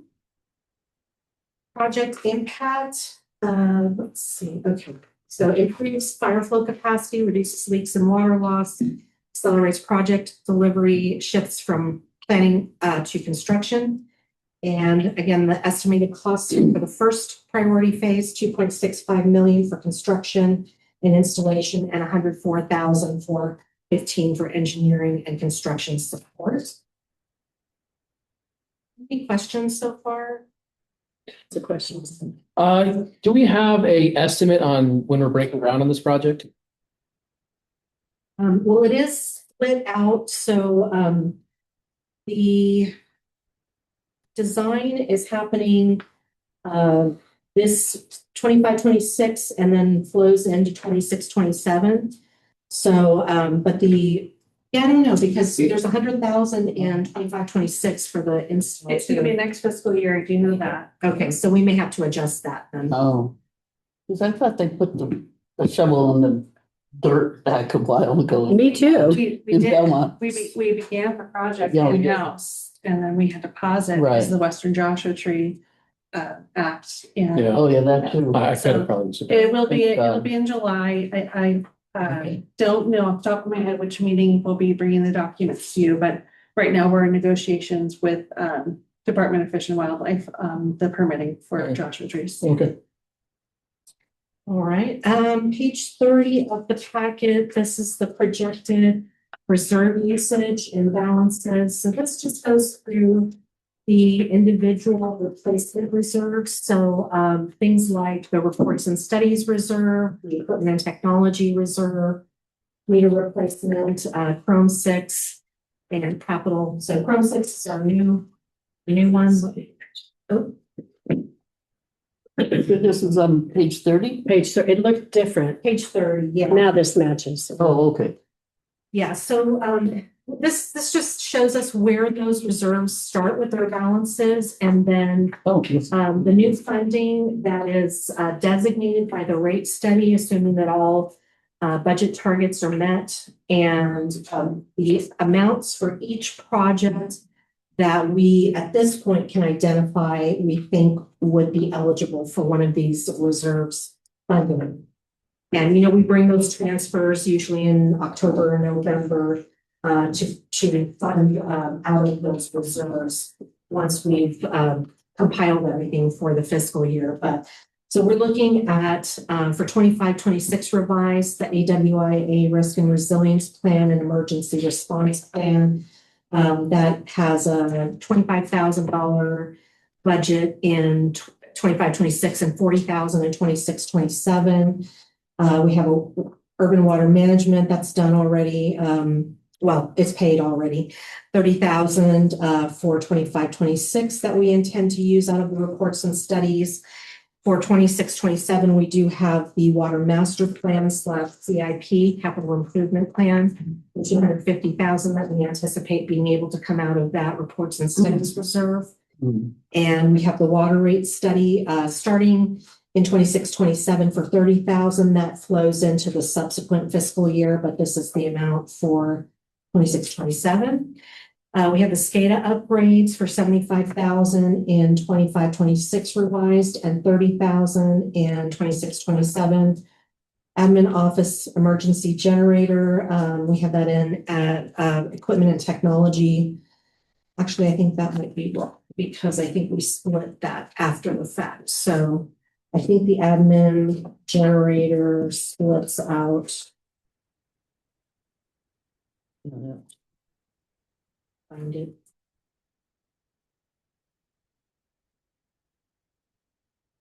It's a weird amount. Okay, there it is. The admin generator splits 37,500 and 25-26 and 87,500 and 26-27. It might all go to next Yeah. fiscal year because we just got notified it's an 8-month lead time. Yeah, we'll have to do some cleanup after we, it's the fiscal year. It's always, concern at the end of the fiscal year. Then we have the new truck in 26-27 for 60,000 coming out of the technology fund, bless you. And the AMI meter conversion for 100,000 coming out of the meter replacement fund. And all other capital, we have 1.22 million in 25-26 revised, 4.88 million in 26-27. Those are just all of the various other capital projects that will come out of the capital. Another miscellaneous. It's not miscellaneous. They all have their own names and Well, projects. so there's miscellaneous. It's combined. Yeah, I got it. Okay, Then live with it for now. Premium 6 general costs, 100,000 in 25-26 and 250,000 in 26-27. Then we have the pilot study for Premium 6, 50,000 in 25-26 revised, 300,000 in 26-27. And then the Chromium 6 design, we have 450,000 in 26-27 coming out of that new Chromium 6 reserve. And so we have our ending balances down here at the bottom, and I won't read all of those off unless someone would like me to. Any questions on that page? Except I just can't follow what's happening. You know what I mean? So you just mentioned something about 400 and something thousand coming out of that new Chromium reserve? Right here. Did you see that? Under the column. 150,000. 400 and what? Okay, so that 450,000, that's 26-27. Yeah. Okay, does that include the $350,000 that we get from the feds? Ooh.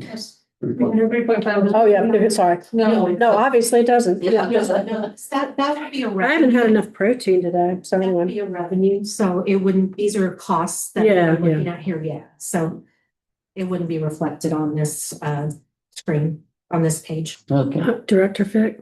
Yeah, I'm curious, what is the residue of the meter replacement? There, 85,000 for doing what when we have all the meters replaced? So I need to go back and look at the policy that we just revised in December.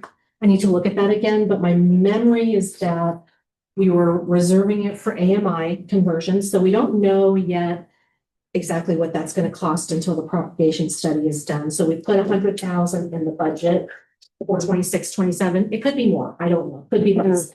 But that was designated to come out of the meter replacement reserve. And then the thought was, reserve that for future meter replacement when it starts again. That's But, you know, if we don't want to do that, is that right? I remember. Is that your number You two? said AMI could come Yes. up there. Yeah. Yeah, so Yeah. that's what it would be used toward. And then this program will restart again. So it's, you know, we can go back and discuss this again if we don't want to keep that remaining funding in there until the meter replacement program starts again.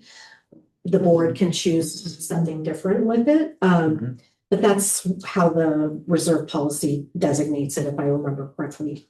I think we didn't really look at the top line, which is the reserve balance. Yeah, the beginning balance. Because then that's what happens at the bottom, right? Yeah, so exactly. The very top line is the beginning balance as of July 1st of each of these years. And then the very bottom line is the projected ending reserve balance at that same fiscal year end.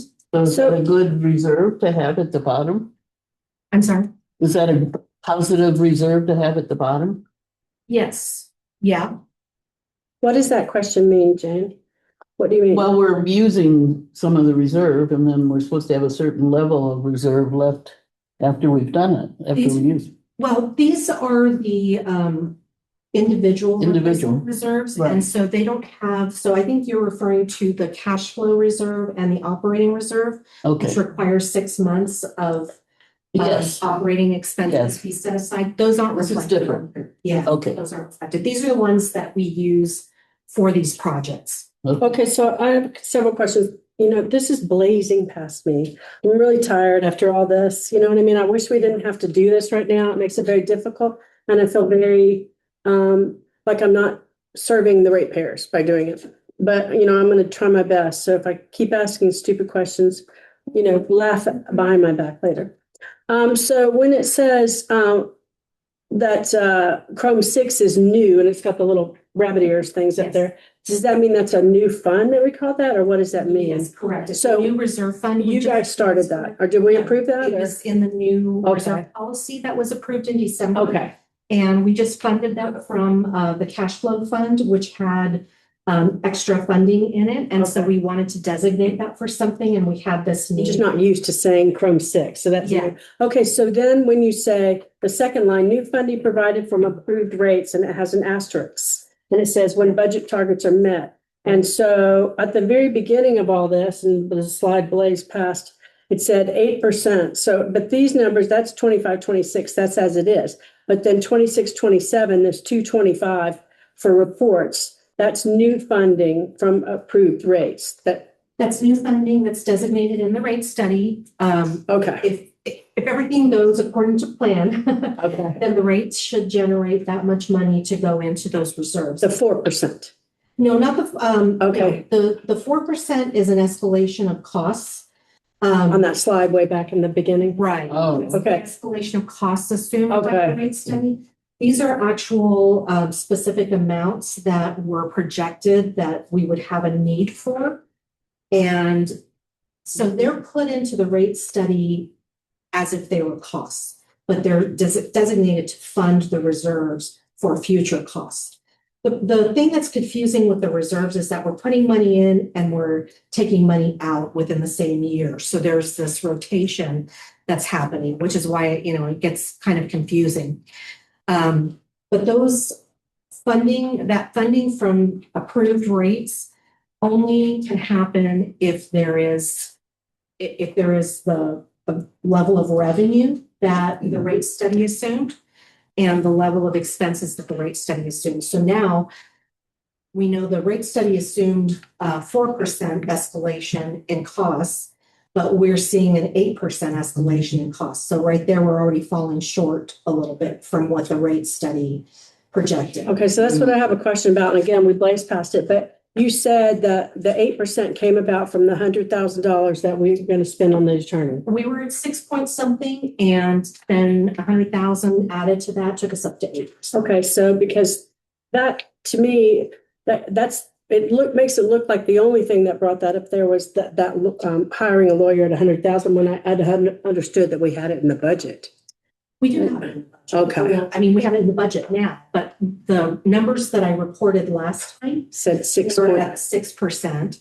And then when we added the 100,000 to make that legal, non-personnel Oh, line, okay. 200,000, that took it from 6% to 8%. It would have been better to- 6 point something. It would have been better to say it like that, because it looked like a 8% total was because of the $100,000 for the lawyer. No, You see what I mean, how it looked like that? So,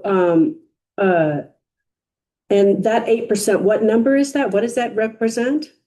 what's the change? What's that 8% represent? It represents a change from, It's the change from, let me see. even if when it was 6.6%, what was that a change from? In addition to what the rate study provides. So it's saying, The 8% is the difference between 25-26 original and 26-27. The rate study assumes that we would increase 4%.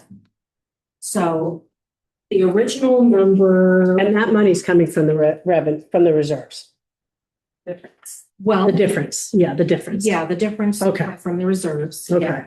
Whatever the drawdown is will come from the reserves. So it all kind of gets put together, and then, whatever that final number is, whatever that drawdown is, comes out of the reserves, in general. But then specific, so we take it out of the cash flow reserve to begin with when we need it. But then specifically after the end of the fiscal year, then we're looking at those individual replacement reserves and saying, of what we have paid from the cash flow reserve, how much can we take out of those individual reserves to fund back to the cash flow reserve? I remember we do that. Yeah, we did do that. that's always the confusing one. So let me see if I can figure out. So our original expenses. Are you looking at a page? I'm looking at page 29, and our original 25-26 operating expenses, but just above the middle there, total operating expenses, 9,718,000. And then that increased to 10,512,558 for 26-27 proposed budget. So that's the difference. What is it? 800,000? I think. That's what difference? In the increase in the percentage. So does that relate to the 8%? Oh, the total 800,000. 800,000 is, or whatever that number is, 800 something thousand is 8% above what the original Because of the capital. 26 budget was. But the 8% is actually 1 point something percent increase No, from the it's an 6%? It's an 8% increase. It is 8% increase. Okay. It's an 8%. Between the 25-26 original expenses and the 26-27 expenses. The 4% is what the rate study projected. That makes sense? Yeah. Everybody? No, I was just wanting to make sure somebody's following it. So that's why I asked him, are you following all this? I wasn't saying anything else. I was just saying, are you following all this? Well, the opportunity, hopefully in the next, not the next meeting, that's Wednesday, but in the June 3rd meeting, we can go over some of this again if it's not, fully clear. Is that when we make a decision? Yes. Yeah. Well, we hope to make a decision. Yeah, I exactly. mean, So- unfortunately, Well, they we'll put get a the little bit review. of time in between that if it had to roll over to another time, it could. Oh, But okay. ideally, we would make the decision then.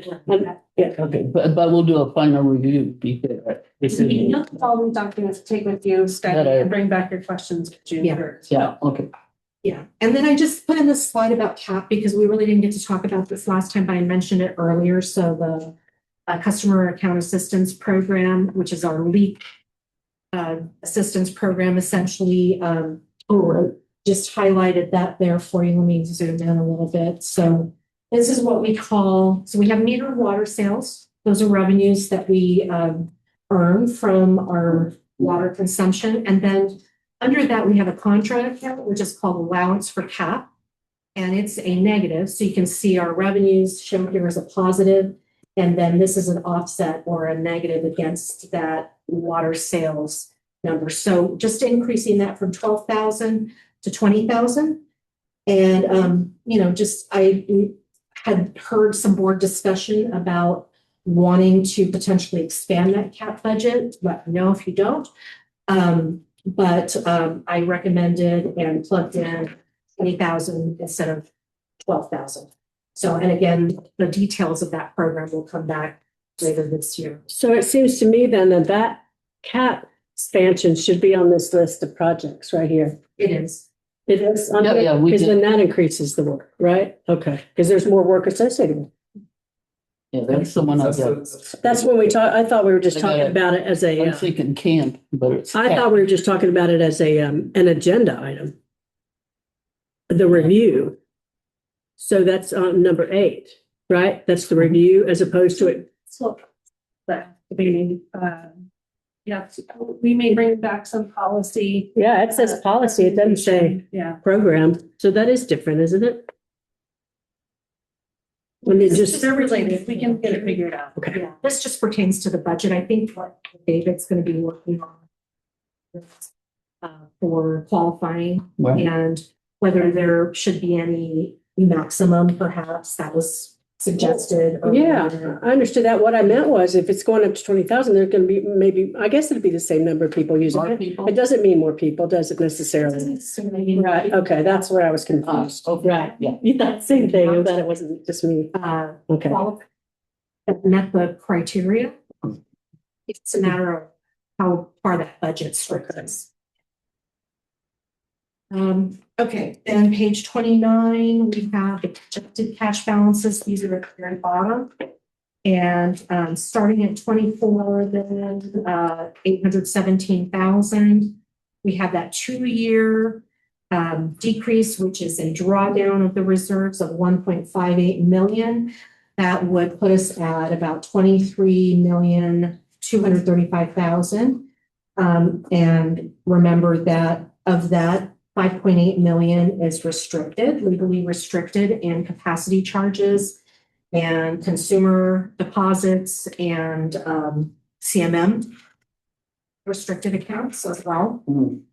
And just a little side note here, the projected cash balances, these balances may be conservative because I did work from the budget assumptions rather than from the current cash position. So instead of starting from our current cash balances and doing a very extensive projection, I did it in a more simple fashion. So there will be some fluctuation there, but essentially, we're drawing down 1.5 million between the 2 years. And that's actually a lot better than when we started to begin with. Right, I thought it was going to be more. Yeah, we talked about more. Quite a bit when we went through. Oh, did you? Yeah. Shaver. So again, here's our combined total. Just those same numbers that we saw at the beginning. Questions on those totals for 25-26 realized or 26-27? So I have a question. So we're going to do a rate study, right? So when we look at these operating revenues on page 29, and so we're looking at the proposed operating revenues, those are considering that we would have had a 4% increase for the rate study, right? Yeah. That's right. So that means, No. Okay. I'm sorry. I missed it. So the operating revenues did not increase. They increased 9%. About 9%, because that was the rate increase that we put into place. It's not perfect though, because of the tiers and, various factors. The operating expenses is what increased the 4% in the rate study, not the revenues. okay. So leaving that 4% and that, leaving that out, so this budget, this proposed budget does anticipate the fact that we're doing a rate study at the end of the year, and then we're going to have increased revenue because of that rate study next year, right? Next January, if it happens to be 2027. So there's one more rate increase. Oh, there is. Okay, that's okay. Oh. So we I'm will. glad I wasn't the only person confused. Yeah, there's one more approved rate increase that will occur in January of 2027. What we know, and so this doesn't take into consideration or assume that we are going to be raising any rates. other than what's already been approved. Mhm. As far as the next rate study, though, what we heard from Dimitri is that we're looking at in the worst case scenario, about 8.75% increases potentially. Annually? Best case. Annually. Mhm. And the best case scenario, I think, was 5% or something like that. So, and that's without extra staffing and without, some of the things that we talked about today. But that was like the seesawing with the revenues, the reserves, how much we pulled out of the reserves, right? Wasn't that those numbers dependent upon if we pulled out more of the reserves? Some of it, but there was an assumption of taking out using the chromium reserve, using the capacity charges that we have. So the capacity reserve, not the wastewater, but the water capacity reserve. So we pretty much were maxing out a lot of the reserves already with those assumptions. When you say maxing out, you mean maxing out what we can withdraw? What we can withdraw without going into a precarious position. Yeah. Yeah, so what we had in the last rate study already, that 9%, remember, already brought in some of the cost that we assumed for chromium-6. But we had much lower assumptions at that time. We were assuming $10 million in grant and $8 million in loans, and a total cost of $18 million. Now we're looking at up to $60 million. So although, and that operating cost for chromium, what we know now to be potentially $1 million a year, $750,000 was assumed in the 23 rate study. And that was already factored into that 9% rate. But now, the bar has been set higher in terms of costs. So that will have to be reflected in rates as well, depending on how many grants we get and how much those grants are. Or how optimistic we are. Yeah. So directors have any questions? Okay, because I have a couple. So I want to make sure everybody. Okay, so 60 million, I have talked to the general manager about that. So that's the top number that we know right now of how much chromium treatment could cost us. The whole project, right? Well, Yeah. Right, and then Plus or minus 30 or 40%. right, that's what I'm saying. So then if we start a rate study at the end of this year, are we going to go in with the rate study with the number 60 million when we don't really know it and raise rates on ratepayers with a 60 million? Okay. No, we're going to time this just right. When we get closer to the end of our pilot study, that's when we're going to start Oh, knowing a lot more. that's right. So we need to push this out to like starting it late fall, early winter, so that we can have a better timing. Yeah. We're working really hard to get more accurate numbers. We'll know that probably by New Year's, the January of next year. So then we wouldn't have a completed rate study. We won't have the rate study by then. Depending on when we get our data back. Yeah. And Well, it needs we'll work with to Ann. take the time that it needs to take, Yes. you So know? we may have to push it. It'll be a January start. Yeah. Yeah. You mean for the rate study? Yeah. The study So- part, not the Okay. implementation. Yeah. Okay, so, We want to make sure we're going in with the most accurate numbers that we can. so, and again, I know that, one thing I'm concerned about that I'm not seeing, and I'm sure it's in here somewhere, is the $3.5 million. Like if that $3.5 million from the feds comes in, which I expect it to, where is that reflected in anything that we've looked at where it would be spent? It's not in here yet No, because we don't have it guaranteed yet. yeah. So it'll be in the revised budget should we get it this coming fiscal year. Okay, so my concern is that we are waiting a long time to plan how to spend $3.5 million if we're not looking at it right now. Well, it's for designated, it's designated for design and pilot. You can't use it for other things. It's designated by. We know what the projects are. Mhm.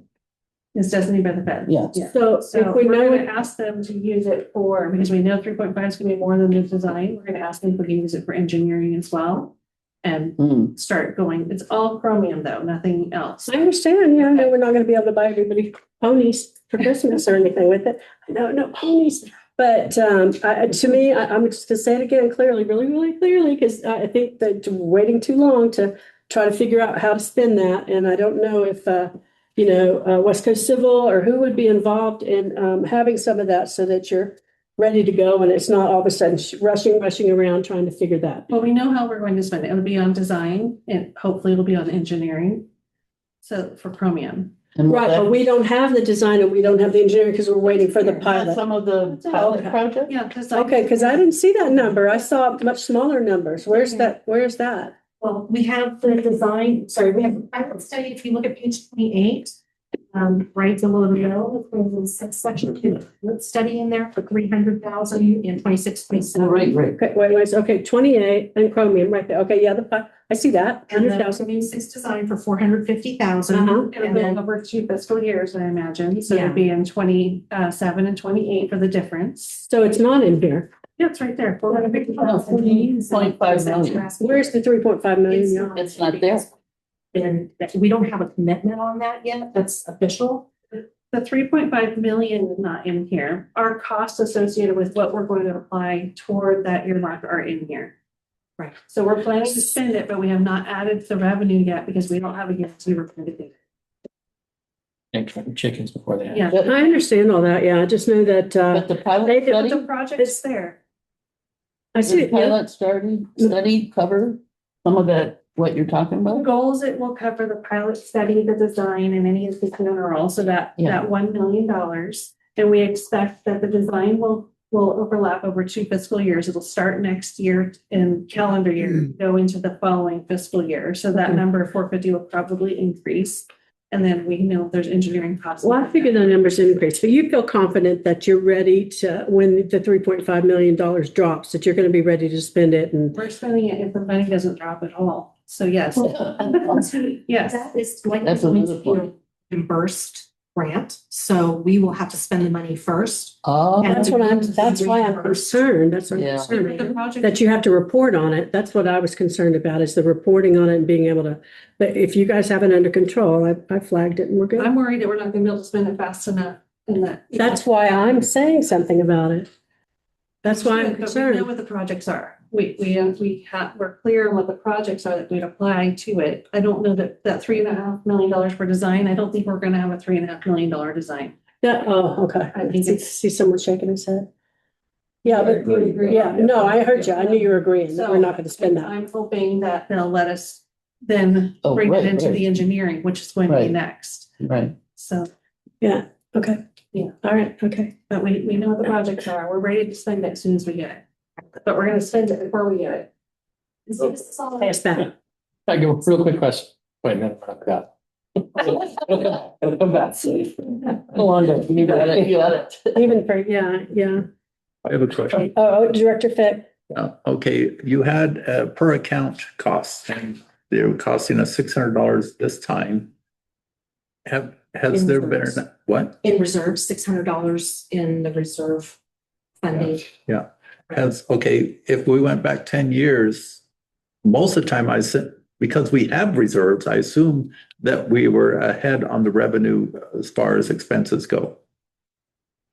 Are you asking if our revenues were exceeding our expenses? Yeah. Well, they should, because that's how we fund, so we should have net revenues to fund health. Then it's just a matter of how much of that net revenue to spend on.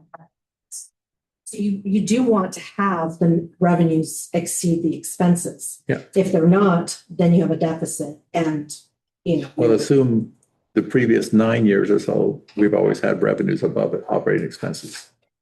We have had, yes, before capital costs. Largely before capital costs. That's how you know we're fiscally healthy, is that. But then when you add in, $6 million of capital costs, we don't have that much revenue in excess of expenses. When you add in those capital costs, then we have a deficit or a drawdown to our reserves. So you said something earlier that we're like, have $20,000. Now we're like on the edge with just $20,000 or something, things are so tight. So I look at how much we have in our reserves and I'm wondering why we would be someplace where we just have $20,000. And then what I want to say is, and I brought it up last time, but I want to remind the board that we have that accrued unfunded liability, whatever it is, where we're going to pay $53,000 or whatever, you know, where we pay extra. I just want to remind everybody that thanks so much for being here. That Director Roman said, you know, it wouldn't be calamitous if we didn't pay for that 1 year. And ever since I've been here, we've been doing it. And I know we don't like that, but I just want to flag that there is some, you know, there are things that we can do where we're not just left with $20,000 wiggle room, and we have some breathing room. And people aren't breathing down our necks saying, you can't do that because we don't have any money. Well, we cannot. Because we're in an emergency situation, we cannot pay that unfunded accrued liability or whatever it is for 1 year and have a little breathing room. So let me clarify a little bit. What you have up on the screen here is the operating department summary. The top is in the green is the operating revenues, and in the green in the bottom section are the operating expenses. And so what you want ideally, and what the policy really dictates, is that we want those operating revenues to match or exceed our operating expenses. So we're within about $20,000 of doing that now. So we still are in a good position, but if we're adding more staffing, then, that's going to turn that upside down. Now, that's not something that you can't do short term. You just don't want to depend on that long term, because now you're dipping into the property tax revenues and all of the more volatile revenues. You want your business is water, selling water, and you want the water revenues to match or exceed the water related expenses. Mm-hmm. So absolutely. I absolutely agree with that. And I said that last time, that was, that was a mark of good, and I just said it just now. So it's good management, but I just don't want us to be poor mouthing ourselves with only $20,000 when there are things we can do. We don't have to pay that unfunded accrued liability thing. We don't have to do that. There are a couple other things that we don't have to do. And so that the staff doesn't have to limp along without help if we want them to, need some help. So that's what I'm talking about, is that there are things, and we haven't, not saying that we need to jump in and do this right now, but again, how much do we bring in on that assessment where we the standby fee? If we haven't looked at that, and for years, the board, I believe, has to take a hard look at that and say, is this something that we're going to want the district to do, even if it's hard? Because, and figure out whether or not we can do it and where everybody feels confident about it. Because I know we've heard something about that, but those are some other things that I want us to look at. I don't want it to feel like there's no room for things to change. Well, everything's a trade-off. So obviously, you can look at certain costs and potentially reduce in one place so that you can increase in another. That's always an option, of course. Director Maloney. So if we didn't pay, say, $50,000 to compensate and save money, the interest that we would be paying interest on $50,000, would that be forever?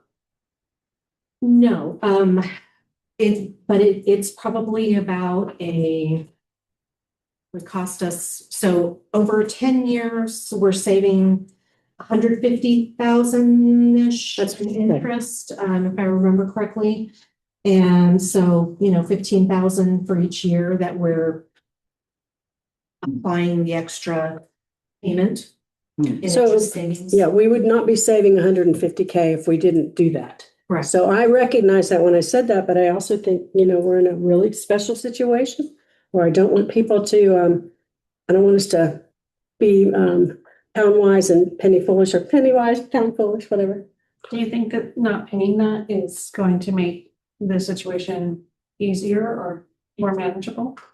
I don't think we're in a okay place right now. It's fine where we are, but it's just, to keep in mind that, when we think about adding additional staffing and adding, various things, we do have to keep in mind that operating revenues versus operating expenses. you know, it's not gonna break the bank, for But 1 year, either way. if we skip a year in paying down that, so we keep the interest, Yeah. which is, we're paying $1 million, on $1 million now, I guess it is, something like that, aren't we? But, the following year, you would have to contribute to pay down, 100,000, wouldn't you, to stay at a certain pace of interest payments? We wouldn't have to. So these are additional discretionary payments. We don't have to pay them at all. Right, yeah, So but, we have to pay the unfunded accrued liability, but we don't have to pay the additional payment. So we can, if we Right. choose not to, then it's just going to cost us more in the long run in interest. Yeah. okay. Is this an à la carte kind of situation, or do you sort of get into a long time contract? So we did not commit to a new amortization schedule. We're doing this 1 year at a time, so we can always skip a year. We have the flexibility. We didn't want to be locked into it. So we do have the flexibility to skip it if we need to. Oh, yeah. Are we talking about ever dipping into the reserve? And maybe factor in that, to refill it by our rate study? So the general reserves are not usually factored into the rate study as far as replenishing them. Oh, yeah, The individual specific reserves, like the equipment and technology, the reports and studies, those are factored into the rates to replenish. We don't have, I mean, I guess. so the emergency, Emergency, exactly. yeah, That one's not one that's replenished by the rate study. It could be, oh, it could okay. be increased. So I think we talked about that as using it if we needed to, Yeah. Get a really important staff person right now and then. Yes, I mean, yes. We have funding. We have plenty of funding Yeah. in the reserves. That's right what now. Yeah, why would we do that? I mean, it feels like that's not even being considered. Well, additional staffing. Right? No. The idea that we would Tapping have into that, the that reserve. that we have, yeah, tapping into the reserve, even though it wouldn't be revenue covering our operations. But again, I feel like we're in an emergency situation and we need help, and Yeah. that we're, putting our thumb on the general manager and her ability to do some things, but with only $20,000 wiggle room. So The thing is, staffing is generally not just a I'm not- one-time. I'm not really talking about staffing, I'm talking about emergency. Emergencies, yeah, emergencies. It might be staffing, but not Yes. necessarily.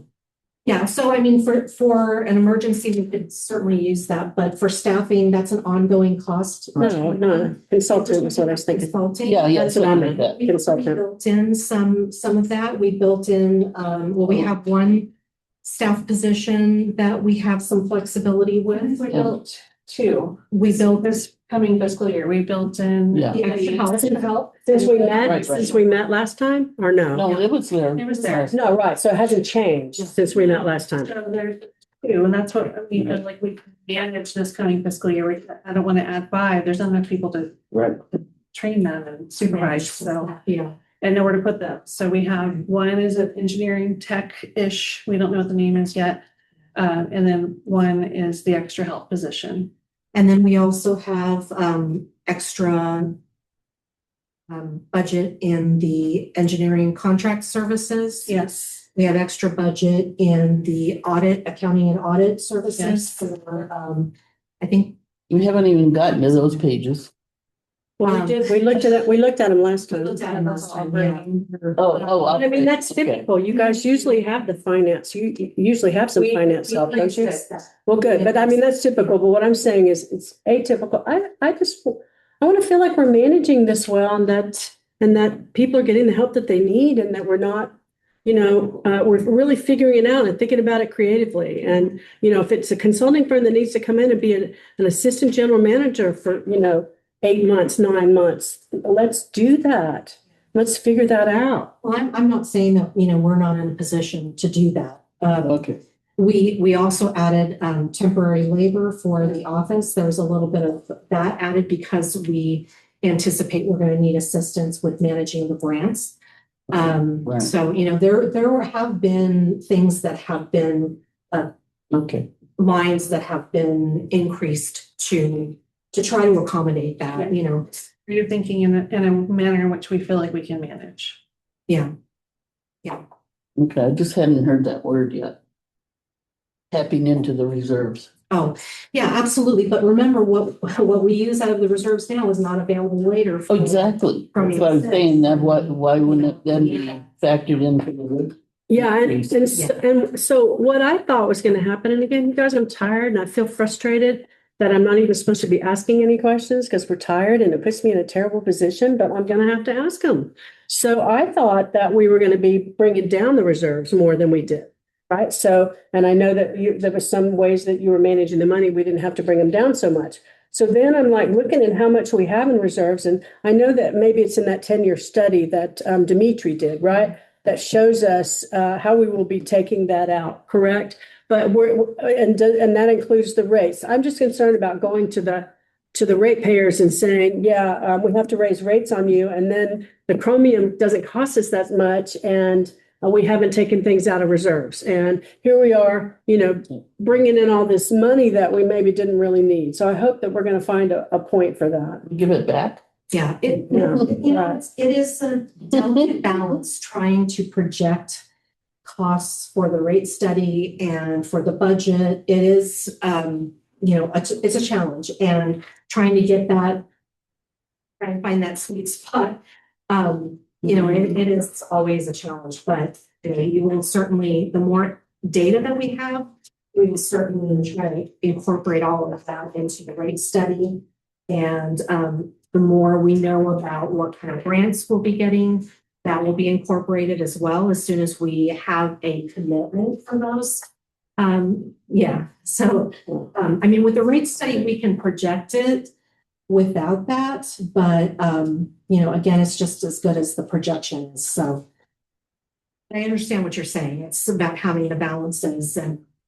Well, I know we talked about it before, and I remember the CAC chairman agrees, once we put those numbers in place, those numbers, they never go back down, so that's the concern. And I have complete trust in the financial management of the district. I really do. And I absolutely do. So it's just, sometimes wondering if we're not considering some certain things, you know what I mean? Like that unfunded liability or whatever, accrued liability, whatever it is, that always feeling like we have to pay it, but then here we are at a tight spot. Maybe we don't have to pay. Yeah. Well, we definitely have options. So It sounds like a little bit like we're moving towards needing development because they'll bring in more property taxes, et cetera. Well, there were certain assumptions that were included. I know, but. Yeah, there were certain assumptions. Well, it's a business. It's actually a business. No, it's a business. We should absolutely represent, that as well. In the right proportion or the right type of development, that matches our plan, which we had a few years ago. Joshua Tree's plan. Anyway, so, I think we need to keep our mind open. Like I was a little more happy about the yacht club than I was about Lovemore, obviously, because there seemed to be a balance there. So, but they would be bringing in income, including they're letting the locals use the restaurant, and then you get the sales tax. and as a business, we have to think about that. So So I'm just bottom line key takeaways. Total cash reserves decreased by about 1.5 million to 23 million. 17,416 unrestricted by 6/30/27. And key takeaways. So increased reserve reliance. That's what we're talking about, drawing down some of the reserves to fund capital initiatives. And total expenditure growth outpaces operating revenue growth. So our expenses are growing a little faster than our operating revenue is. And long-term funding strategies for major capital obligations will include rate adjustments potentially and seeking earmarks, grants, and loans. That is, and basically just back on June 3rd, we can go over whatever the board desires to look at again, and happy to take any questions. Well, I don't believe the board had any recommendations on changes really to the budget. I'm trying to track what we did that. I don't think so. No, and I think part of that's fatigue. But you also answered questions going along. Yeah. Yeah. And I think really with the business plan, we got to, Oh, that was amazing. I love your cheat sheets. All right, well, staff has received direction regarding proposed revisions and adjustments that will be incorporated into the budget materials brought back for continuing review, and we hope future approval consideration by the board. So now continuing with our meeting, item 8 on the action calendar, director reports and comments. Is that right? That's right. Normally, the first lot of special meetings, so we have a meeting this week, so you can skip it. And, you know, or you can report, it's your choice. I'm fine with skipping it. yeah. Me too. Okay, all right, then we're gonna skip that. No reports. Get out. And then no reports from the general manager? Okay, all right, then we'll skip that. So, and then we'll skip the agenda items because we can talk about those in the next meeting. So guess where we are? Conclusion. Closed session. Session. What? Closed session. Oh, no. Jeez. That's on the other page. Yeah, Scott. I knew that. Oh, I see it. Yeah, it's not noticeable. I missed it, Yeah, yeah. I missed it. Yes. Yeah. Yes. Oh, yes, that's right. Yeah. I think